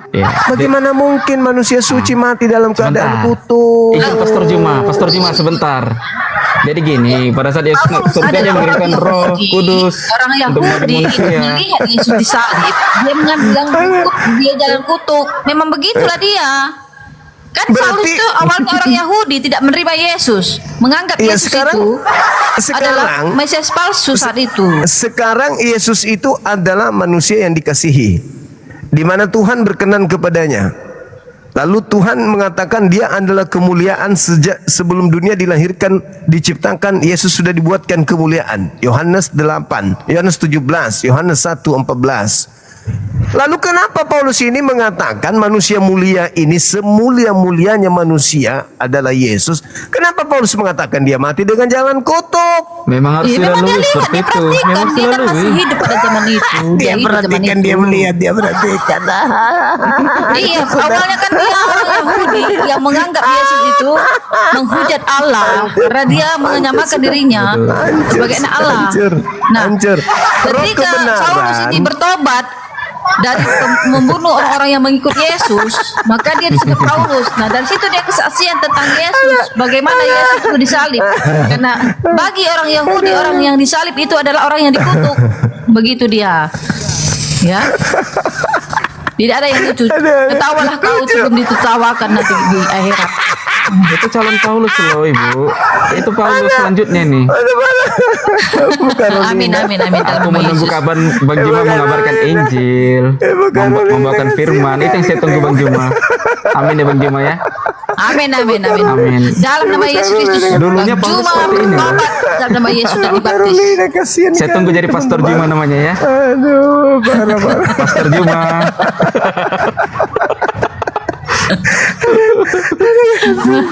Kasian kali Bu Carolina ini. Aduh. Tidak ada yang lucu Bang Juma. Saya menyatakan yang benar apa yang benar. Bu Karolin, Ya. saya akan memanggil namanya Pastor Juma. Pastor Juma namanya sekarang. Allahu Akbar. Masya Haleluya, Allah memang besar. Allah maha besar memang. Karena saya loh, berarti bakal jadi pastor ini. Ibu Percaya. istirahat dulu ya Bu ya. Ibu istirahat, besok lagi kita lanjut ya Bu. Ya udahlah. Oke. Iya iya. Saudara toko istirahat dulu Bang. Oke Bang Juma, thank you. Makasih, makasih ya. Bye bye Pastor. Bye bye bye jemaatku.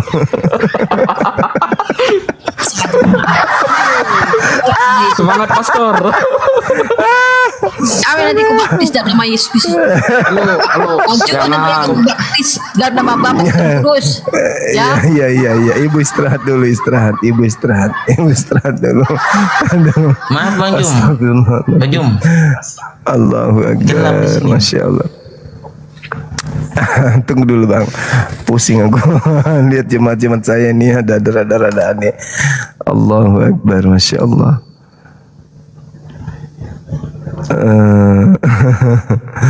Allahu Akbar.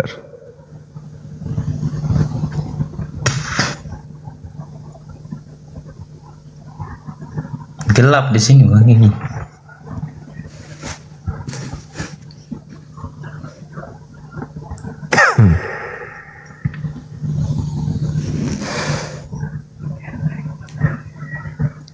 Halo Bang, dari Katolik Protestan Bang. Iya Bang. Iya Dari Katolik. Saya ada, ya, saya ada ini apa sedikit ini soalnya gelap di sini Bang. Kenapa? Mati lampu. Bukan akal yang mati kan? Lampu aja kan? Ya lampu yang mati. Makasih.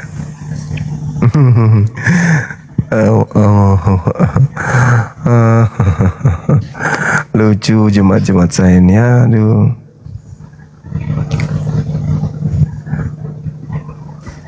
Ya, gimana dengan tema saya, Bung? Silakan. Salib komedi putar. Permintaan banyak kali. Masum. Apakah salib itu adalah komedi putar? Maksudnya candaan gitu?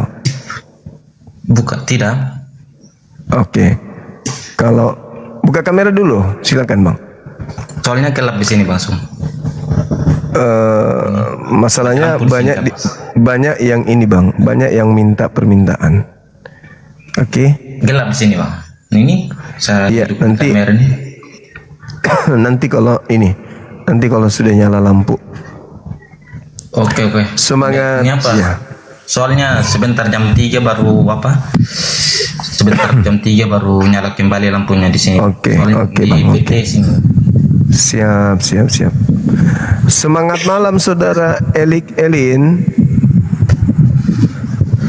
Semangat malam. Masuk. Semangat malam saudara Ima. Yang lain. Iya. Halo Bang. Halo juga dari Kristen. Waalaikumsalam Bang Zuma. Iya, dari Kristen. Katolik. Iya. Katolik. Silakan buka kamera, silakan. Yang marah Pak Abang ya, tapi gelap ya, Abang. Iya, nggak apa-apa. Saudara Elik dari Kristen. Iya. Buka kameranya, Mbak. Halo Abang Abang. Iya, gimana? Saya bisa tanya dengan Abang, itu. Ini ada tema kita, Bang. Ada tema kita yang sangat luar biasa yang harus kita selesaikan malam ini. Silakan. Iya. Kan dalam istilahnya dalam Al-Qur'an tuh, Bang. Kan bisa. Kan di situ kan tulis Allah. Kenapa dibaca Allah? Itu kaidah di dalam menyebut nama Allah. Jadi ada yang disebut ilmu tajwid, penyebutannya memang harus kayak begitu. Itu sama seperti sabar. Kaidah itu kaidah bahasa. Sama ketika orang Inggris kita membacanya one kan kalau satu, benar nggak? Iya betul. Benar nggak? Nah, terus kenapa mereka membacanya one? Padahal kita melihatnya one. Nah itu kaidah bahasa mereka, nggak bisa kita ganggu gugat. Mereka punya disiplin ilmu tersendiri terhadap bahasa mereka. Jadi kita harus mengikuti irama si pemilik bahasa kan gitu. Oke? Tapi apakah menurut tidak begini Bang? Itu kan ajaran tentang agama tuh, tentang diberikan maksudnya iman tuh. Nah, terus kan berbeda kalau secara logikanya berbeda. Itu. Nah, ini kan memang sudah cara bahasanya begitu, mau kayak mana? Apa masalahnya? Yang masalah itu kan cuma cara penyebutan. Itu kan cara penyebutan ajanya itu. Ya kan? Kadang dia menjadi tipis, bukan menjadi lo tapi lah pada saat dia diawali tanda baca kasrah. Jadi, tapi Anda tidak akan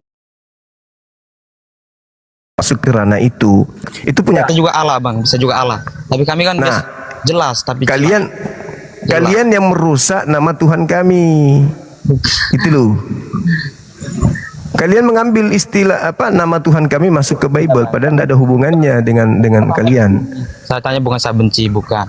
Ini kan ya sama, saya juga menjawabnya bukan karena saya benci, saya coba mengatakan kalian mengambil nama Tuhan kami lalu kalian menyebutnya dengan cara yang salah gitu loh Bang.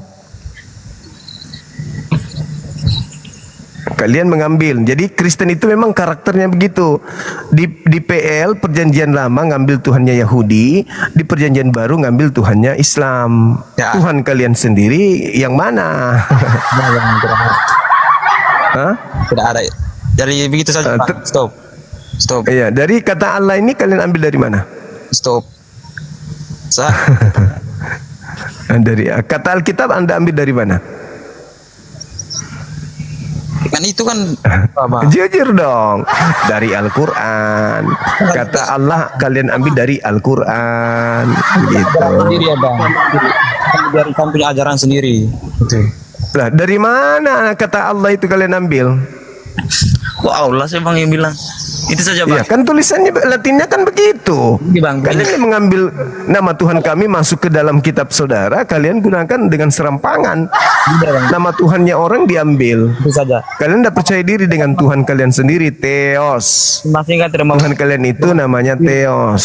Kalau diterjemahkan itu artinya dewa. Percaya diri. Dewa Bapa, dewa Anak, dewa Roh, itu Tuhan kalian. Kenapa jadinya Allah? Allah Bapa, Allah Anak. Itu yang saya dari Harusnya kamu bertanya kepada pendetamu kenapa ada nama Tuhannya Islam di dalam Bible. Jangan kau tanya saya malah. Lain lagi, larinya ke lain. Itu saja bang, itu saja. Iya, jawaban saya harusnya kau tanya orang Kristen sendiri, kenapa nama Tuhannya umat Islam ada di Bible kita. Nah itu. Halo Mbak Elik, apa kabar malam ini? Malam ini kok cantik kali sih. Buka kamera dong.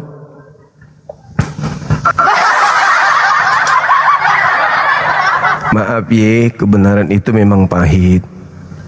Kalian mengambil nama Tuhan kami masuk ke dalam kitab kalian itu, kalian tidak sadar atau memang sengaja gitu kan ya? Sengaja nih ya, ngambil Tuhannya umat Islam.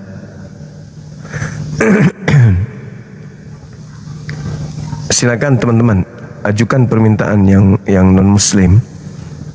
Silakan.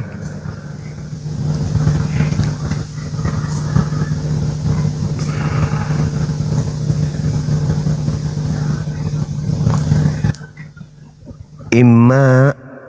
Iya, Bang Suma. Iya, dari Kristen Katolik, Abang. Alhamdulillah.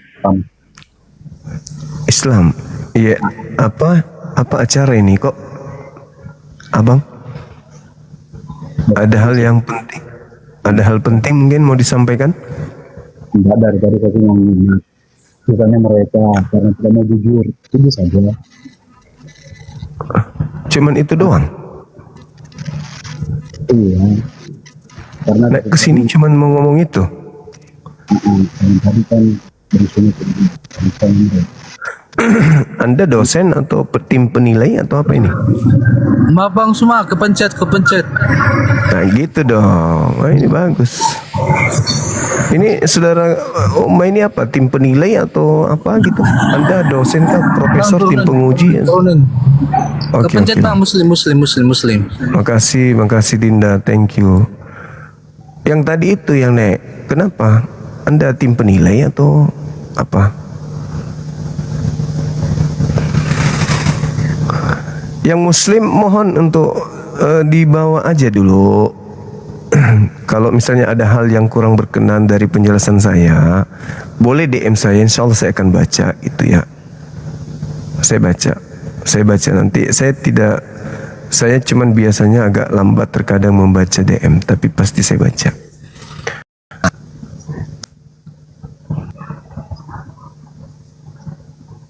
Iya, kalau mau ceramah buka komal sendiri, undang saya nonton di bawah. Saya catat poin-poin yang yang menurut saya harus pelajari gitu, Bang. Kalau mau naik untuk memberikan penilaian terhadap hasil diskusi atau apa, gimana ya? Silakan saudaraku yang non Muslim ajukan permintaan, kita diskusi. Tema saya ini belum tersentuh dengan baik dikarenakan para pendeta pastor yang datang ke sini juga belum ada yang bisa menjelaskan kecuali hanya mutar-mutar. Karena saya menganggap pola yang ada di Bible ketika berbicara tentang penyalib ya gitu. Di saat Yesus mengecam penyalib, di mana Yesus kemudian mencercah keturunan para penyalib, di Kristen malah selamat karena salib. Nah itu makanya saya kadang tertawa sendiri gitu loh. Ini saudara Kristen saya belajar apa enggak sih? Baca Bible apa enggak sih? Halo, semangat malam. Halo saudariku yang baik hati, cantik rupawan. Selamat malam Bang. Sorry. Dari Katolik abang ini ya? Selamat malam Bang. Malam juga. Katolik Bang.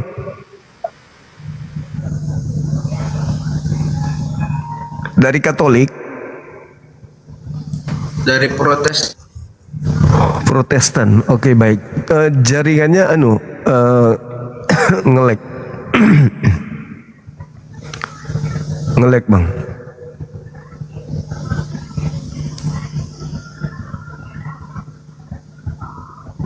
Halo. Nanti minta. Iya. Protestan. Oke. Silakan saudara. Halo. Iya. Ya bang. Iya, jaringannya putus-putus ya. Untuk berlawanan abang mempercayai Muslim gitu kan bang? Iya, saya Muslim betul. Sama seperti Yesus. Yesus juga Muslim. Sama seperti Yesus. Yesus juga Muslim. Dari mana abang bisa mengetahui Yesus adalah Muslim? Dari pernyataan-pernyataan Yesus sendiri, abangku. Yesus tidak mengklaim pernah memiliki agama loh bang. Dari mana ya? Yesus, agama itu kan aturan yang digunakan manusia yang berasal dari Tuhan. Yesus tunduk kepada aturan Tuhan, berarti dia Muslim, gitu. Dia bukan Kristen. Kalau Kristen itu kan artinya pengikut Kristus. Nah, saya melihat pengikut Kristus ini kerjanya cuma membantah firman Tuhan, gitu.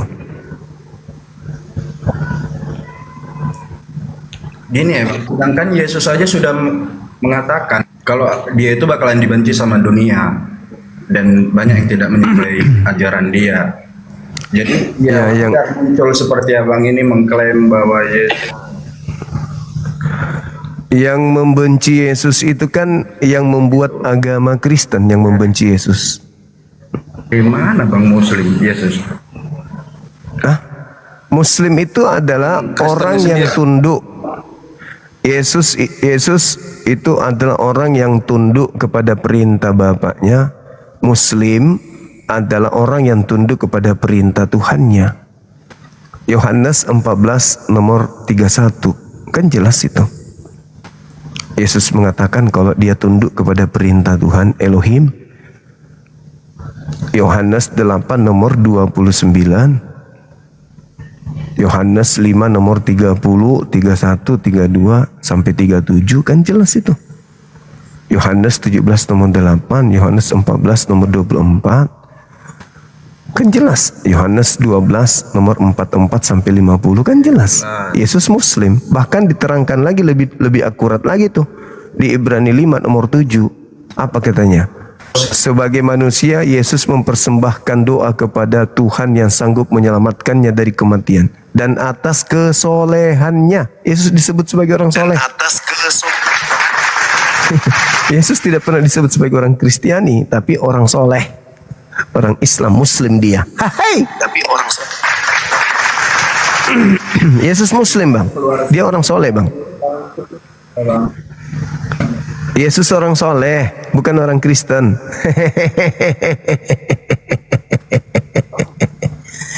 Yesus soleh bang. Yesus orang soleh bang, bukan Kristiani Yesus itu. Tapi kalau di dalam Alkitab ataupun di Al-Quran ada ayatnya yang mengatakan Yesus itu adalah Islam. Islam itu orang yang berserah diri kepada Tuhan. Yesus berserah diri nggak kepada Tuhan? Semua manusia pun berserah diri kepada Tuhan bang. Masa semuanya Muslim jadinya? Kalau berserah diri, Anda kan memiliki kepercayaan. Anda ke gereja beribadah hari Minggu itu Anda berserah diri kepada siapa? Pada Yesus. Nah, di mana Yesus pernah mengajarkan muridnya untuk ibadah Minggu?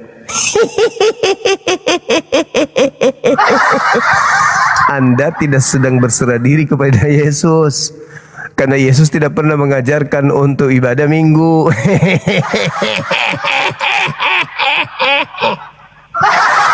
Udah bang, kasihan saya lihat mukanya abang sekali, belum lagi ngadi jaringan. Maafkan diriku ya yang sudah membuka semuanya. Pelan-pelan tapi pelan-pelan.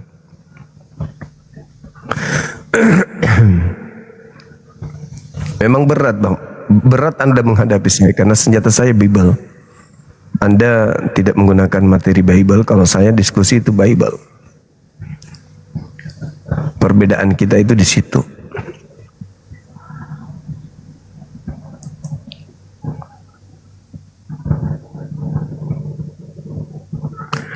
Ayo teman-teman non-muslim, ajukan permintaan, kita berdiskusi. Jangan sungkan untuk naik ke atas. Selama berdata insya Allah aman. Tidak usah ini, nggak usah canggung bang. Naik ke atas, buka kamera, insya Allah aman. Jangan nggak buka kamera gitu loh. Nah kalau juga mau serius berdiskusi, carilah tempat yang jaringannya kira-kira bagus, yang stabil gitu. Jangan kayak tadi teman kita, kasihan kali ku tengok, ingin memperjuangkan akidahnya tapi lemah, tidak bisa berjuang. Halo, selamat kodok, selamat malam kodok. Selamat malam Bang Juma. Iya, dari Kristen. Tidak bang, Muslim bang. Oh, alhamdulillahirobbilalamin. Kenapa Iya, Bang. namanya kodok? Asal-asal aja bang, akun bodong. Gitu ya. Ya, semangat Bang makasih. Juma. Semangat Bang Juma. Selalu semangat.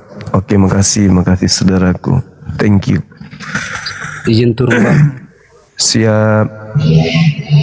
Halo, Raja Tenda. Malam bang. Di sini. Malam juga. Banyak orderan hari ini.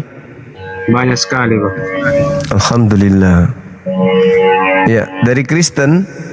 Katolik bang. Katolik. Boleh buka kameranya. Oke. Sudah bang. Siap. Ini ada tema kita. Bang, Ya. tadi bang saya mau tanya dan bang bilang tadi Yesus itu agamanya Muslim. Dari mana abang tahu? Ya. Muslim itu bang adalah orang yang pasrah terhadap perintah-perintah Tuhannya. Apa yang diperintahkan Tuhannya dia tidak bantah. Nah, Yesus jelas-jelas berserah diri kepada Tuhannya. Aku menyerahkan, semuanya diserahkan kepada Tuhannya. Yesus itu tidak pernah membantah Tuhan. Dalam kaidah Islam, orang yang berserah diri kepada perintah Tuhannya itu disebut Muslim. Lagian Yesus kan jelas disebut orang soleh. Berarti Muslim dong dia.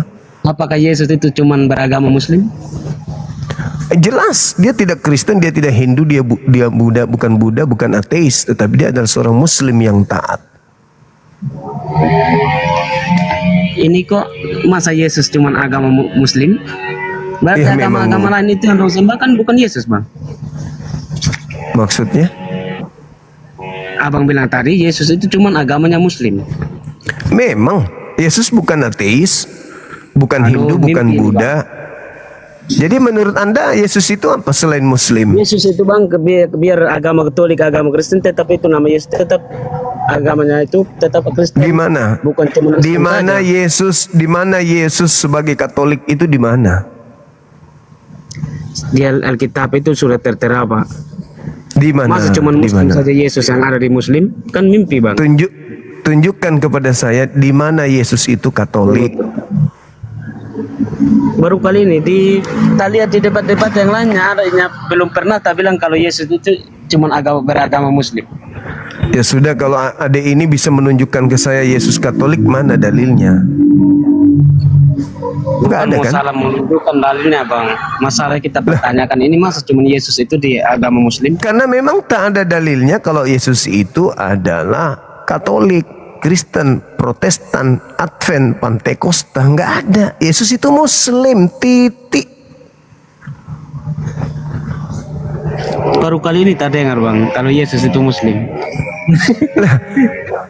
Muslim itu apa? Berserah diri. Selama tak lihat Pak Ustadz dengan Edis TV berdebat, tetap Yesus itu beragama keyakinan orang masing-masing. Masa baru dengar ini abang bilang Yesus itu Muslim. Bukti Yesus itu Muslim, dalilnya di dalam Yohanes 12 nomor 17 nomor 40 sorry Yohanes 48, Yohanes 12 nomor 48, 49, 50. Itu bukti dia muslim. Muslim itu berserah diri kepada Tuhan. Yesus itu berserah diri kepada Tuhan. Berarti dia muslim. Kalau membantah Tuhan itu kafir. Kayak kalian membantah Tuhan, itu kalian. Tapi kalau Yesus Berarti tidak bantah. kalau muslim itu yang bukan membantai, apa muslim mesti takut babi, Bang? Bukan takut babi. Mana ada muslim itu takut babi? Saya kalau ada babi langsung bunuh. Bukan takut. Kami hanya tunduk berserah diri kepada perintah Tuhan kami. Sama seperti Yesus, makanya kami disebut muslim. Yesus juga muslim, gitu loh. Sama juga kami Katolik, selalu bertunduk kepada Tuhan. Nah, Tuhan melarang jangan makan babi. Kenapa kau makan?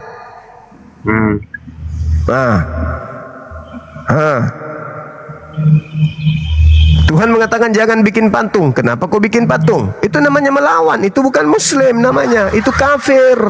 Membantah Tuhan. Jangan kau bikin patung. Kalian malah sembah patung. Ayo. Baru kalau di muslim itu yang ada di atap itu bulan itu makna itu apa, Bang? Maknanya itu sama seperti gereja di Makassar ini ada di punya menara itu ayam jantan. Apa maknanya ayam?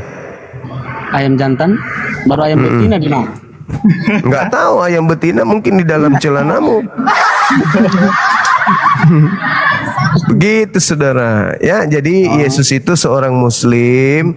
Harus kau terima itu dengan lapang dada bahwa Yesus bukan Katolik. Yesus adalah seorang muslim. Bagi kami agama Kristen tetap Yesus itu agama Kristen, Bang. Di mana Yesus masuk gereja? Di mana Itu Yesus makan keyakinan babi? kami, Bang. Keyakinan abang. Ya, keyakinan yang salah. Keyakinan yang salah karena tidak ada dalil bukti. Bukan mau dalil apa, Bang. Keyakinan Nah, itu keyakinan buta. Sama halnya kalau Anda mengatakan ini adalah ikan, itu keyakinan buta. Ini pulpen bukan ikan. Yesus itu muslim, bukan Katolik, bukan Kristen. Gitu, itu adek. keyakinan kami, Bang. Keyakinan abang kan muslim, kami kan Kristen. Tapi keyakinan itu kan harus berlandaskan yang tertulis di Bible kan? Bukan mau. Nah, di Bible kan di Bible, Bang. Lalu di mana? Anda berlandaskan apa? Kami percaya agama Kristen kan pasti kami bilang agama kami itu keyakinan kami masing-masing, Bang. Iya, berdasarkan apa keyakinan Anda? Abang bilang itu Yesus muslim, langsung ke agama Kristen pindah di muslim. Yang tidak mungkin itu, Bang. Lah, Yesus bukan Kristen. Ya, itu abang bilang, tapi keyakinan kami Yesus itu adalah Kristen. Di mana dalilnya? Dalilnya mesti mau kasih tunjuk dalil, Bang. Iya, bukti supaya Anda membenarkan. Tunjukkan dalil kalau abang itu bilang Yesus adalah muslim. Tadi kan saya sudah tunjukkan. Yohanes 12 49 50. Supaya kita juga baca. Saya bacakan samamu. Aku tidak berkata-kata dari diriku sendiri. Apa yang aku katakan adalah apa yang diperintahkan oleh Bapa untuk aku katakan dan aku sampaikan. Dan aku tahu bahwa perintahnya itu adalah hidup yang kekal. Ayo. Muslim tadi ya. Cuman dibacakan. Kalau saya juga cuman baca. Itu bukti. Yohanes 14 nomor 31. Apa kata Yesus? Dunia harus tahu bahwa aku mengasihi Bapa, sebab aku senantiasa melakukan segala apa yang diperintahkan kepadaku. Muslim dia. Muslim. Selama Edis TV debat dengan apa masa muslim itu Yesus. Baru kali ini apa debat dengan tolong. Enggak usah sakit hati karena dalilnya begitu. Ibrani 5 nomor 7. Ibrani 5. Sebagai manusia Yesus mempersembahkan doa yang sungguh-sungguh kepada Dia yang sanggup menyelamatkannya dari kematian. Dan atas kesolehannya doanya dikabulkan. Soleh. Yesus orang soleh. Memang soleh, Bang. Muslim itu dia. Abang. Keyakinan kami bukan mau bilang selamanya muslim. Itu kan nah, sekarang yang disebut soleh itu orang Kristen atau orang Islam? Orang Kristen. Di mana ada soleh orang Kristen? Ada aja kawan. Yang solehnya muslim di mana, Bang? Ada. Orang soleh itu di Islam, bukan di agama Anda. Ya jelas dong. Ayatnya jelas sekali. Soleh itu hanya ada di Islam, tidak ada di Kristen. Apakah itu yang dibilang soleh orang makanan orang dibilang haram? Itu yang dibilang soleh, Bang? Soleh itu adalah orang yang tunduk berserah diri menjalankan apa yang diperintahkan oleh Allah. Yauma yajma'ukum liyaumil jam'i. Dzalika yaumut taghabun wa man yu'min billah wa ya'mal soleh. Jelas Al-Quran. Yesus Ibrani 5 nomor 7. Yesus soleh. Di mana Yesus disebut Kristen? Di mana? Di mana dalilnya? Di mana dalilnya? Di mana dalilnya Yesus disebut soleh, Kristen apa sorry? Katolik atau Kristen, di mana dalilnya? Bukan mau dalilnya, saya kan cuma pertanyakan. Yang abang tadi Berarti kan, saya menang, saudaraku, karena saya ada Bukan dalil, menang, kamu nggak saudaraku. ada. Saya cuma pertanyakan. Dadah, sudah saya jawab. Dadah. Yesus adalah orang soleh. Orang soleh itu sudah pasti Muslim. Muslim itu Islam, begitu. Dan Yesus bukan Kristen. Yang menyakitkan itu karena ternyata Yesus itu bukan Kristen. Yesus malah Muslim. Ya Allah. Darim sakit. Halo Bang, halo Bang. Halo, semangat malam. Malam Bang. Katolik. Ini yang tadi Bang, yang tadi. Soalnya harus ku habis nanti tadi. Silakan buka kamera. Oke Bang, oke. Dari Katolik atau Kristen ini? Kristen ya Bang. Katolik. Katolik. Oke. Iya. Silakan mau bahas tema saya, silakan. Anda sering baca Bible atau sekali setahun? Sering Bang, sering. Sering, baik. Baik. Yesus mengecam penyaliban terhadap orang benar dengan mengatakan keturunan daripada penyalib orang benar itu tidak luput dari hukuman neraka. Tetapi di agama Anda orang justru selamat karena penyaliban. Kok bisa kontradiksi antara ajaran Yesus dengan ajaran Katolik? Silakan. Tapi saya bisa tanya sedikit ya Bang. Ya, silakan. Jadi begini ya Bang, saya kan pernah belajar tuh. Saya pernah tanya ke mereka atau yang Muslim lah. Ini kan Abang, halo Bang. Ya, halo. Saya pernah tanya begini. Dibilang ini soal apa Bang? Soal apa? Pernikahan tuh. Sekarang begini kan, kalau Muslim kan kalau belum nikah kan tidak boleh punya anak tuh. Iyalah. Itu ajarannya tuh Bang. Iya, nggak boleh, itu zina namanya. Kan terus nikahin dulu baru punya anak. Iya, betul. Kenapa kebanyakan sekarang nih saya lihat nih istilahnya kebanyakan yang punya ada anak dulu baru nikah. Berarti ikuti ajaran Kristen itu. Itu yang kita heran tuh. Terus berarti mereka mengikuti orang-orang Kristen Barat. Dia tidak mengikuti ajaran Islam berarti. Tapi dia Muslim Bang. Tapi banyak kan Muslim. Agamanya KTP-nya Islam, tapi yang dipraktekkan adalah ajaran orang Barat. Iya, itu siapa yang salah Bang? Yang salah oknumnya dong, bukan agamanya, karena agamanya melarang berzina. La taqrabuz zina, nggak boleh berzina. Di Islam itu dilarang. Jadi kalau mereka kemudian itu makanya hamil di luar nikah, berarti itu mereka berkiblat ke Barat, di mana Barat itu biasanya 2, 3, 4, 5, 6, 7, 8, 9, 10, 11, 12, 13 anak baru kawin. Makanya kami itu di Barat. Oh begini. Kalau di ajarannya begitu, kenapa anaknya dilahirkan dengan selamat? Itu saja punya. Iya. Nah sekarang begini, Adek. Ada nggak di dalam agamamu syarat sah nikah?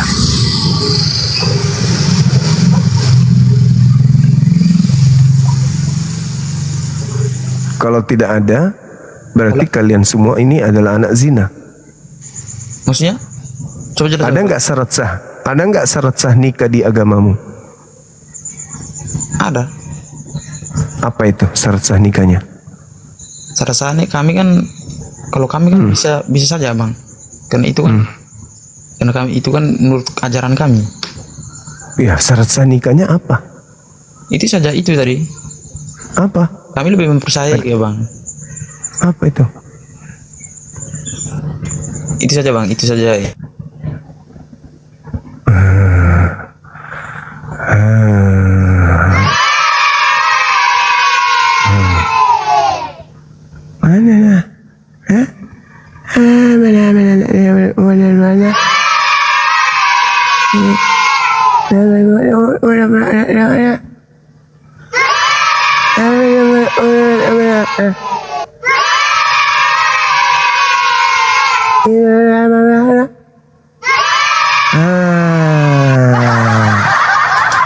Kena deh. Barang siapa yang memandang wanita dan mengingini di dalam hatinya, maka dia sudah berzina. Pertanyaan muncul, sebelum emak dan bapak lu dikatakan suami istri, mereka saling pandang kan? Iya. Saling mengingini di dalam hati enggak? Iya.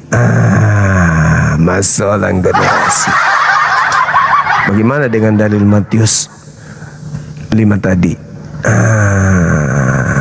Barang siapa yang memandang dan mengingini di dalam hatinya. Halo, semangat malam. Abang, Bang Juma. Iya bang. Selamat malam bang. Malam juga. Ya, saya saya salah satu ngefans. Saya Muslim bang. Oh, alhamdulillahirobbilalamin. Sama-sama ki orang Makassar. Itu saya mau bilang. Apa itu? Itu saya mau bilang terima kasih banyak bang pengajarannya. Saya selalu nonton abang. Terima kasih banyak. Alhamdulillah. Ya. Lanjutkan abangku, lanjutkan ya. Siap, iya. siap. Saya paling suka itu nenekmu kiper, Mas Moko. Masih Moko datang besok. Masih Moko datang besok. Iya, Bang Zuma. Terima kasih banyak di. Oke, siap. Iya, sehat-sehat selalu panjang umur ki. Iya, kita juga. Masya Allah, luar biasa. Tadi malam dari Mabes TNI, hari ini dari kepolisian. Wah, semakin mantap aparat-aparat kita ini, luar biasa, Masya Allah.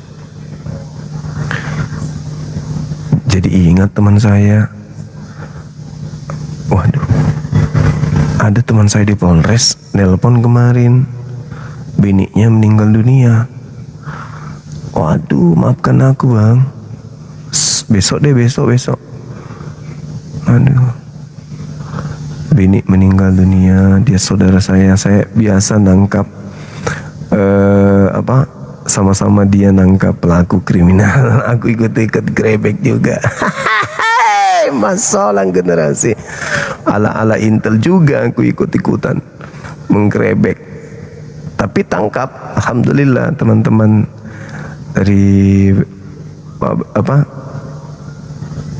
Polresta Makassar. Masih ingatkah kita menggerebek dan kita nangkap orang? Allahu Akbar, Masya Allah. Sorry, saya nggak pakai baju saya dulu. Halo Bang Suma. Halo salam. Ya, salam abang, salam. Katolik abang ini? Ya, Protestan? Ya. Oke bang, silakan. Diskusi kita abang. Ya bang, gini silakan. Bang. Iya. Saya sejujurnya itu salut sama abang ini, bisa menerangkan kisah Kristen secara menyeluruh. Abang itu IQ-nya berapa? Biasa aja bang, kan ada Bible, tinggal dibaca pun. Iya, kayaknya abang ini keturunan orang pintar. Enggak juga. Saya aja baca Bible sudah puluhan tahun tidak bisa-bisa bang. Bahasanya susah sekali. Tinggal dibaca, Bang. Tapi pemahaman kan beda, Bang. Siap. Jadi saya pengen tahu aja, Abang itu selalu mendiskreditkan Paulus. Iya. Bisa dijelaskan tentang surat-surat yang diterapkan Paulus di Alkitab? Iya. Satu hal dari sekian banyak hal.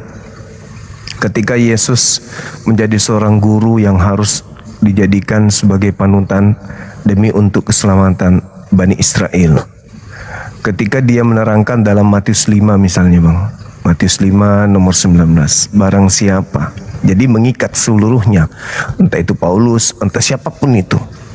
Barang siapa yang meniadakan hukum Taurat meskipun yang paling terkecil, lalu mengajarkan hal itu kepada orang lain, maka dia akan menempati tempat terhina dalam kerajaan langit. Namun barang siapa yang menjalankan perintah-perintah yang ada di dalamnya dan mengajarkan kepada orang lain, maka dia akan menempati tempat tertinggi di dalam kerajaan langit. Artinya Yesus menggantungkan harapan keselamatan itu kepada Taurat. Ketika orang mengajarkan orang lain untuk menjalankan Taurat dan segala perintah yang ada di dalamnya. Paulus hadir kemudian belakangan. Apa kata Paulus? Hukum Taurat yang tadinya dia taatin itu adalah sampah, itu adalah tinja. Apa enggak nendang kali pernyataan Paulus itu di dalam Filipi 3 nomor 5, nomor 6, nomor 7, nomor 8. Nendang kali itu, Bang. Dan itu dia ajarkan bukan hanya sebatas itu. Dia mengatakan dalam Galatia 2 nomor 16, sebab aku berkata kepadamu, tidak ada seorang pun yang diselamatkan karena melakukan hukum Taurat. Padahal kalau kita melihat di dalam Ulangan 28, terkutuklah orang yang tidak mentaati, tidak menepati hukum Taurat. Terkutuklah rotinya, terkutuklah keranjangnya, terkutuklah benih di dalam kandungannya, terkutuklah ledangnya, terkutuklah, semua terkutuk kalau tidak mentaati perintah Tuhan, yaitu Taurat yang datang kepada Nabi Musa. Tapi Paulus malah menganggapnya sampah. Untuk apa? Untuk dia ajarkan kepada calon mangsa dia. Makanya Yesus mengatakan di dalam Matius 23 nomor 15, celakalah engkau wahai ahli Taurat, celakalah engkau wahai orang Farisi, orang munafik, engkau menjelajahi daratan, menyeberangi lautan, mentobatkan orang menjadi pengikut agamamu. Dan setelah kau jadikan dia menjadi pengikutmu, kau jadikan dia orang neraka yang 2 kali lebih jahat daripada engkau sendiri. Satu-satunya orang Farisi menjelajahi daratan, mentobatkan orang, tak ada yang lain. Dan apesnya dia katakan pengikutnya adalah orang neraka yang 2 kali lebih jahat. Nah, kenapa saya memahami bahwa pengikut Paulus itu 2 kali lebih jahat? Tadi kalau Anda menyimak, saya mengatakan Yesus mendapatkan legitimasi dari pencipta langit dan bumi. Sebagaimana di Al-Quran, Yesus pun menarasikan, Tuhan menampakkan diri dan bersuara dari langit dan mengatakan, inilah anakku, kepadanya lah aku berkenan. Dengarkanlah dia. Lalu begitu besar kasih karunia Tuhan akan dunia ini sehingga dia menganugerahkan Yesus. Barang siapa percaya Yesus tidak binasa melainkan memperoleh hidup yang kekal. Lalu apa lagi katanya? Kalau mau hidup kekal harus percaya Yesus. Itu kan poinnya. Dan Yesus sendiri telah menerangkan bahwa apa yang diucapkannya bukan dari dirinya, melainkan yang diucapkan oleh Bapa yang ada pada dirinya. Yohanes 14 nomor 24. Tapi Paulus berkata lain, membantah seluruh data. Ketika Yesus mengatakan, akulah jalan, akulah kebenaran, akulah hidup, tidak ada yang sampai kepada Bapa tanpa melalui aku. Paulus hadir kemudian. Apa katanya? Kristus telah menebus kita dari kutuk hukum Taurat dengan jalan menjadi kutuk karena kita. Sebab ada tertulis, terkutuklah orang yang digantung di atas tiang salib. Kok jahat gitu? Kenapa bisa Yesus harus terkutuk? Bukankah dia orang dikasihi? Bukankah dia kepada dia Tuhan berkenan? Kenapa dia diajarkan terkutuk? Oh, rupa-rupanya Yesus ingin menjerat para pendosa bahwa dosa-dosa kalian sudah ditebus loh. Yang penting kau percaya kepada yang aku ajarkan ini. Ayo, mau nggak kalian dosanya ditebus? Sini, ngumpul. Ya, orang yang tidak pernah datang kepada mereka nabi dan rasul, tidak pernah datang kitab suci kepada mereka, ya percayalah. Apalagi Yesus, apalagi Paulus dibarengi dengan mujizat-mujizat. Bayangkan ketika dia datang ke Roma, di dalam di KPR 14, nomor 19, 20 dan seterusnya, sampai data 14-nya itu menjelaskan bahwa ketika Paulus datang ke sana melakukan mujizat, orang-orang menganggapnya dewa Hermes. Sampai dia dituhankan, sampai Imam Zeus datang membawa persembahan lembu. Paulus mengatakan, bukan aku yang Tuhan, bukan aku yang dewa. Yang dewa itu adalah Kristus Yesus. Jangan sembah saya. Bayangkan itu. Saking orang percaya apa yang diucapkan dia, orang ikutin. Karena dia bisa bermujizat. Nah, Yesus menubuatkan, waspadalah kepada penyesat yang datang kepadamu memakai namaku. Saya mohon maaf nih, secara garis besarnya saya sebagai muslim. Penyesat itu memakai namaku dan dia akan menyesatkan banyak orang. Saya mengatakan bahwa penyesat itu adalah mereka yang menjual Yesus. Memakai nama Yesus, mengkristenkan orang, memurtadkan orang, membaptis orang, itulah dia penyesat itu. Memakai namaku dan menyesatkan banyak manusia. Apa buktinya? Di hari terakhir kata Yesus, Matius 7, 22, 23, pada hari terakhir nanti banyak orang memanggil aku Tuhan, Tuhan, Tuhan. Bukankah kami bernubuat, mengusir setan, bermukjizat pakai namamu? Pada saat itulah aku, Yesus berterus terang kepada mereka, enyahlah daripadaku, aku tidak mengenal kalian, kalian semua adalah pembuat kejahatan. Itu data, itu dalil. Al-Quran juga mengatakan itu. Wa idza husyiran nasu kanu lahum a'da wa kanu bi ibadatihim kafirin. Apa yang mereka sembah selain daripada aku akan menjadi musuhnya nanti di akhirat, dan semua pemujaan-pemujaan yang dilakukan akan diingkari oleh dia yang disembah selainku. Al-Quran saya mengatakan itu. Jadi kedatangan Islam, kedatangan Nabi Muhammad itu adalah untuk menyelamatkan dunia dari dosa. Karena memang Yesus menubuatkan itu. Yohanes 16 nomor 7 sampai nomor 15, apa kata Yesus? Aku memang harus pergi, sebab kalau aku tidak pergi, penghibur itu tidak datang, roh kebenaran itu tidak datang, roh Hamad itu tidak akan datang. Dan kalau ia datang, satu, dia akan memuliakan aku. Siapa yang memuliakan Yesus di sini? Islam atau Kristen?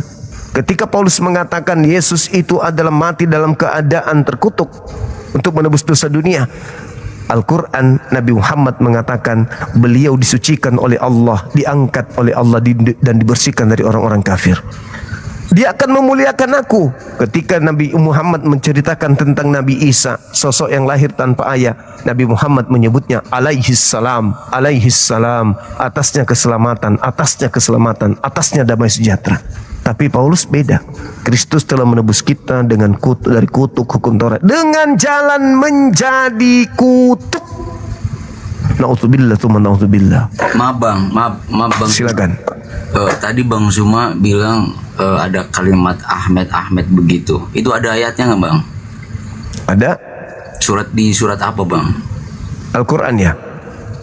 Bukan, di Taurat. Nah, saudara harus memahami bahwasanya Yesus itu ketika melakukan pengajaran, dia menggunakan bahasa Aram, dia tidak menggunakan bahasa Yunani. Nah, dalam pengakuan beliau ketika dia mengatakan dalam Yohanes 16 itu, dia akan datang, dan ketika roh kebenaran itu datang, roh kebenaran itu dalam bahasa Aramaik itu disebut roh Hamad. Roh Hamad. Ketika roh kebenaran itu datang, dia akan segala sesuatunya tentang hukum-hukum penginsapan dunia akan dosa. Rahmat. Di dalam Al-Quran dikatakan Nabi Isa berkata, wa iz qala Isa bin Maryam ya bani Israel inni rasulullahi ilaikum musaddiqan lima baina yadayhi minat Torah wa mubasysyiran bi rasuli ya'ti min ba'di ismuhu Ahmad. Hamad dalam bahasa Arab. Dalam Al-Quran diceritakan di abad ke-7, Nabi Isa berpesan kepada kaumnya, akan datang setelahku adalah Ahmad, namanya Ahmad, namanya adalah roh kebenaran. Nah, itu diterangkan dalam Yohanes 16 itu. Artinya bahwa Islam datang untuk memuliakan Nabi Isa. Jadi analisa kami sebagai seorang muslim, abang, Nabi Isa itu turun ke tengah-tengah kaumnya Bani Israel, lahir tanpa ayah, mengajarkan hikmat Injil. Setelah Nabi Isa mengalami pencobaan, penganiayaan, pembunuhan dari kaumnya sendiri, Allah menyelamatkan, mengangkatnya ke atas. Iya bang. Diganti. Ya, saya sering dengar juga karena saya mengikuti Bang Suma itu hampir seminggu ini dan masuk akal juga sih. Tapi yang saya mau tanyakan, abang tadi menyebutkan ruh. Apa bedanya ruh Ahmad dengan ruh Kudus, bang? Kalau Roh Kudus itu gelar untuk malaikat Jibril yang datang kepada Nabi Musa, yang datang kepada Yesus, Nabi Isa alaihissalam. Jadi Roh Kudus itu gelar dari nama Jibril. Jibril punya gelar namanya Roh Kudus. Roh Kudus inilah yang datang kepada Nabi Musa memberitakan Torah, namanya Nomos. Makanya orang Nasrani, Pendeta Bukhairah, ketika datang Nabi Muhammad ada tanda-tanda kenabian, apa kata beliau? Dia ini adalah yang akan didatangi Nomos. Nomos itu siapa? Nomos itu artinya dalam bahasa Yunani adalah hukum Torah. Siapa yang datang kepada Musa? Yang membawa Torah, hukum, namus dalam bahasa Yunani. Nah, dalam bahasa nomos dalam bahasa Yunani, namus dalam bahasa Arab. Pendeta Bukhairah mengatakan, dia inilah yang akan menerima namus. Namus itu Roh Kudus. Sehingga hukum yang datang kepada Nabi Musa itu juga yang datang mengantarkan hukum kepada baginda Rasulullah Muhammad SAW. Kebetulan sekali di dalam Ulangan 18:18 dikatakan begini, aku Tuhan akan mengutus seorang nabi yang sama seperti Nabi Musa, aku akan menaruh firmanku di dalam mulutnya, di dalam mulut nabi tersebut. Dan barang siapa yang tidak mendengarkan firmanku yang disampaikan oleh nabi tersebut, yang sama seperti Nabi Musa, akan kutuntut pertanggungjawaban dari mereka. Itu kata Ulangan 18:18. Nah, di KPR 3:22-23 diulang lagi tuh. Bukankah di dalam kitab Taurat Musa dikatakan bahwa Tuhan akan mengutus seorang nabi yang sama seperti Musa, dan akan terjadi siapapun yang tidak mendengarkan nabi itu akan dibasmi dari umat kita. Jadi Nabi Musa datang membasmi kebatilan. Bang, sebentar bang, penjelasan masalah ruh kudus. Bukannya saya juga punya teman-teman toh yang roh Al-Kudus. Al-Kudus itu kan artinya suci bang ya. Kalau betul. Tuhan Maha Kudus itu artinya Maha Suci. Saya bingung ini masalah kudus ini bang. Maksudnya kudus itu kalau di kita beda-beda ya. Kalau kudus itu suci, ada juga yang menyebutkan kudus itu Roh Kudus itu malaikat, ada juga Roh Kudus itu Bapa itu sendiri. Jadi apakah ini yang tadi Bang Zuma dijelaskan sama temen tadi yang masuk naik room juga peribahasa yang berbeda-beda, atau sebenarnya Roh Kudus itu siapa bang menurut Bang Zuma ini? Kalau saya katakan Roh Kudus itu adalah malaikat Jibril, penyampai Quran. Qul nazzalahu ruhul qudus min rabbika bil haqq. Jadi katakanlah wahai Nabi Muhammad, Roh Kuduslah yang datang menyampaikan Al-Quran kepadamu dari Tuhanmu dengan kebenaran. Roh Kudus yang datang. Nah, Yesus mengatakan memang akan datang Roh Kudus, bang.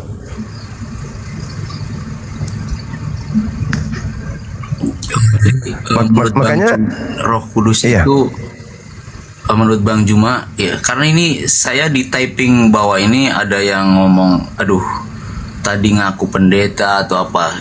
Saya di sini ngaku pendeta juga pendeta, tapi jangan saya sedang memahami Bang bagaimana cara berpikirnya Bang Zuma tentang Kristen. Ini kan membahas masalah Kristen ya toh.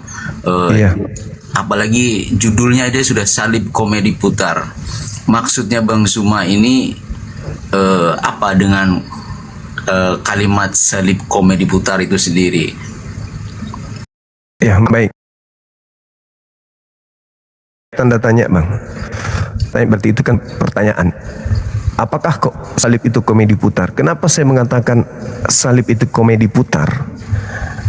Saya minta penjelasan dari teman-teman kami Kristen. Pertama, saya melihat pola yang ada di dalam Ulangan 21 nomor 22-23. Yang dihukum salib atau digantung adalah hanya manusia yang dikutuk oleh Elohim. Itu satu.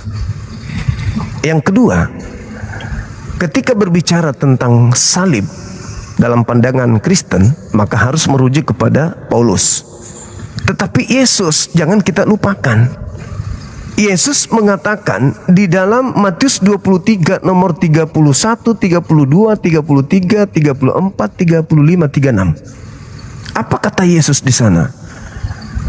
Celakalah engkau wahai ular-ular, celakalah engkau wahai keturunan ular beluda. Bagaimana mungkin kamu bisa meluputkan dirimu dari hukuman neraka? Penuhilah takaran nenek moyangmu, sebab aku mengutus nabi-nabi, ahli Taurat, orang bijaksana, tetapi engkau bunuh, engkau salibkan. Jadi tidak bisa kemudian orang yang menyalib, orang yang merupakan keturunan dari penyalib ini masuk surga. Tetapi Yesus mengatakan, tidak mungkin kau lolos dari api neraka, dan aku berkata kepadamu, semua ini akan ditanggung oleh angkatan jahat ini. Lalu mana penebusan dosa kalau gitu? Sementara Yesus sendiri mengecam, kau tidak akan lolos dari api neraka. Nah, Bang Suma gini. Silakan. Bang Suma mendapatkan angkatan jahat ini dari kitabkah atau persepsinya Bang Suma saja? Karena kalimat dari Bible, kata apa namanya angkatan penjahat itu apa ya, ngeri gitu loh, didengarnya ngeri. Tapi ya itu terserah sih ya. Saya juga sedang memahami ini. Bener-bener ini apa ya, bergolak sekali ini di Indonesia dengan hadirnya Bang Suma ini. Saya rasa Bang Suma bahasanya harus diganti ya, diganti. Jangan terlalu, kalau memang ada di kitab ya saya akuilah, memang kalau benar ada di kitab. Tapi cara penerangannya Bang Suma karena banyak dari teman-teman kita yang sudah naik itu habis itu merenung Bang. Ya saya bukan apa-apa, maaf teman-teman yang lain. Ini saya digelapkan, bukan, memang gelap ya, lampunya lagi mati. Jadi gitu Bang. Jangan penjahat sekali gitu Bang. Kalau penjahat itu kayaknya saklek gitu loh. Baik saudaraku, baik. Terima kasih atas saran dan pernyataan itu.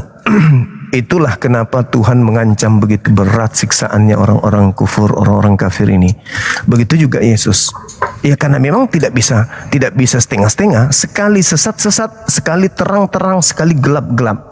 Itulah Al-Quran. Begitu juga Yesus kan.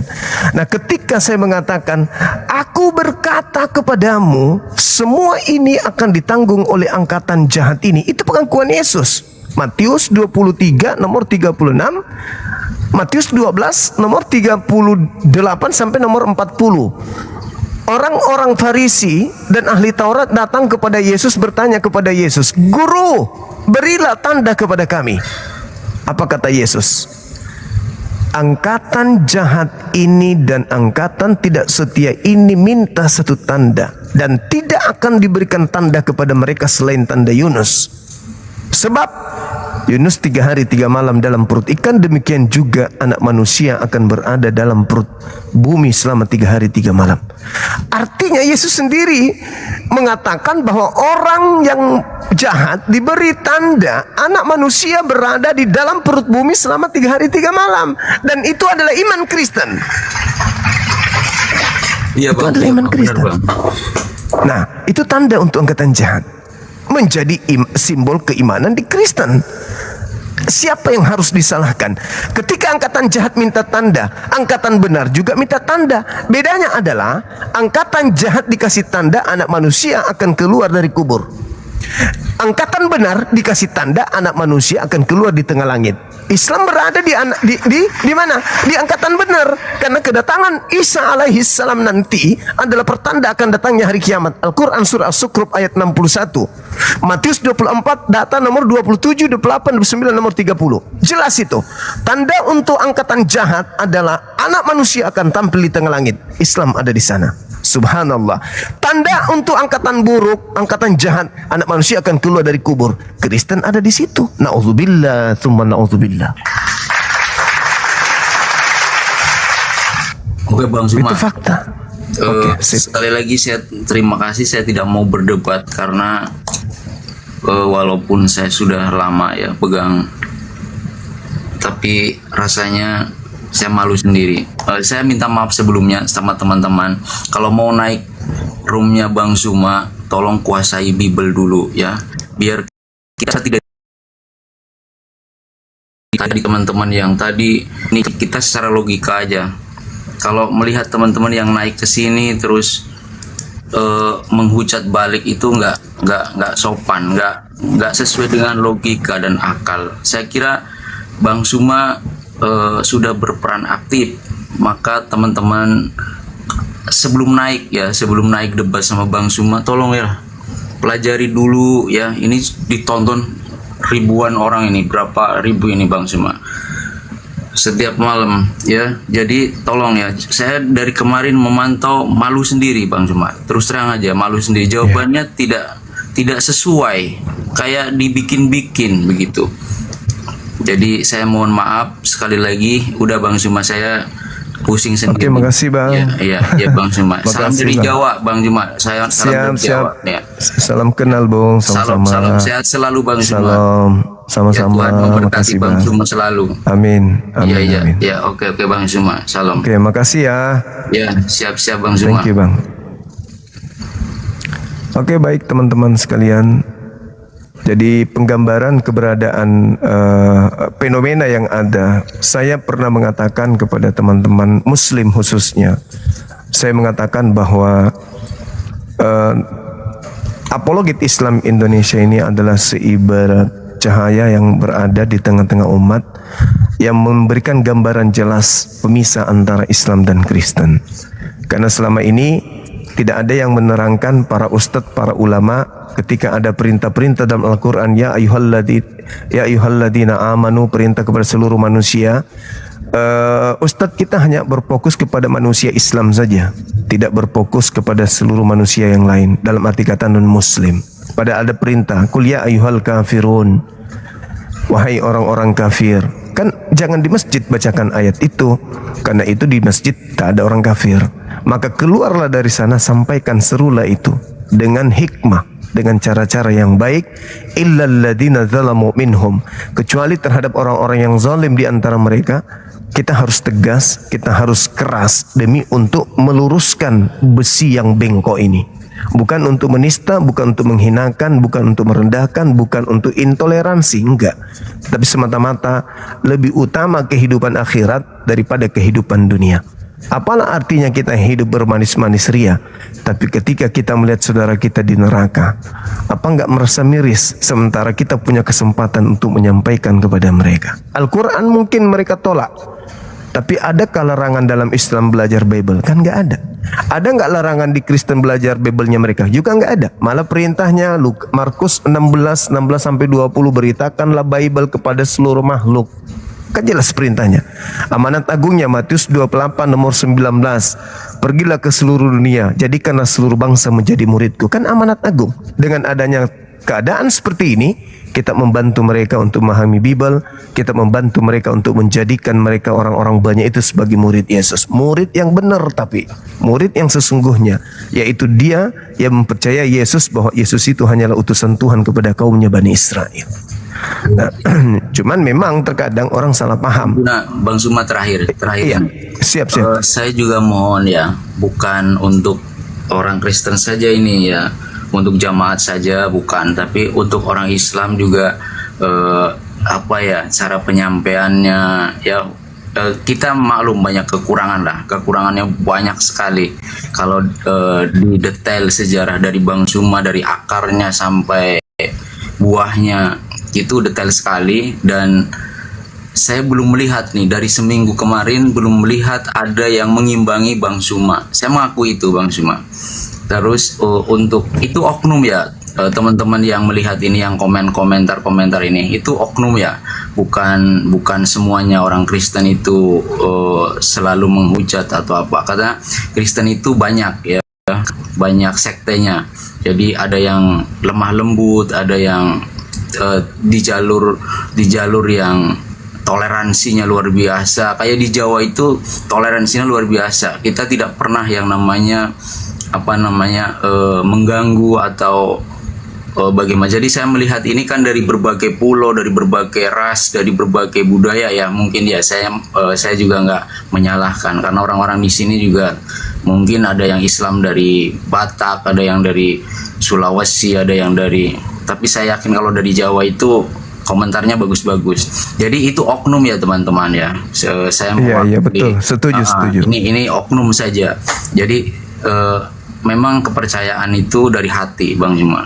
Kalau hati sudah terketuk mau bagaimana lagi. Jadi saya juga minta maaf kepada teman-teman agar sekali lagi kalau mau komen apa atau masuk ke roomnya Bang Suma, tolong ya kuasai semuanya ya. Jadi ada bukan berdebat saja, ini bukan berdebat saja, tapi saling mengisi. Yang namanya perdebatan itu kalau sudah merasa salah atau merasa kalah atau merasa tidak punya data, sudah selesai, itu turun saja, akui saja, jangan membelintir. Jadi seolah-olah kita itu dianggap membelintir,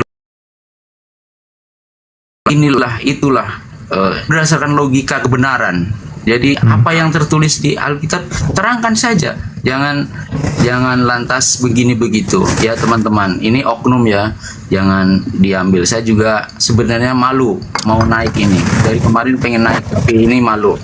Puji syukur sudah Tuhan sudah ngasih saya naik ya lewat Bang Suma. Terima kasih Bang Suma, saya turunin aja. Makasih saudara. Insya Allah, sehat selalu. Puji Tuhan, mudah-mudahan ini salah, saya ikuti terus perkembangannya Bang Suma. Ya, Bang Suma. Makasih, Oke, Bang Suma. Turunin aja Bang Suma.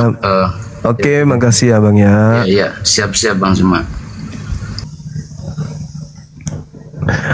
Nah, teman-teman, artinya tidak semua oknum oten itu seperti yang muncul kadang di Komal, maki-maki, menghujat, menista.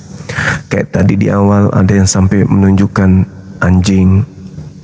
Itu sebenarnya bukan mempermalukan Bang Zuma tuh. Itu mempermalukan teman-teman Kristen kita yang masih baik.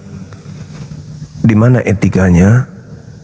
Orang berdialog lintas agama, Anda tampil mewakili agama Anda membuka kamera, dan Anda memperwakilkan diri Anda dengan seekor anjing untuk berdiskusi dengan seorang Muslim, di mana kalian punya slogan adalah ajaran kasih.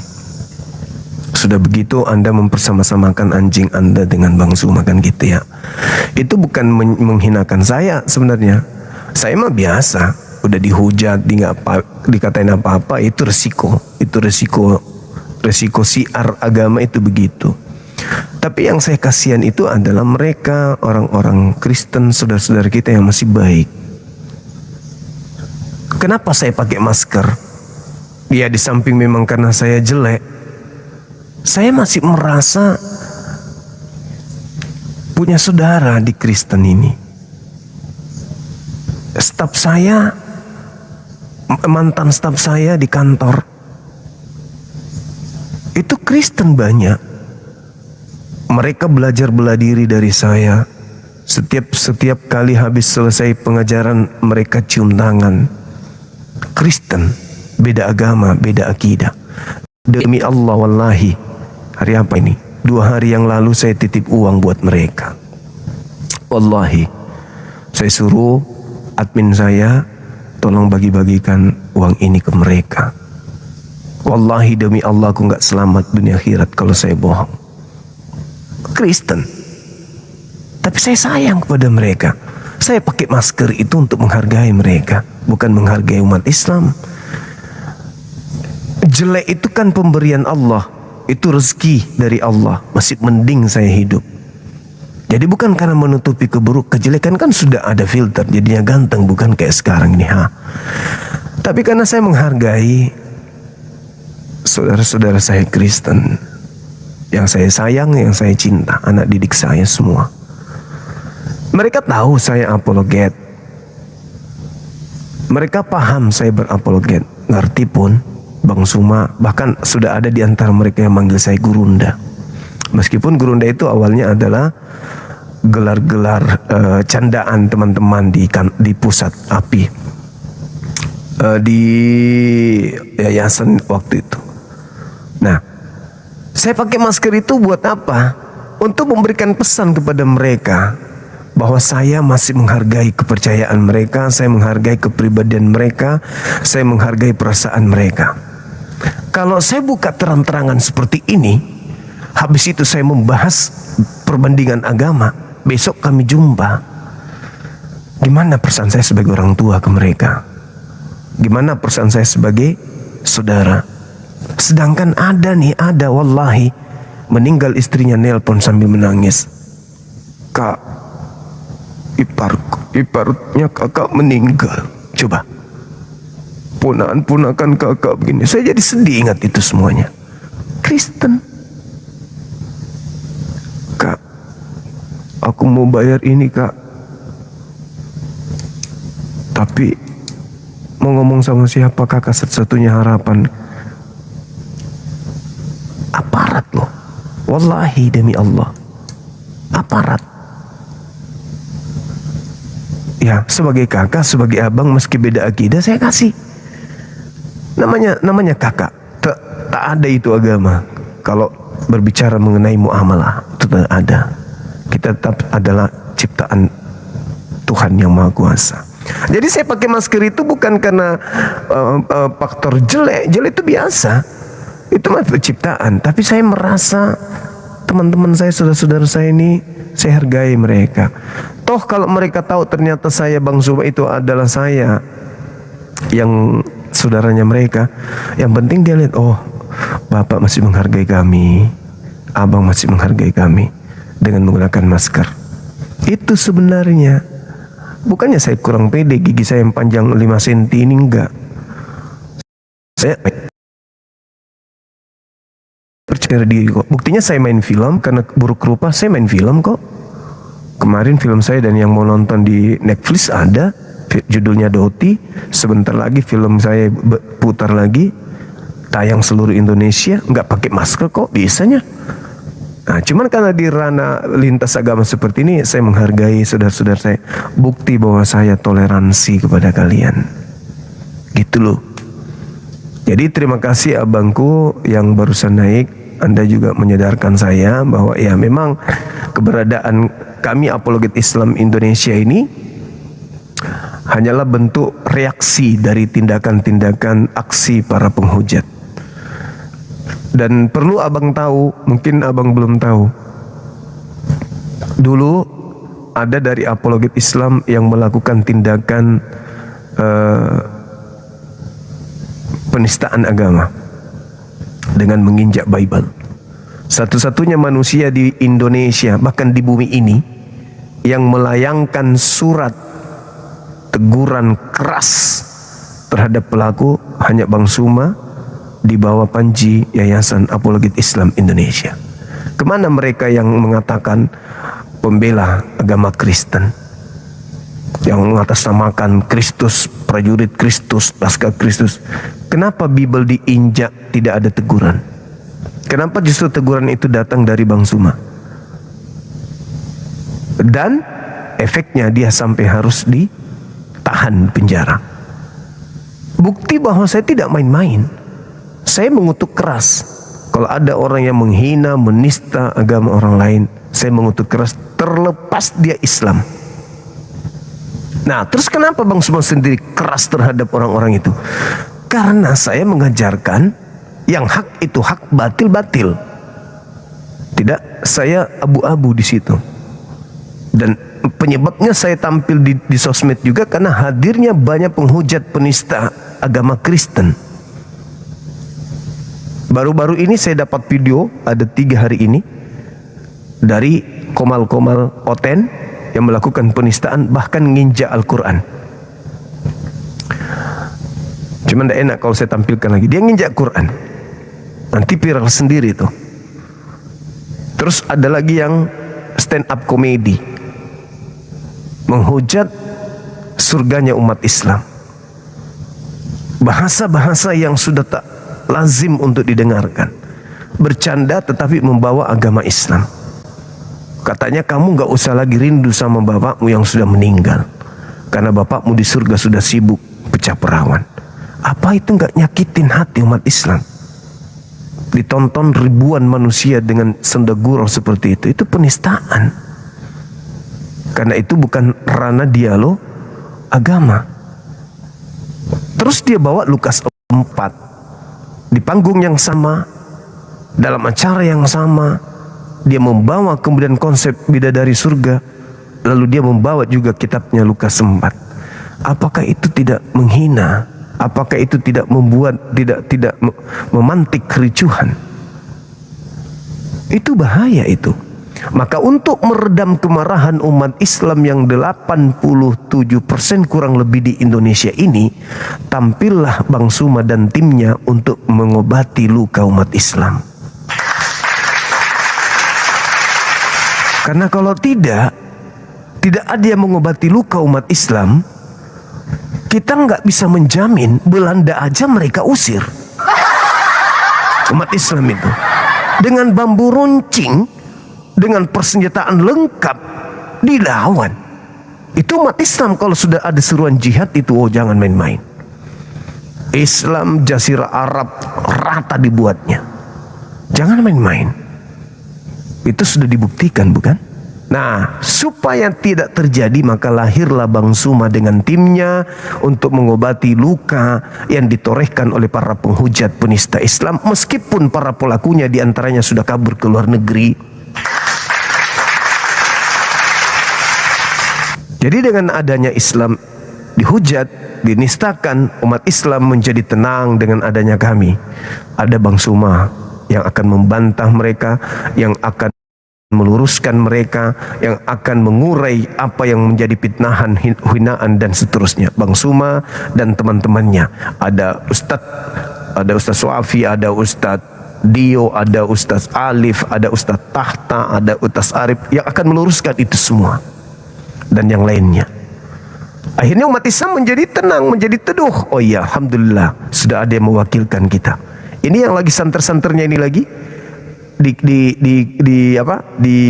saudara-saudara kami Kristen, ketika mereka mengaku murtadin selalu membawa suku. Murtadin dari Makassar dibawa-bawa, seakan-akan Makassar itu adalah miliknya. Orang kalau Makassar ngamuk, siapa yang tanggung jawab? Murtadin dari Makassar, Kristen dari Minang, apalagi murtadin dari Madura, murtadin dari Palopo, dibawa-bawa tuh nama sukunya. Apa kira-kira tujuannya seperti itu? Kami orang Islam yang mu'allab ini dari Kristen, ada kami bawa mu'allab dari ini, mu'allab dari ini, ada gitu, ada. Kalau ada, berarti mereka ikut-ikutan kemudian dengan para penghujat itu. Di Aceh, apalagi Kristiani Mu'artadin Makassar, apalagi Iksan Palopo, apalagi Kristen Minang. Apa coba tujuannya kayak gitu? Hah? Apa tujuannya kayak gitu-gitu? Itu kan boleh dikatakan itu menista, karena dia sudah membawa kemudian wilayah, di mana wilayah itu adalah disakralkan oleh orang-orang yang ada di wilayah tersebut, dibawa-bawa. Nah, oleh karena itu teman-teman sekalian, sekali lagi saya katakan, mari kita berdiskusi. Kenapa tema ini saya angkat? Karena saya yakin dan pasti di antara kalian hanya jemaat biasa. Kalian tidak mendalami Bible secara menyeluruh. Kalian datang ke rumah kalian ibadah, mendengarkan nyanyian, pujian, khotbah, habis itu pulang. Kalian tidak mendalami ini. Sampai pada titik terakhir Yesus akan datang mengusir orang-orang yang memanggilnya Tuhan ketika hidup di bumi, bernubuat pakai namanya, bermujizat pakai namanya, mengusir setan pakai namanya pun kalian tidak sadar. Yesus akan datang mengusir mereka. Sampai kalian pun tak sadar kalau Yesus berpesan agar waspada kepada orang yang mengaku bertemu dengan dirinya. Jangan kau percaya, kalian juga nggak sadar sampai sana. Sampai kalian pun tak sadar bahwa barang siapa yang meniadakan hukum Taurat meskipun yang paling terkecil dan mengajarkan kepada orang lain, maka dia akan menempati neraka. Kalian juga tidak sadar itu kan? Karena ketika masuk ke gereja diajak dari kecil, hanya diajak bernyanyi, mendengarkan khotbah dan seterusnya. Tidak memiliki ruang untuk belajar ini secara mendetail. Gitu, saudara-saudara sekalian. Saya kira begitu. Ya, sebagai pengantar dari saya untuk masuk ke sesi berikutnya ketika masih ada saudara Oten yang ingin berdialog. Waktu dan tempat disilakan Mi. Naik Miki.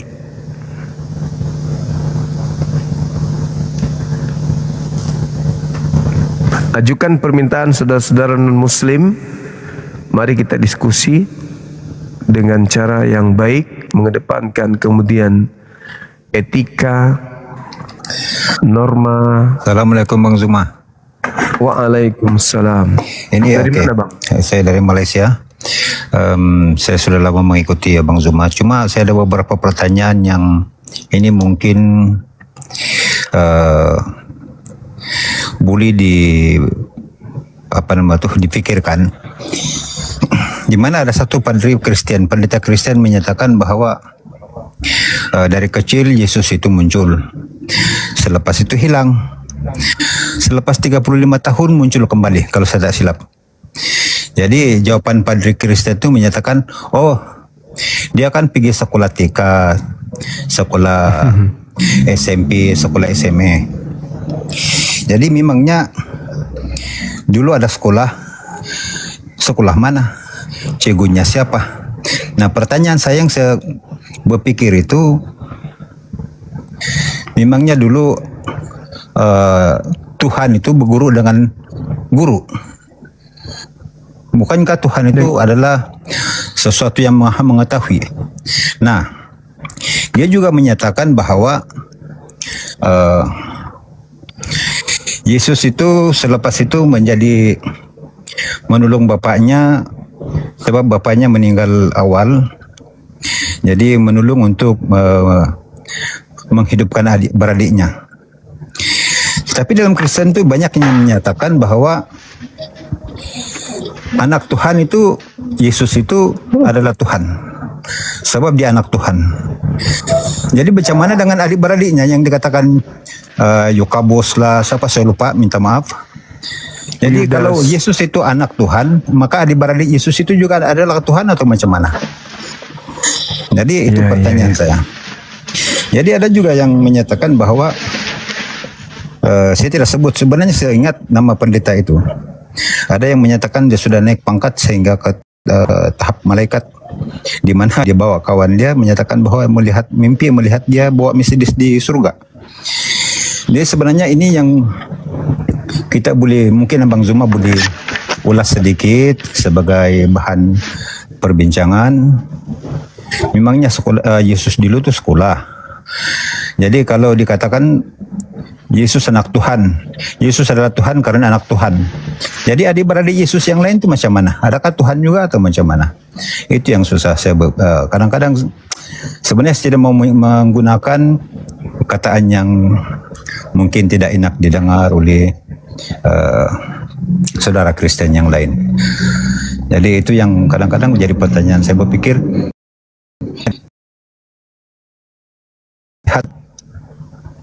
sampai begitu. Jadi itu mungkin bisa Bang Zuma jelaskan, dan itu saja. Assalamualaikum. Waalaikumsalam warahmatullahi wabarakatuh. Iya Bang, itu penjelasan pendeta Estrasoro itu yang mengatakan Yesus sekolah. Estrasoro yang memiliki pengajaran itu. Jadi bagi kita ya memang itu tidak rasional. Kalau dia seorang nabi belajar terhadap kepada nabi lain atas petunjuk Tuhan itu wajar. Tapi kalau dia Tuhan itu yang tidak bisa kita terima dengan logika sehat.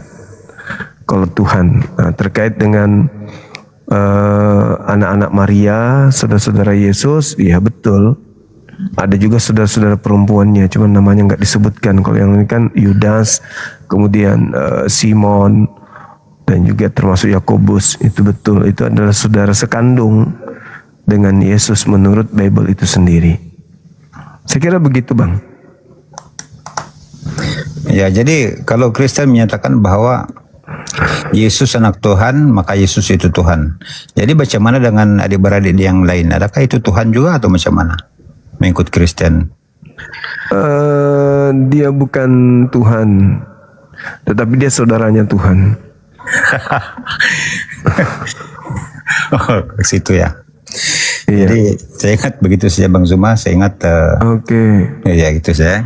Assalamualaikum. Baik. Waalaikumsalam warahmatullahi.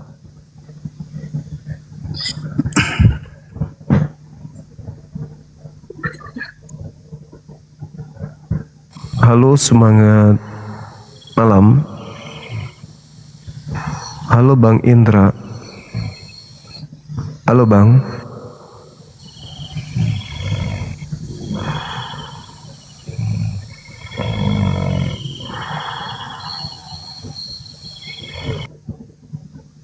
Capean abang kita ini.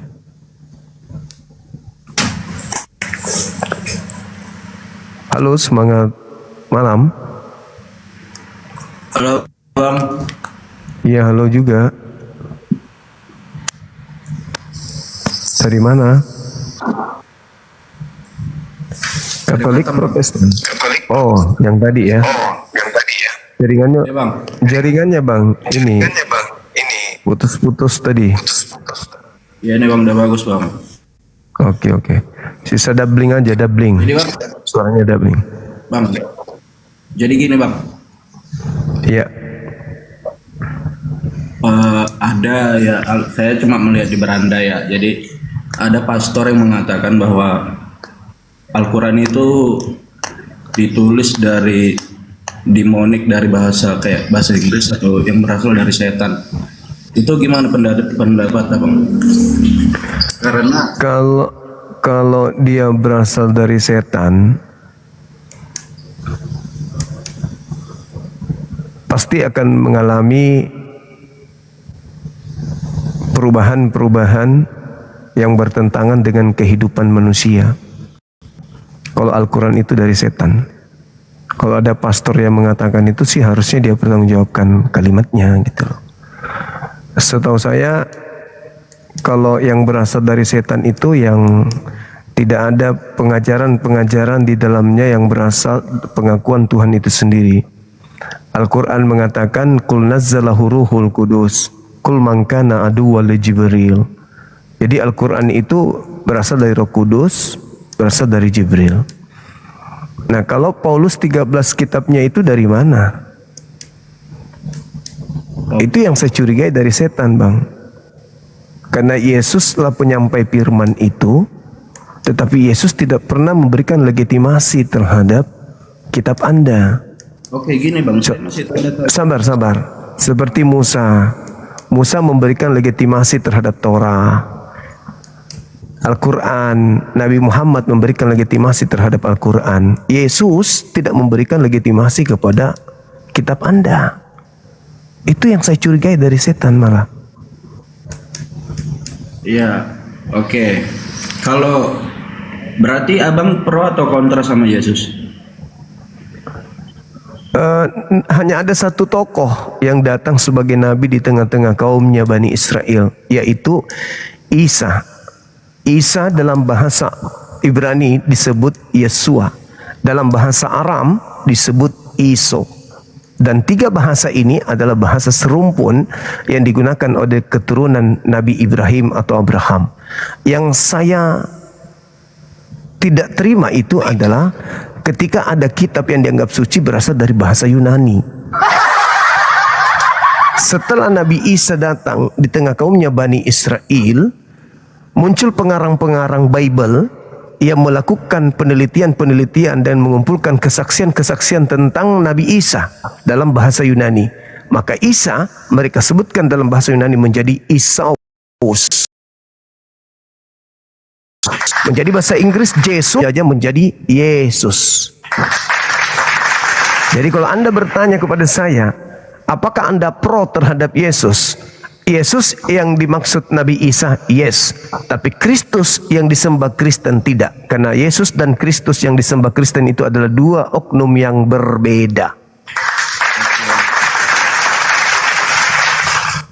Berarti abang tidak mempercayai apa yang kata Tuhan Yesus, akulah jalan kebenaran dan hidup, barang siapa percaya kepada aku akan memperoleh kehidupan yang kekal. Itu abang tidak percaya dengan kalimat itu, seperti ayat itu yang berbunyi seperti itu? Kebetulan di dalam Al-Quran ada tidak? Surah As-Saff ayat 6 dikatakan bahwasanya seruan beliau Nabi Isa alaihissalam kepada kaumnya Bani Israel bahwa dia adalah utusan Allah kepada beliau. Saya percaya itu. Saya percaya, makanya saya jadi Islam. Justru yang saya pertanyakan, apakah Anda percaya dengan kalimat Yesus tersebut? Percaya, sangat percaya. Terus kenapa Anda jadi Kristen? Kenapa Anda jadi Katolik? Bukankah Yesus tidak pernah menunjukkan jalan menjadi Katolik? Yesus tidak pernah mengajarkan nunjuk jalan untuk ibadah minggu, menyembah dirinya, menghakikatkan dirinya dengan Tuhan, makan babi, tidak bersunat, bikin patung? Apakah Yesus menunjukkan jalan itu? Yesus tidak pernah menunjukkan jalan Katolik. Makanya saya katakan, kalau Anda percaya kepada Yesus, kenapa justru Anda jadi Katolik? Yesus bukan Katolik. Kenapa umat Muslim mengajarkan yang baik? Kenapa orang yang berjualan, yang mau bekerja menjual babi itu dilarang? Padahal itu kan mata pencarian mereka. Kayak mana kalian mencintai kedamaian aja tidak bisa? Baik. Bangunan gereja dibakar, nggak boleh penolakan pembangunan gereja. Jadi kedamaian mana yang kalian cari? Baik. Baik. Saya masih teringat di dalam kitab Markus bagaimana Yesus kemudian membunuh 2000 babi lebih. Oke ya. Nah, sekarang yang pertama, tidak ada umat Islam melarang orang menjual daging babi. Jangankan menjual babi, kalian makan babi pun umat Islam tidak ada urusan dengan itu. Kalian cuma ditertibkan, kalian harus menghargai orang yang tidak makan babi. Dengan jalan Anda mau jualan babi di ujung bumi pun, karena kalian pemakan babi, pasti kalian ke ujung bumi membelinya. Terus ngapain kalian harus menjual di tengah-tengah umat Islam? Itulah mata pencariannya, Bang. Itulah sumber dia, rezeki dia. Silakan Anda mengikuti instruksi pemerintah untuk ditertibkan. Ya, kalau nggak ada lagi kerjaan dia akan melakukan tindak kriminal, bahkan jadi lebih bahaya. Tidak ada yang melarang menjual. Ada yang larang menjual? Nggak ada. Cuman ditertibkan tempat penjualannya. Kenapa? Karena babi itu tidak semua umat Indonesia, penduduk Indonesia memakannya. Ada penduduk Indonesia yang mengharamkan makanan itu. Maka sejatinya ketika kalian menghargai kami yang tidak memakannya, juallah pada tempatnya, bukan sembarangan menjual. Karena itu haram. Karena itu haram bagi sebagian. Karena itu haram. Kenapa? Di mana tempat yang cocok disarankan untuk menjual babi tersebut? Silakan tanya pemerintah yang mengatur itu, jangan tanya kepada saya. Karena pemerintah tidak mungkin berat sebelah terhadap masyarakat Indonesia. Kalian aja yang sensian. Ketika ada pelarangan makan babi, sensitif agama. Padahal itu untuk menertibkan kalian. Jangan pula karakter makanan babi ini yang mencerminkan kalian tidak mau ditertibkan. Babi itu nggak mau ditertibkan. Itu yang pertama. Yang kedua, yang ketiga tentang gereja. Di mana gereja dibakar? Banyak. Di mana? Di mana? Masyarakat di mana? Penolakan. Di mana? Gereja. Kalau penolakan tanya isin-isinnya. Jangan sampai cuma 3 orang Kristen mau mendirikan gereja di tengah-tengah umat Islam. Dan satu hal yang perlu saudara pahami, Satu hal nih, tolong dengarkan baik-baik. Orang Kristen itu kalau ibadah selalu memanggil Tuhan kami pada bukan tempatnya. Itu sangat menyakiti hati umat Islam tuh. Tapi kalian tidak pernah sadar. Pernah enggak kalian mendengarkan masjid terdengar nama Yesus disebut di situ? Ya nggak pernah.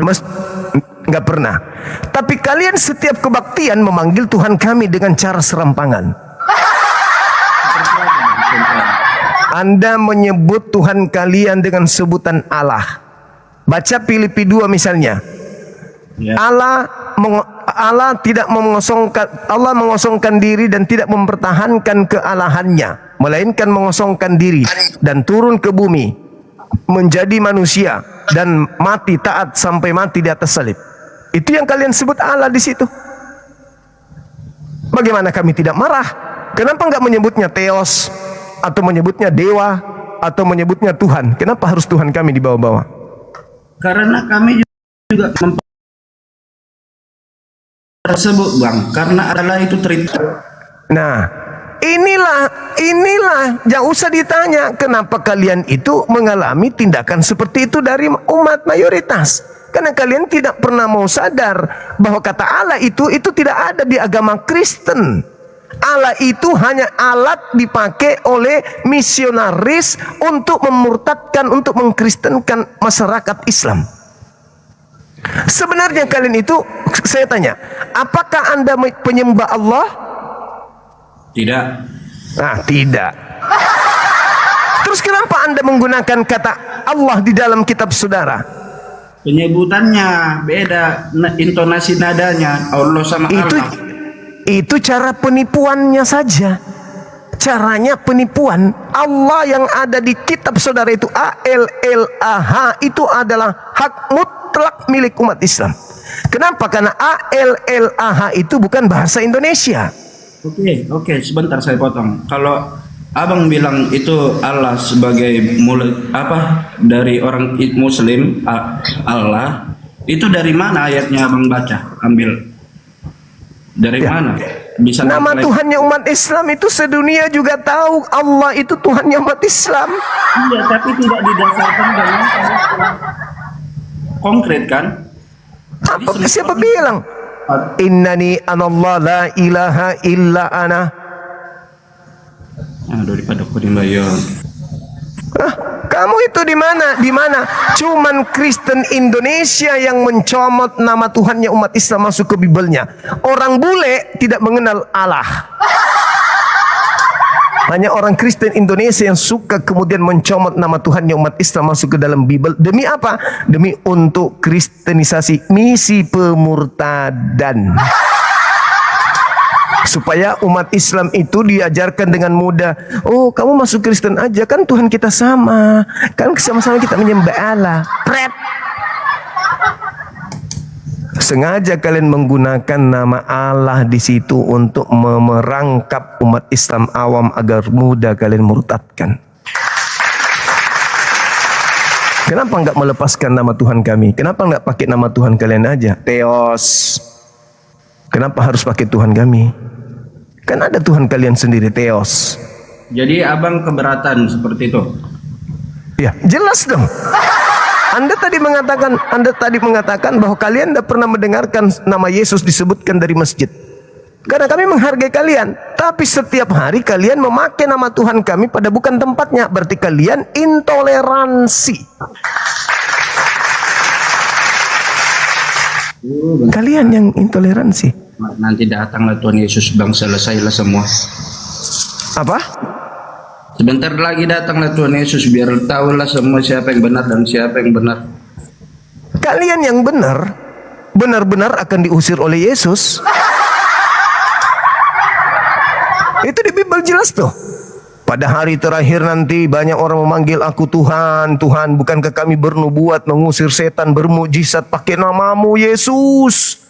Apa kata Yesus? Pada saat itulah aku akan berterus terang kepada mereka, enyahlah daripadaku. Aku tidak mengenal kalian, kalian semua adalah pembuat kejahatan. Jedar. Siapa yang memanggil Yesus Tuhan?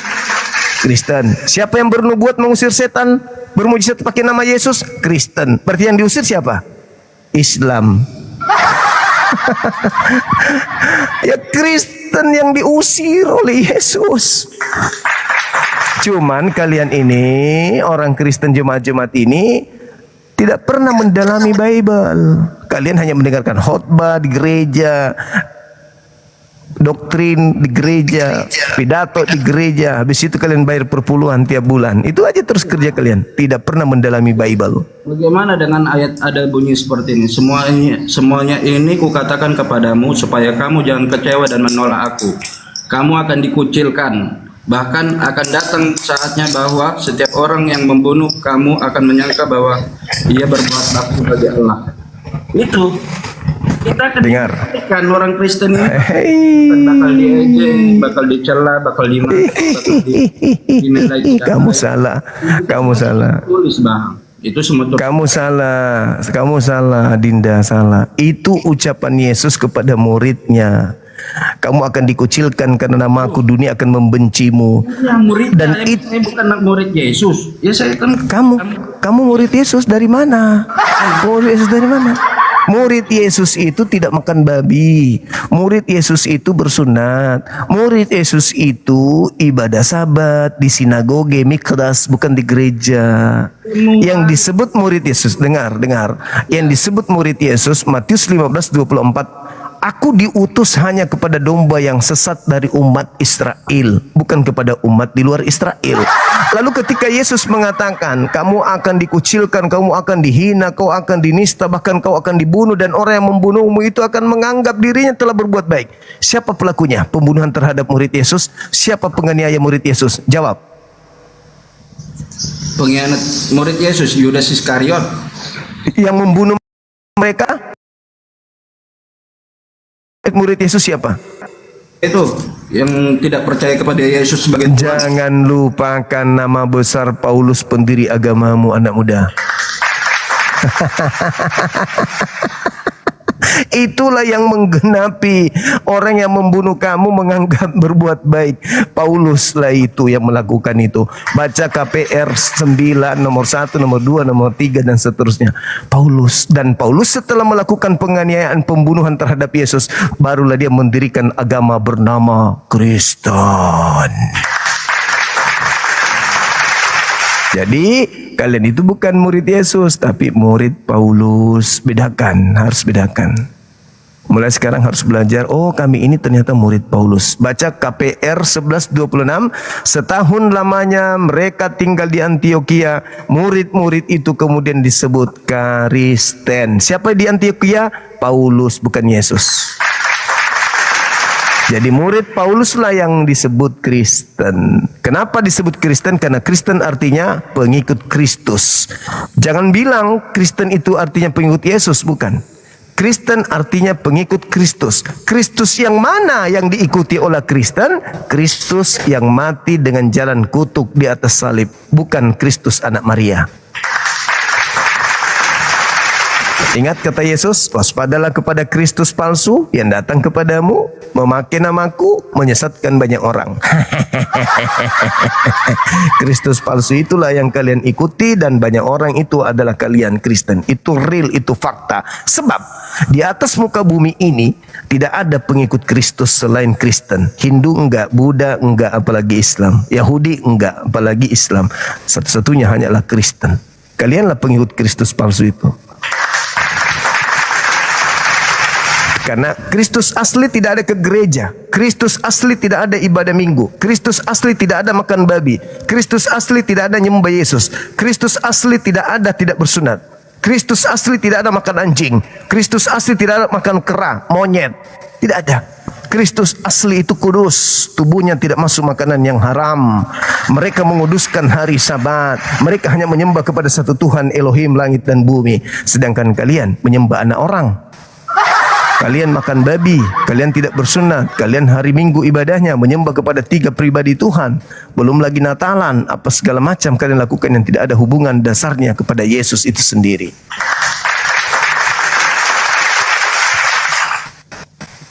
Masih bisa bernapas anak muda?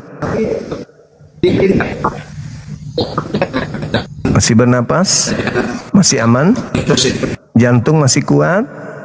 Masih?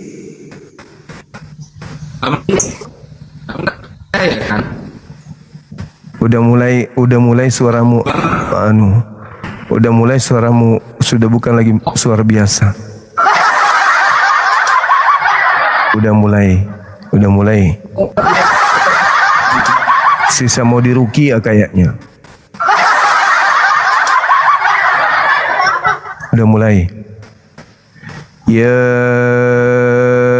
ahlal kitab, qad ja'akum rasuluna yubayyinu lakum katsiran mimma kuntum tukhfuna minal kitab wa ya'funa an katsir. Qad ja'akum minallahi nurun wa kitabun mubin.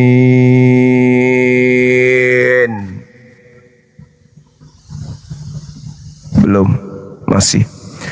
Yahdi bihillah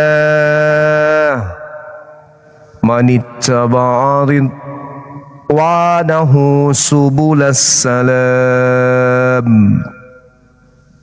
wa yukhrijuhum minaz zulumati ilan nuri biiznih wa yahdihim ila siratim mustaqim. Belum kuat juga ini. Laqad kafara alladhina qalu inna allaha huwal masih ibnu maryam qul faman yamliku minallahi syai'an in arada an yuhlikal masih ibna maryam wa ummuhu wa man fil ardi jami'a walillahi mulkus samawati wal ard wa ma bainahuma yakhluqu ma yasha wallahu ala kulli syai'in qadir. Belum. Wa qalatil yahudu wan nasara nahnu subhanallah alhamdulillahi rabbil alamin.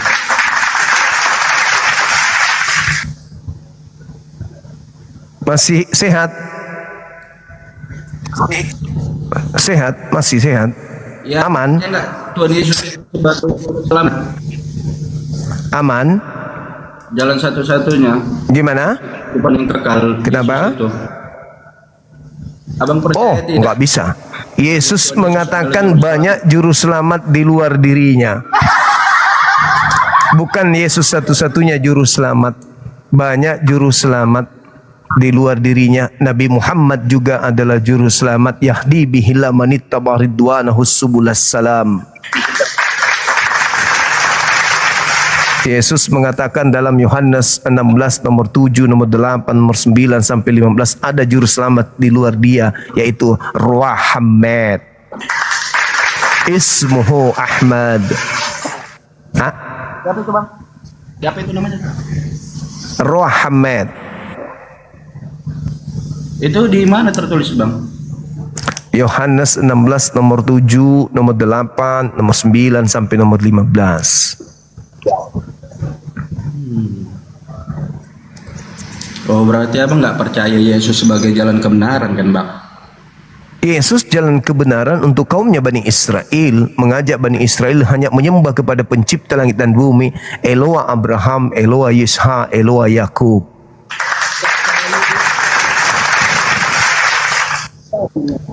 Kenapa? Percaya Yesus sebagai juru selamat kebenaran. Yesus juru selamat dengan cara apa? Dengan mengajarkan kaumnya Bani Israel menyembah hanya kepada Eloa Abraham.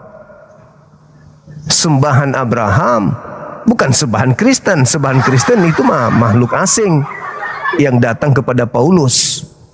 Ngaku Kristus, itu makhluk asing. Yang kalian sembah di hari Minggu itu makhluk asing.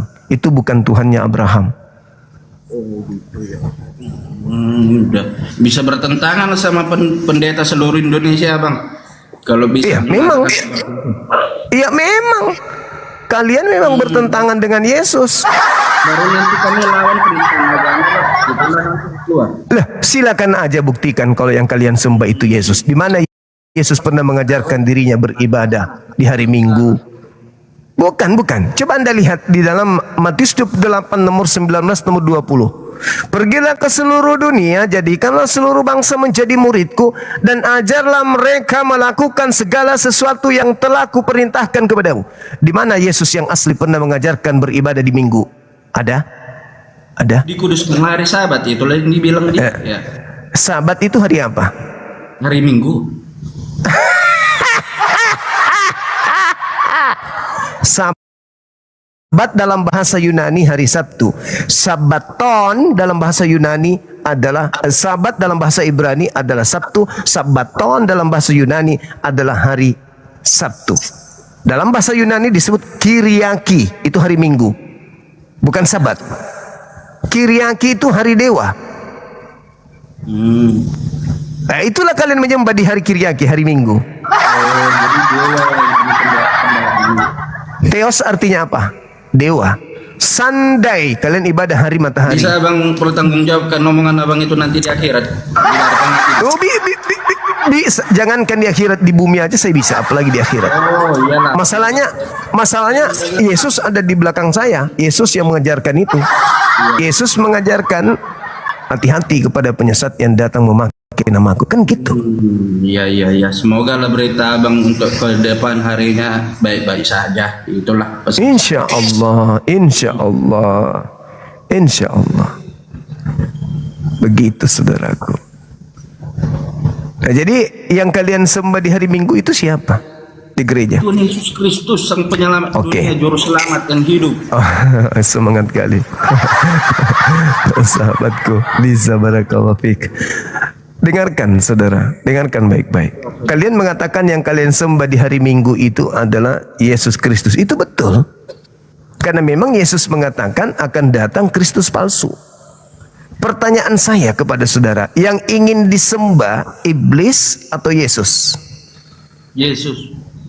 Di mana Yesus ingin disembah? Tolong kasih dalil.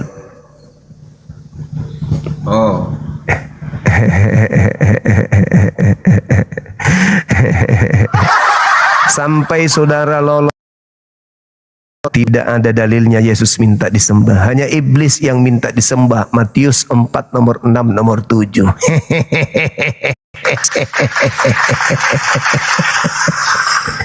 Begitu kawanku. Jadi bisakah iblis datang memakai nama Yesus? Bisa. Kata siapa? Kata Yesus. Iya. Kata Yesus kan di situ, sembahlah aku, maka aku berikan sama ini, kata si iblis kan. Wah, itu Allahmu. Nah, di mana Yesus minta disembah? Berarti hanya iblis kan yang minta disembah? Iya. Nah, di mana Yesus minta disembah? Tapi kan Tuhan Yesus mengatakan, Bang, jangan mencobai Tuhan Allahmu. Ya, Tuhan Allahmu itulah yang disembah, Bang. Ya Tuhan Yesus lah. Di mana Yesus mengatakan dia adalah Tuhan Allah? Tuhan Yesus sudah berkorban untuk menebus dosa-dosa umat seluruh dunia. Yesus itu justru mengecam penyaliban.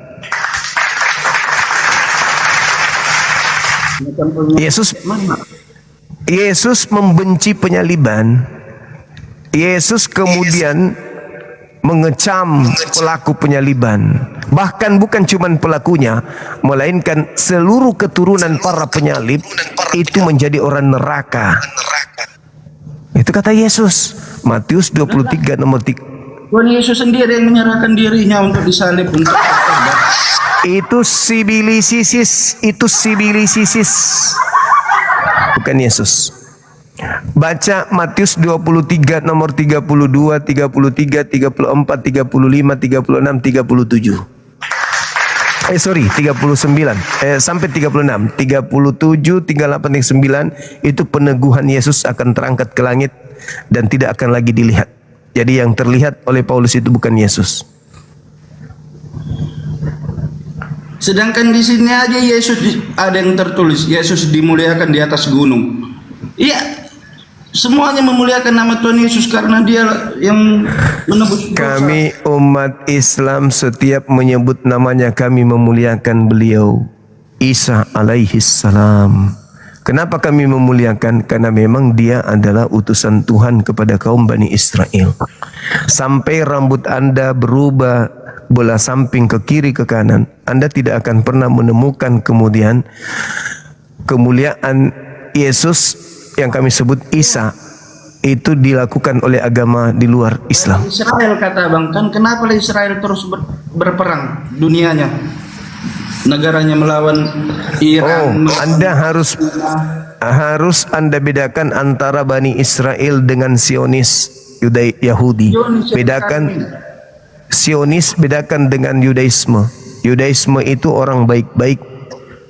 Mereka pemegang Torah menurut tradisi mereka. Tapi kalau Zionis itu adalah gerakan. Jadi kalau Amerika Serikat itu apa lagi Bang? Kalau Amerika Serikat itu ya adalah sama Yesus Kristus Bang. Iya, deritanya karena Yesus yang dia percaya itu adalah yang datang kepada Paulus, bukan anak Maria yang dia percayai. Apa Anda pikir yang Anda sembah di hari Minggu itu anak Maria? Bukan. Itulah anak Maria Tuhan Yesus. Nah, kutanya dulu, apakah Anda menyembah anak manusia? Iya. Berarti Anda penyembah manusia? Iya, Tuhan itu sendiri yang datang ke dunia jadi manusia supaya dosa di dunia ini dihapuskan.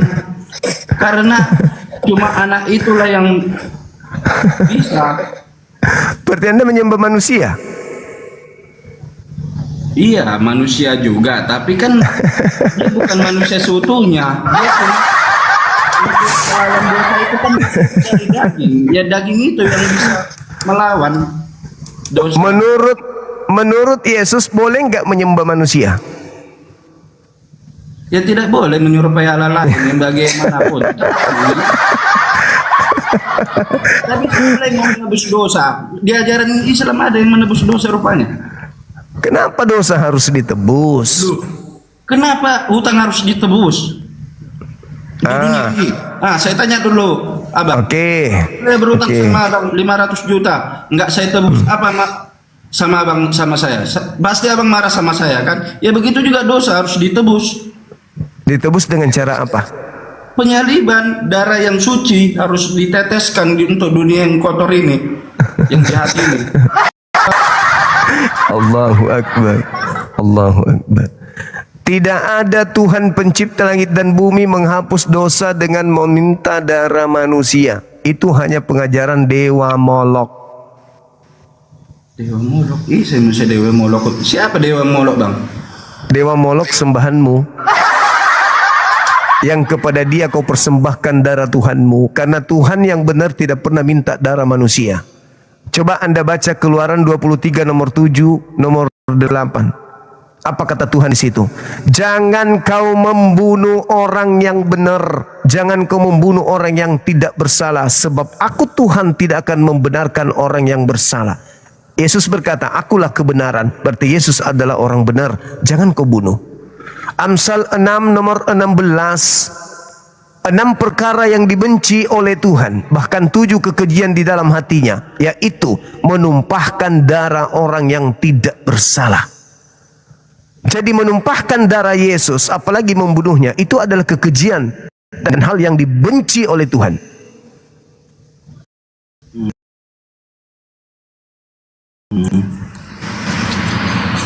Gak boleh membunuh Yesus, gak boleh.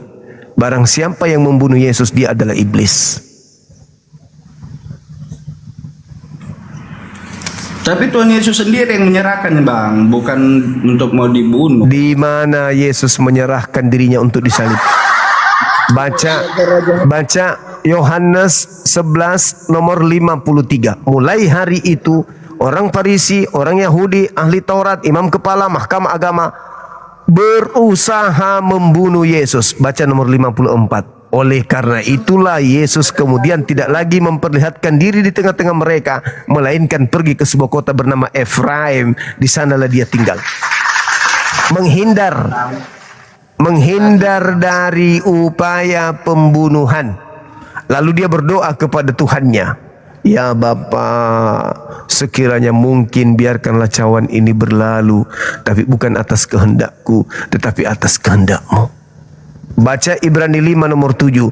Sebagai manusia, Yesus mempersembahkan doa kepada Bapa yang sanggup menyelamatkannya dari kematian, dan atas kesolehannya doanya dikabulkan.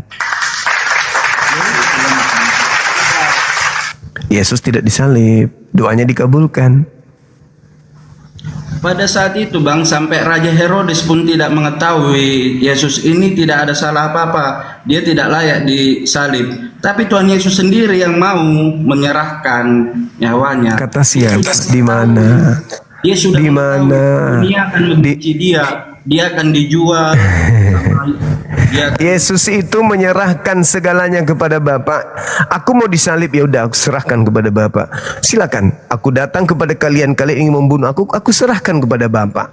Apapun yang ditentukan oleh Bapa untukku, itulah yang aku ikuti. Sekarang pertanyaan saya, ada nggak Bapa mau membunuh Yesus? Bapa Elohim maksudnya. Pintar, anak ini pintar. Pantas saja kau 2 kali daftar polwan enggak lulus, ternyata kau pintar. Bapa Elohim tidak mau Yesus dibunuh. Kalau Bapa Elohim tidak mau Yesus dibunuh, ketika Yesus mengalami pencobaan pembunuhan, Bapa Elohim ngapain? Nonton atau menyelamatkan? Iya, Tuhan Yesus juga seperti itu Bang. Kan karena udah terjadilah penyaliban itu sampai malaikat-malaikat sebelum penyaliban, apakah Bapa Elohim membiarkan Yesus dibunuh atau menolongnya? Ya dibiarkan pada saat itu kan. Fitnah. Kamu fitnah. Yesus di dalam Lukas 22 nomor 4344 berdoa kepada Elohim, ya Bapa, sekiranya biarlah cawan ini berlalu daripada aku, tapi bukan atas kehendakku tapi atas kehendak-Mu. Lalu seorang malaikat menampakkan diri dari langit turun kepada Yesus, memberikan kekuatan kepada Yesus. Pertolongan datang. Pertolongan Tuhan datang kepada Yesus, sehingga Yesus diberi kekuatan untuk meluncur ke alam lain, melewati angkasa raya sampai ke langit pertama, tembus sampai ke langit kedua. Itulah kekuatan yang Tuhan berikan kepada Yesus melalui malaikat. Yesus datang padanya malaikat untuk menyelamatkannya dari kematian, mengangkatnya ke langit. Itu dalilnya. Iya, semoga lah Tuhan secepatnya datang ke dunia ini kan, biar siapa yang benar siapa yang salah. Iya. Sudah pasti sebelum datang sudah jelas kesalahan itu ada di Anda. Iya, kamu sudah menghakimi seperti itu. Bibel yang menghakimi Anda, saudaraku, bukan saya. Pada hari terakhir nanti banyak orang memanggil aku Tuhan. Pada saat itulah aku akan berseru kepada mereka yang memanggil aku Tuhan, enyahlah daripada aku, kalian semua adalah pembuat kejahatan, aku tidak mengenal kalian. Siapa yang memanggil Yesus Tuhan? Islam atau Kristen? Nggak ada. Siapa? Nggak ada Kristen Islam yang di dalam Alkitab ini tertulis. Iya, saya tanya, siapa yang memanggil Yesus Tuhan, Islam atau Kristen? Kristen memanggil dia Tuhan. Ya sudah. Ya sudahlah, selesai sudah kan? Jadi percuma mukamu kinclong kayak begini, ganteng kali, rapi rambutnya, tengah malam masih sisirnya rapi kali, percuma aja. Ternyata kamu dilempar ke neraka nanti. Buat apa?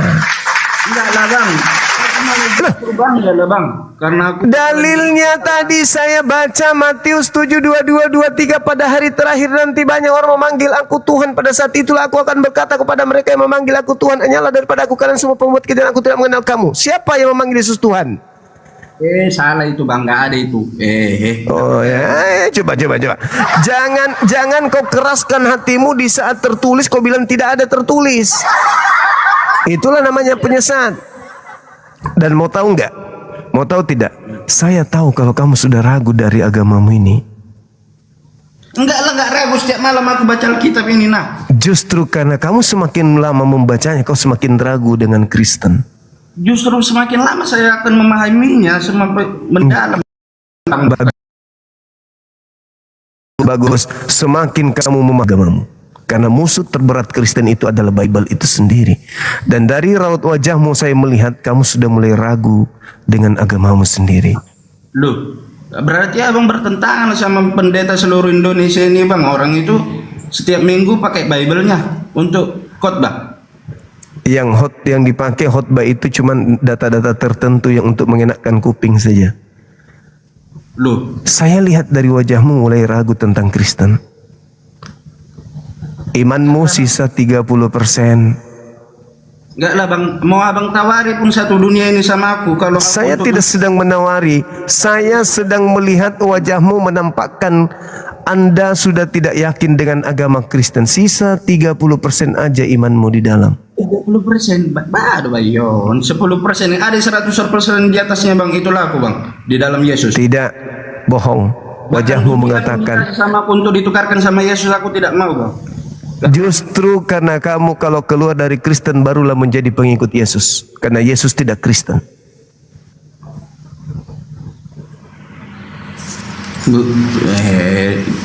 Yesus Muslim di mana lah tulisannya bang ayatnya?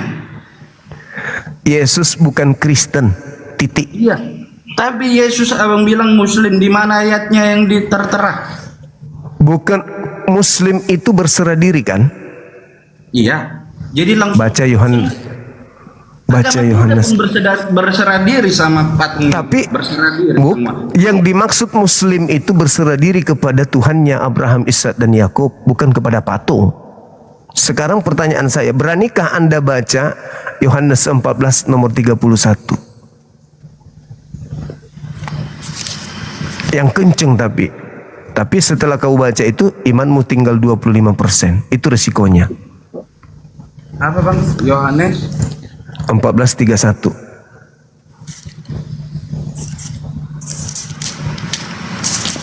Jangan setelah kau baca itu kau tidak ikuti. Berarti memang kau ini bebal. Rumah Bapa, janganlah gelisah hatimu, percayalah kepada Allah. Yohanes 14. Iya Yohanes 14 kan? Iya. Ayat berapa? Ayat berapa yang kamu baca? Ayat pertama. 31. Oke, 31. Tetapi supaya dunia tahu bahwa aku mengasihi Bapa dan bahwa aku melakukan segala sesuatu seperti yang diperintahkan Bapa kepadaku. Bangunlah, marilah kita pergi dari sini. Dunia harus tahu bahwa Yesus itu senantiasa mengasihi Bapa dan mentaati apa yang diperintahkan Bapa kepadanya. Betul? Ya. Pertanyaan saya, yang mentaati perintah Bapa itu Tuhan atau hamba Tuhan? Itu Tuhan. Hamba Tuhan lah yang harus. Alhamdulillahi Rabbil Alamin. Yesus sama dengan Tuhan atau hamba Tuhan? Tuhan lah. Lah tadi yang taat kepada perintah Tuhan, Tuhan atau hamba Tuhan? Yang taat pada perintah Tuhan ya hamba Tuhan. Ya Yesus di situ taat enggak? Yesus di situ taat enggak? Ya taat kepada Bapa kan. Bapa itu ya Allah ya Karim. Berarti Yesus Tuhan atau hamba Tuhan? Tuhan. Ya Allah ya Karim. Perang antara iblis perang antara iblis dan roh kebenaran sangat jelas di wajahmu anak muda. Di situ dikatakan, tetapi dunia harus tahu bahwa aku mengasihi Bapa.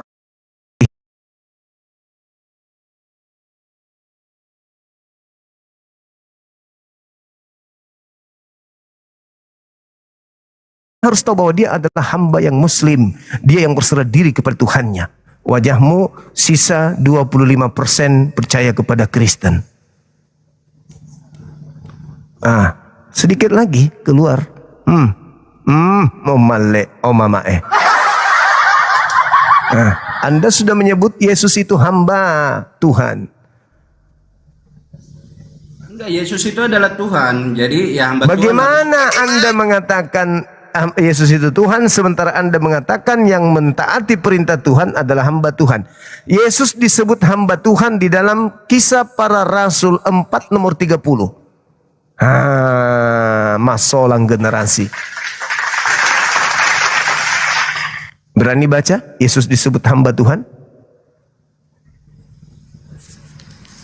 Kisah Para Rasul berapa, Bang? 4 nomor 30. Sudah mulai 20. Ulurkanlah tanganmu untuk menyembuhkan orang dan adakanlah tanda-tanda mujizat oleh nama Yesus, hambamu yang kudus. Dan ketika mereka Yesus adalah hambamu yang kudus. berkumpul itu, dan mereka semua penuh dengan Roh Kudus. Lalu mereka memberitakan Yesus hamba yang kudus kan? Yesus hamba yang kudus kan? Tapi dia huruf H-nya besar, Bang, yang berarti atas Tuhan Yesus.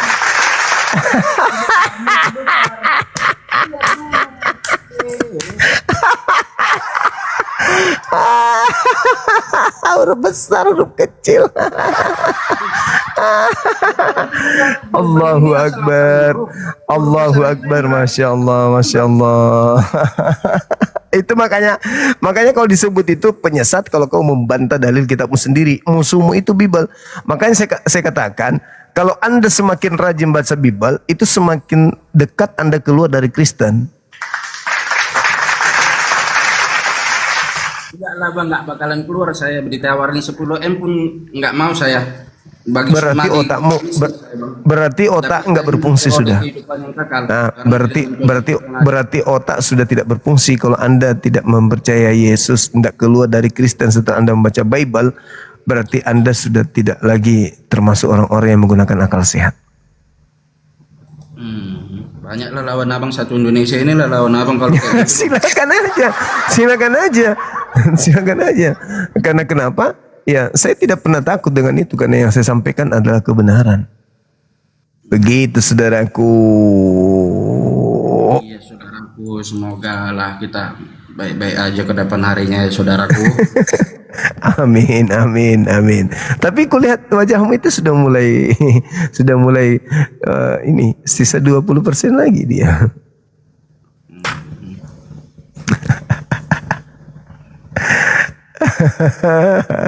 Mana saya mau pindah agama, Bang? Murtad lah, Bang. Saya nggak mau lah. Saya lahir dari Kristen kok, Bang. Kenapa Anda tidak mengikuti Yesus? Iya, saya mengikuti Yesus lah, Bang. Kalau Anda mengikuti Yesus, coba Anda baca Yohanes 4 nomor 22. Anda pengikut Yesus, silakan ke situ. Kalau Anda benar-benar ada pengikut Yesus, silakan. Coba kita uji. Berani enggak? Yohanes 4 ayat 22. Nah, coba.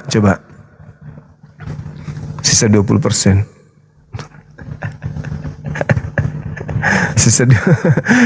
Sisa 2% nanti lama-lama dia, Bang Suma, ajarkan aku sholat. Orang nyanyi kok di situ sensitif sekali. Yohanes 4:22.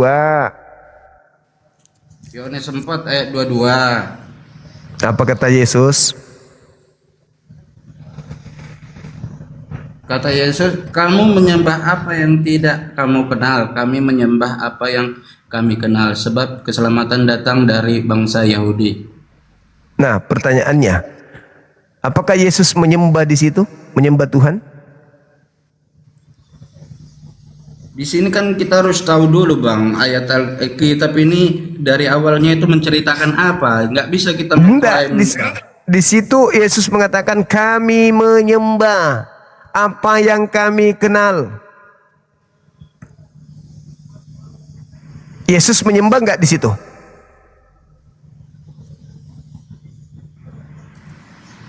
Ayo, katanya pengikut Yesus. Ayo.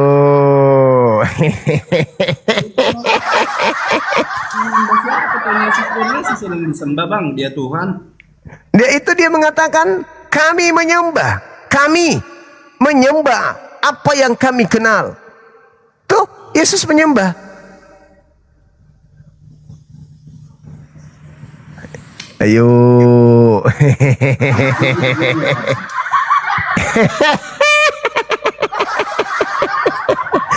Yesus menyembah. Terus Anda menyembah manusia yang menyembah. Anda masih sehat, Anda masih waras gitu. Coba saya periksa jidatnya dulu. Saya periksa jidat. Masih panas-panas sedikit. Panas abang ini, minum kombantrin. Ini lucu kali memang. Yesus menyembah di situ, aku pula yang sebut lucu. Coba periksa jidat. Minum kombantrin dong. Kamu menyembah manusia yang menyembah kepada Tuhan. Makanya Yesus mengusirmu. Kalian semua adalah pembuat kejahatan. Yesus menyembah Tuhan, malah kau sembah orang yang menyembah Tuhannya. Minum kombantrin besok, ya. Di dalam agama Muslim ada nggak bang gitu bang, yang untuk menjamin untuk kehidupan kekal selanjutnya bang? Yang ku ketahui katanya. Jelas. Al-Quran surah Al-Mu'minun. Qad aflahal mu'minun alladzina yarithuna al-firdaus hum fiha khalidun. Beruntunglah orang-orang mukmin, mereka lah yang mewarisi surga Firdaus. Dulu bang, singgah baru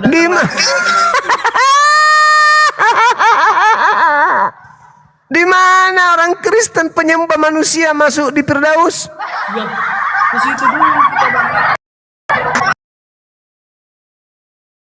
Di mana Yesus menjanjikan neraka? Tadi Matius 7, 22, 23, pada hari terakhir nanti banyak orang menganggap aku Tuhan, memanggil aku Tuhan, tapi aku tidak mengenal mereka. Aku mengatakan kepada mereka, nyala daripada aku kalian semua itu pembuat kejahatan. Siapa rupanya yang memanggil Yesus Tuhan? Kan Kristen. Kenapa pula kok bilang masuk ke Firdaus? Jadi bang, kalau Nabi Muhammad itu di ajaran Muslim itu Nabi juga bang? Iya Nabi dong. Kan Yesus mengajarkan kalau Nabi Muhammad itu Nabi. Berarti Nabi Isa itu Nabi juga ya bang? Isa Nabi. Dan orang-orang Yahudi menunggu Nabi Muhammad berdasarkan Bible Yohanes 1 nomor 21. Imam-imam Lewi dan juga imam-imam yang datang dari Yerusalem, ahli Torah, menunggu Nabi yang akan datang. Sisa 15 cm ini. Jangan menghakimi bang. 15 cm jarakmu dengan sejadah. Sedikit lagi kau sujud. Udah mulai senyum dia, senyum semring. Sedikit lagi dia yang azan. Nanti dia yang azan di masjid. 10 M pun abang sediakan sama sejadah itu. Lama-lama you yang azan di masjid. Allahu Akbar, Allahu Akbar. Kaget orang. Ih, anak itu kan tadinya di gereja, kok sekarang dia di masjid? Iya, gara-gara debat dengan Bang Zuma. Allahu Akbar, Allahu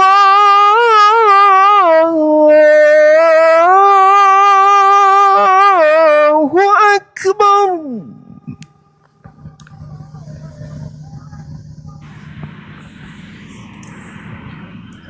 Asyhadu an la ilaha illallah.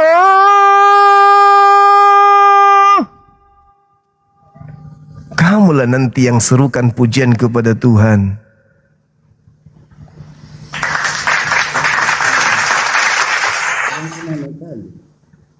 Menatap saya aja udah mulai takut. Mau beragrumen sama abang gitu kan. menghargai bersamanya, tidak mengajak, tidak memperhatikan. Saya tidak mempengaruhi. Tapi kan Anda ini manusia. Anda ini cerdas. Tidak sajadah. Gimana saya? Karena Yesus sujud dalam ibadah, bukan salto. Dari mana Bang tahu sujud? Matius 26 nomor 39. Baca. Baca. Baca, Yesus sujud dalam beribadah. Sama seperti kami. Makanya dia itu Muslim. Boleh Bang angkat tangan aja Bang. Kedua tangan diangkat itu menyembah Tuhan Yesus juga Bang. Enggak salah, salah. Yesus tidak pernah mempraktikkan nyembah Yesus. Loh, ada kok kitabnya di Perjanjian Lama Bang. Di mana Yesus penyembah Yesus itu gila itu namanya. Yohanes 4 nomor 22 tadi udah kujelaskan samamu Yesus menyembah. Baca Matius 26 nomor 39. Sujud enggak? Hayya 'alas shalah. Sedikit lalu sujud dan berdoa katanya, ya Bapakku jika sujud dong. Sujud. ya sujud menyembah Bang, bukan berarti sujud menyembah. Lu pinter. Yesus sujud menyembah. itu gini Bang, pengertiannya Bang. Yesus sujud menyembah. Kamu di gereja sujud nggak? Ya sujud. Kadang kalau sujud kau di gereja, benjol jidatmu karena ada kursi di depanmu. Bebas Bang, tengok gerejanya juga ada yang bebas Bang. Bagaimana kau mau sujud? Ada kursi di depan, benjol jidat. Loh, kan bisa dimajukan, kan kita punya otak sih Bang berpikir. Jadi kamu sujud di sela-sela kursi. Nanti orang bilang kau pingsan. Dimajukan Bang, dimajukan. Ada yang maju ke depan kalkar Bang. Abang mau. Nanti kamu dibilang pingsan, diangkat pula kau nanti. Jatuh di tengah-tengah kursi. Loh, bagaimana ceritanya sujud di gereja? Ada kursinya. Mencontohkan supaya kita juga seperti itu cara berdoanya kepada Bapa, meminta. Bukan nyanyi-nyanyi kan? Bukan nyanyi-nyanyi kan? Sayonara, bukan kan? Nanti lah abang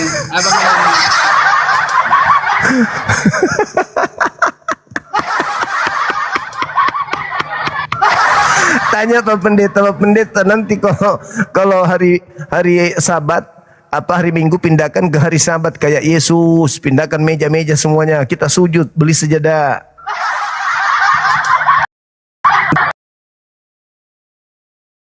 Sholat itu memang sudah diajarkan di orang Yahudi, orang-orang dulu itu sholat mereka sholat, bukan salto-salto kayak di tempat Anda. Jadi kalau Muslim itu kan Allah Bang, Allah itu jadi agamanya Muslim gitu ya Bang? Siapanya? Allahnya gitu. Pencipta langit dan bumi tidak beragama. Ya sudah. Tapi kenapa Bang dari tadi ngototnya Muslim Kristen? Kalau sudah tahu yang punya dunianya aja tidak ada agamanya. Ya, boleh kita meninggalkan gitu Bang. Pencipta langit dan bumi itu tidak beragama, artinya dia tidak mensifati sifat makhluk. Dialah yang menciptakan aturan itu. Aturan itulah yang disebut agama. Ad-din. Yesus mengajarkan agama. Tapi agama yang diajar Matius 5 nomor 20. Hahai, kena lagi deh. Wih. Yesus tidak mengajarkan Kristen bos, tapi dia mengajarkan Islam, ad-dinul Islam. Jika hidup agamamu tidak lebih benar daripada hidup. Jika hidup keagamaanmu tidak lebih benar dari ahli Taurat dan orang Farisi, kamu tidak akan masuk surga.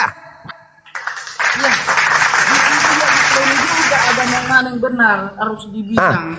Agama yang harus lebih benar dari ahli Taurat. Ahli Taurat sholatnya 3 kali. Kami 5 kali. Lebih benar kami, lebih banyak kami. Orang Kristen tidak pernah sholat, orang Yahudi sholat, orang Islam sholat. Kalian tidak pernah sholat, gimana dong?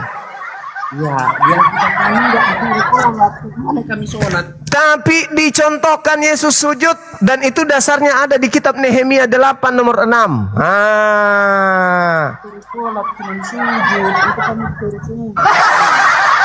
Minimal sujud, tunduk kepada Tuhan. Kalian tidak pernah sujud sama Tuhan. Kalian membangkang. Tepuk tangan untuk Tuhan. Apa pula Tuhan tepuk tangan? Emang lu pikir pemain bola apa? Tuhan lagi main bola. Tepuk tangan untuk Tuhan. Lu pikir Tuhan itu lawakan apa? Abang cuma lihat di Indonesia ini aja. Coba di negara-negara luar, mereka biasanya bebas itu bang. Cara penyembahnya bagaimana, dia diri di mana lebih. Kalau di gereja luar itu gerejanya sudah seperti diskotik. Lampu-lampu. Shoo, shoo, shoo.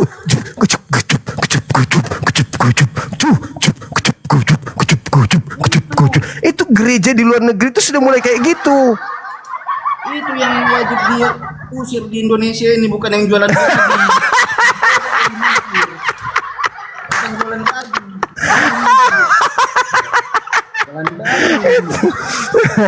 Itu gereja di luar negeri tuh gitu.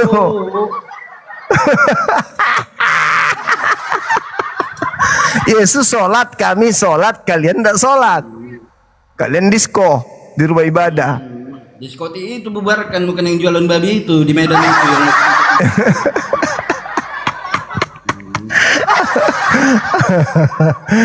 Yesus sholat, kami sholat, kalian tidak sholat. Kalian disko di gereja, ngapain? Disko di gereja siapa? Abang udah nanti kena abang. Disko abang bilang. Disko itu apa? Apa disko itu? Kan musik. Iya, tapi kan disko itu dalam arti dunia malam, berbagai bebas. Tergantung. Kami bukan. Tergantung. Ada pula joget-joget di gereja sudah laki-laki pakai baju daster, banyak kok kayak gitu. Apa maksudnya di gereja? Apa maksudnya di gereja joget-joget menggunakan baju daster padahal dia laki-laki? Maksudnya apa itu? Siapa? Maksudnya apa? Hah? Siapa? Mana oknumnya itu bang? Siapa itu? Di gereja, ada di YouTube banyak. Enggak lah, hanya oknum tertentu yang biar jelek di tengok orang ya. Seperti itulah mencari kesalahan orang biar benar di mata orang. Enggak, kenapa dia harus? Kota besar bang. Belum lagi yang cukur bulu kelaminnya jemaatnya di gereja. Kenapa kayak gitu? Hah? Di mana? Iya. Di gereja. Coba siapa pendetanya itu? Berani apa bertanggung jawab atas omongan itu? Iya nggak tahu dia dosa-dosanya, tapi itu kan gereja. Mana bang ini? Oh. Mau nonton, aku tunjukkan mau. Buatlah coba. Apa yang dicukur bulu apanya?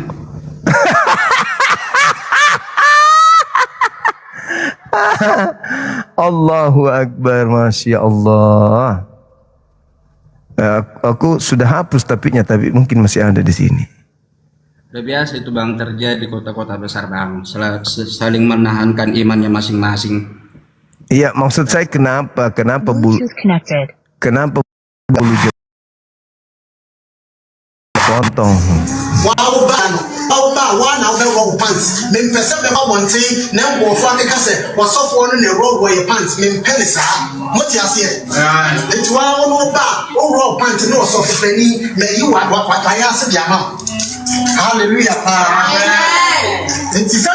Assalamualaikum warahmatullahi wabarakatuh.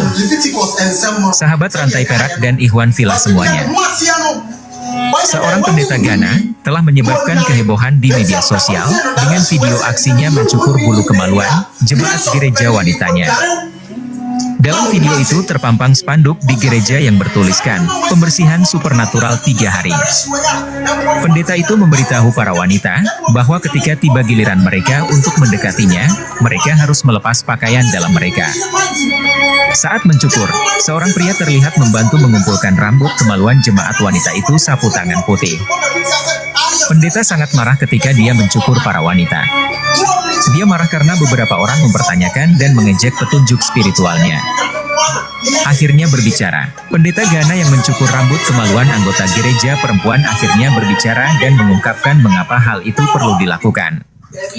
Dalam percakapan empat mata dengan Kofi Adoma, pendeta asal Ghana itu menjelaskan tindakannya.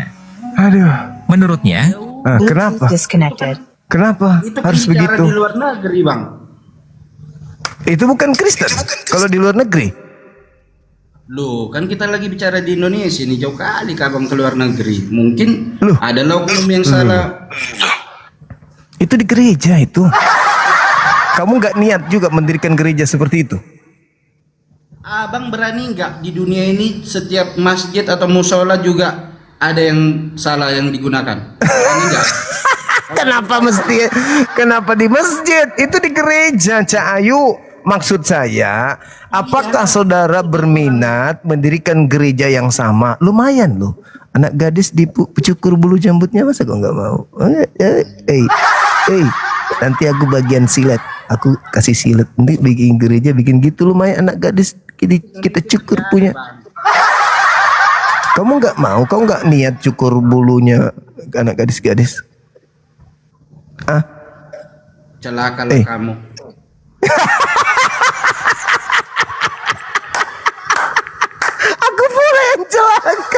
Aku yang celaka.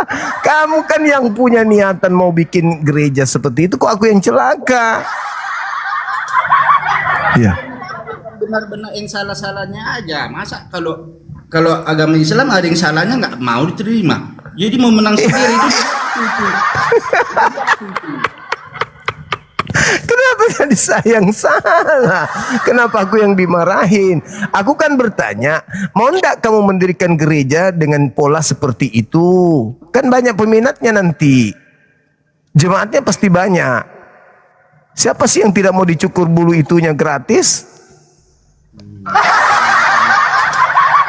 Hah? Apa? Marah siapa?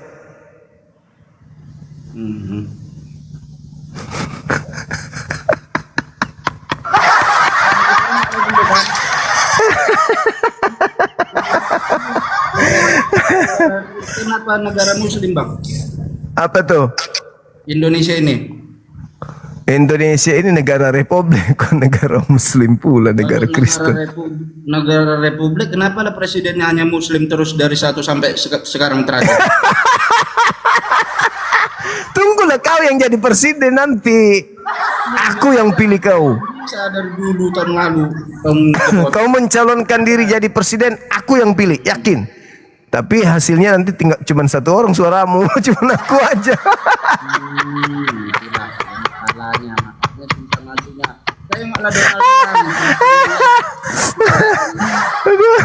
Parah.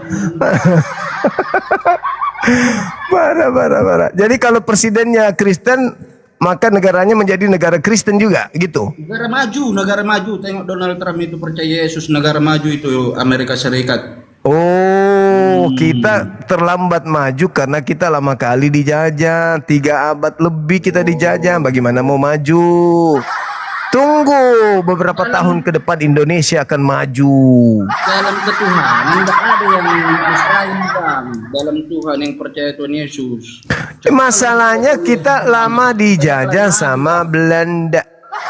Belanda yang beragama Kristen itu menjajah Nusantara 350 tahun lamanya, makanya kita ketinggalan dari Amerika. Apa? Belanda itu negara Kristen itu abang bilang kan berarti negara itu maju dong Belanda itu. Kerajaan Kristen di sana, kerajaan Kristen menjajah kita. Kerajaan Kristen mereka mempercayai Yesus lah istilahnya kan juga seperti menjajah itu. Indonesia. Iya maju mereka kan. Karena menjajah. Ya bukan, tapi pikir jadi lari ke menjajah bang ini.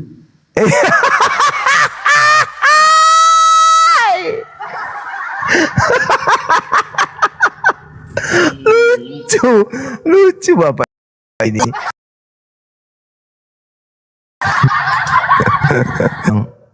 Kamu peranakan Batam? Iya bang. Peranakan India bukan? Kayak Sanjay Dutt, mirip artis India. Enggak lah bang, saya orang tua saya Batak kedua-duanya bang. Oh Batak, pantasan ganteng kali abang kita ini wah. Orang Batak itu cantik-cantik, ganteng-ganteng loh. Iya lah bang. Tapi babinya nggak boleh dijual bang, itu orang tua. Kayak sakit kali hatimu. Nggak ada pun orang yang larang kau menjual babi. Sakit hati. Sakit kali hatinya gara-gara babinya. Babi itu yang sakit hatinya bang, masa nggak boleh aku dijual katanya, sedangkan ayam boleh dijual sama sapi. Sakit kali hatinya babinya nggak boleh dijual. Siapa yang melarang jual babi? Nggak ada. Banyak di Medan itu bang lagi berkuar-kuar orang itu. Enggak, ditertibkan. Itu ditertibkan. Ditertibkan kan sama juga, dalam arti kata tidak boleh dijual kan. Bukan, itu. Coba abang deklarasikan dulu definisi tertibkan itu bagaimana? Tetap dijual atau tidak? Tetap dijual. Cara? Tetap dijual seperti biasa, tetap dijual, tapi pada tempat yang disediakan oleh pemerintah gitu loh. Di mana? Di pasar terbuka, di pasar umum jual babi, mana lah makin boleh bang? Jadi di mana? Ada memang pasar disediakan, kemudian kalau nggak salah di Tarutung, di situ. Orang Medan jual ke Tarutung bang, udah lebih mahal lah ongkos mereka ke sana bang, udah. Jauh Medan ke Tarutung rupanya. Jauh lah, dari sana kiannya pak. Berapa jam? 1 jam kan? 3 jam lebih lah bang, jauh lah bang. Nah kalau pakai sepeda kumbang kan paling 1 jam. Oh, pula jauh. Iyalah paling betismu meledak sampai di Tarutung naik sepeda.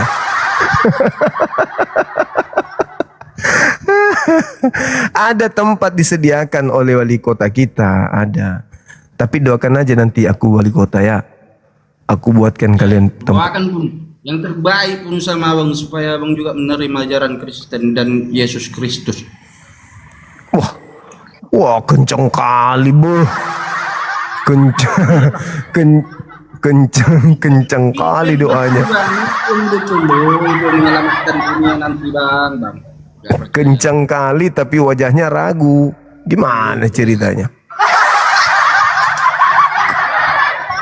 Sisa 10% aja percaya kepada Kristen ini orang. Mukanya udah mulai ragu. Iya ini udah jam 3 bang. Biasanya saya berdoa juga. Oh iya betul. Ya sudahlah kalau begitu kita berdoalah kalau gitu ya. Besok lagi kita lanjut. Ya, Iya. semoga abang baik-baik aja ya ke depannya bang, tidak ada terjadi apa-apa. Amin. Tapi saya salut saudara ini jam 3 di sana rapi, rambut masih rapi. Pakai minyak rambut apa? Pakai minyak rambut apa? Minyak kelapa bukan? Enggak lah, nggak ada minyak rambut bang, karena saya Gammo. Minyak gammo. Gammo itu apa, Bang? Gammo itu apa? Pelicin. Kayak Enggak. Saya nggak suka pelicin bang, apalagi duit koruptor pelicin kayak gitu nggak suka saya. lucu ada ini. Lagi terbaru-baru itu di gubernur di Kalimantan bang, yang ada 8,5 M itu duitnya. Nah itu kan koruptor. Setahu saya agamanya Muslim itu ya. Oh. Nggak tahu, saya nggak tahu.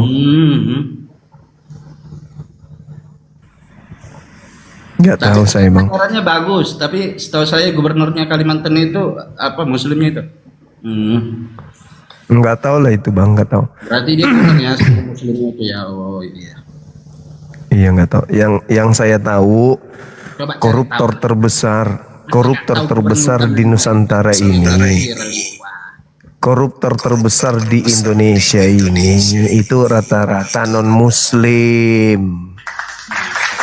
Bank Senturi non Muslim. Itu tahu nggak abang yang duit Katolik yang dilarikan sebesar 20 berapa? itu untuk dia pergi ke Mekah katanya. Oh, itu gosip, itu gosip. kayak mana dia sampai ke Itu gosip. Itu gosip itu. Itu gosip. diambil duit jemaah dia lari ke Mekah. Bagaimana dia untuk menyucikan diri tapi duitnya adalah haram? Itu fitnah, itu fitnah. Nah, bagaimana itu udah Fitnah karena tidak mungkin uang jemaat dipakai ibadah. masa uang dari gereja dipakai naik haji. Kan lucu. scroll dulu bang, yang mana yang lagi trending. Iya nggak apa-apa. Yang global dunia itu, yang orang kaya dunia yang baru-baru viral ini, itu agamanya apa bang? Yang suka makan daging anak manusia, anak-anak. Siapa itu bang? Ada yang lagi viral dunia. Agamanya apa? Ada. Apa namanya itu teman-teman? Ayo. Apa yang viral baru-baru ini? Ayo. Yang ini loh. Ya betul, Epstein. Epstein. Iya. Abang ini langsung lari ke luar negeri sana.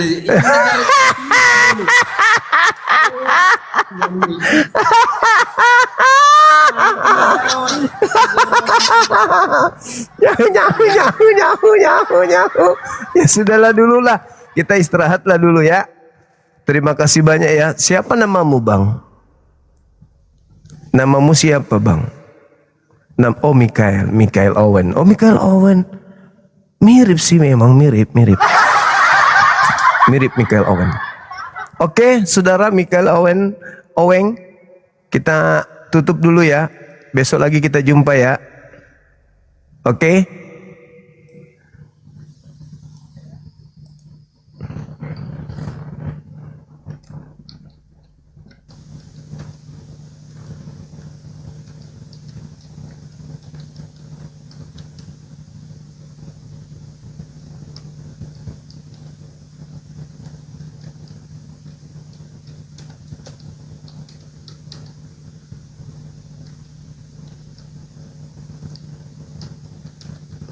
Baik teman-teman sekalian, di tempat saya sudah 4:30, sedikit lagi subuh. Insya Allah besok kita kumpul lagi. Kalau misalnya saya jadi ke gunung, berarti kita live-nya agak pagi ya teman-teman. Kita live lagi mungkin sekitar jam 10 kok jadi. Tapi kalau nggak jadi berarti kita di rumah live-nya habis zuhur. Kita lihat aja kondisi sebentar ya teman-teman sekalian. Terima kasih kepada sahabat-sahabat yang telah menyimak dan menyaksikan perdiskusian kita pada malam sampai subuh hari ini. Dan mohon maaf ketika ada kata-kata atau ada bahasa tubuh yang menyakiti hati saudara-saudara, khususnya kepada saudara kami non-muslim. Kebenaran yang kami sampaikan ketika menyakiti hati Anda, saya Bang Suma memohon maaf yang sedalam-dalamnya.